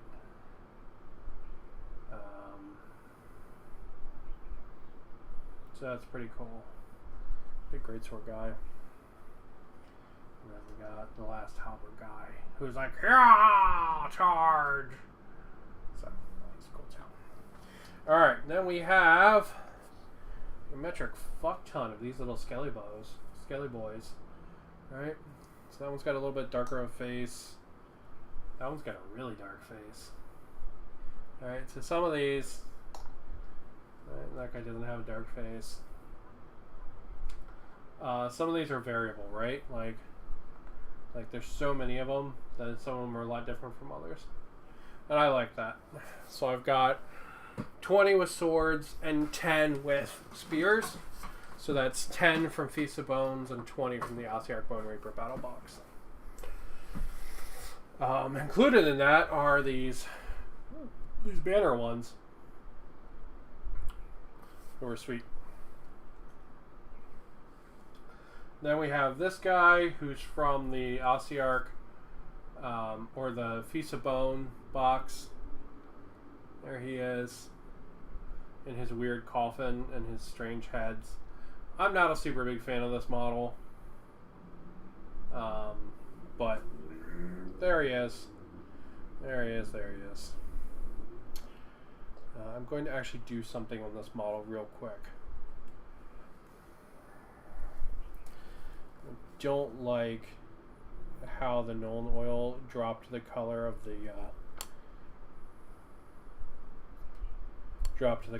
the flames on the things, so we're going to just touch that up real quick.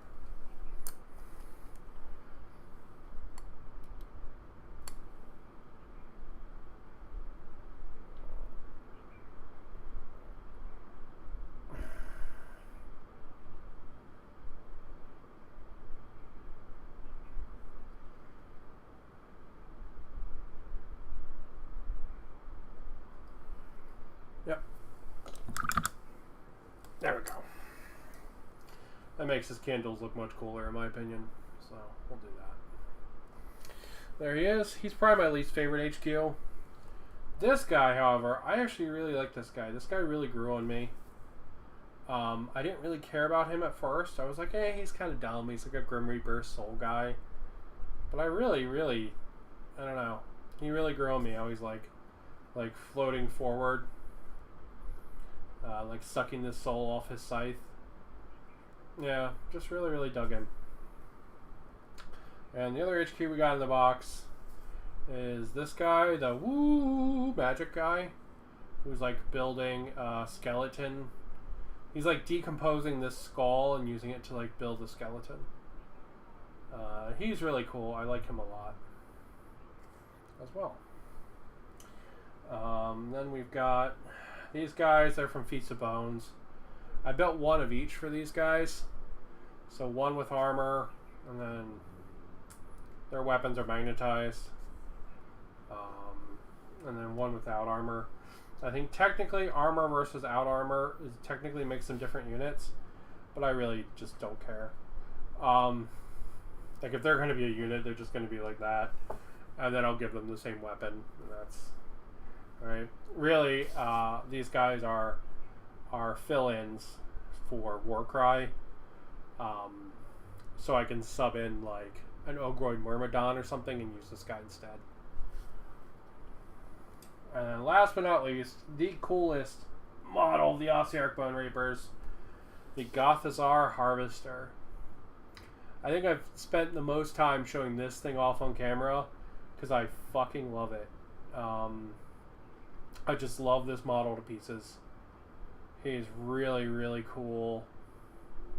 Comes with a bunch of options. I wish he came with more of like the arm options. So if you had more than one, they could have a lot more personality. But there's inside with all the bloody bones. There's all the birds and stuff. All those birds aren't supposed to go on there. Some of them are from other stuff, like the catapult and stuff. But yeah, just a phenomenal model. So that is my entire Joko army. Painted up, ready to rock. I'll probably touch up their base rims. And then they'll just get primed. Not primed. They'll get top coated. And yeah, that's it. That's them done. It's an entire army in 17.5 hours. If I were to subtract time for like food and stuff, you're probably really looking at like more like 17 hours. But yeah. Ugh. Just cool stuff. Really cool. And I made it through it. I got through it. My challenge that I doubled the size of on day one for reasons. I finished. And there it is. My completed army. Alright. Well, I'm going to go ahead and I'm going to call it. And I'm going to call the challenge complete. And, yeah. Keep on keeping on. This is awesome. Thank you for watching. If you watched any of the 17 hours of me painting these guys, or 17 and a half if you watched me eat lunch, yeah, fucking did it, team. Mental health, go.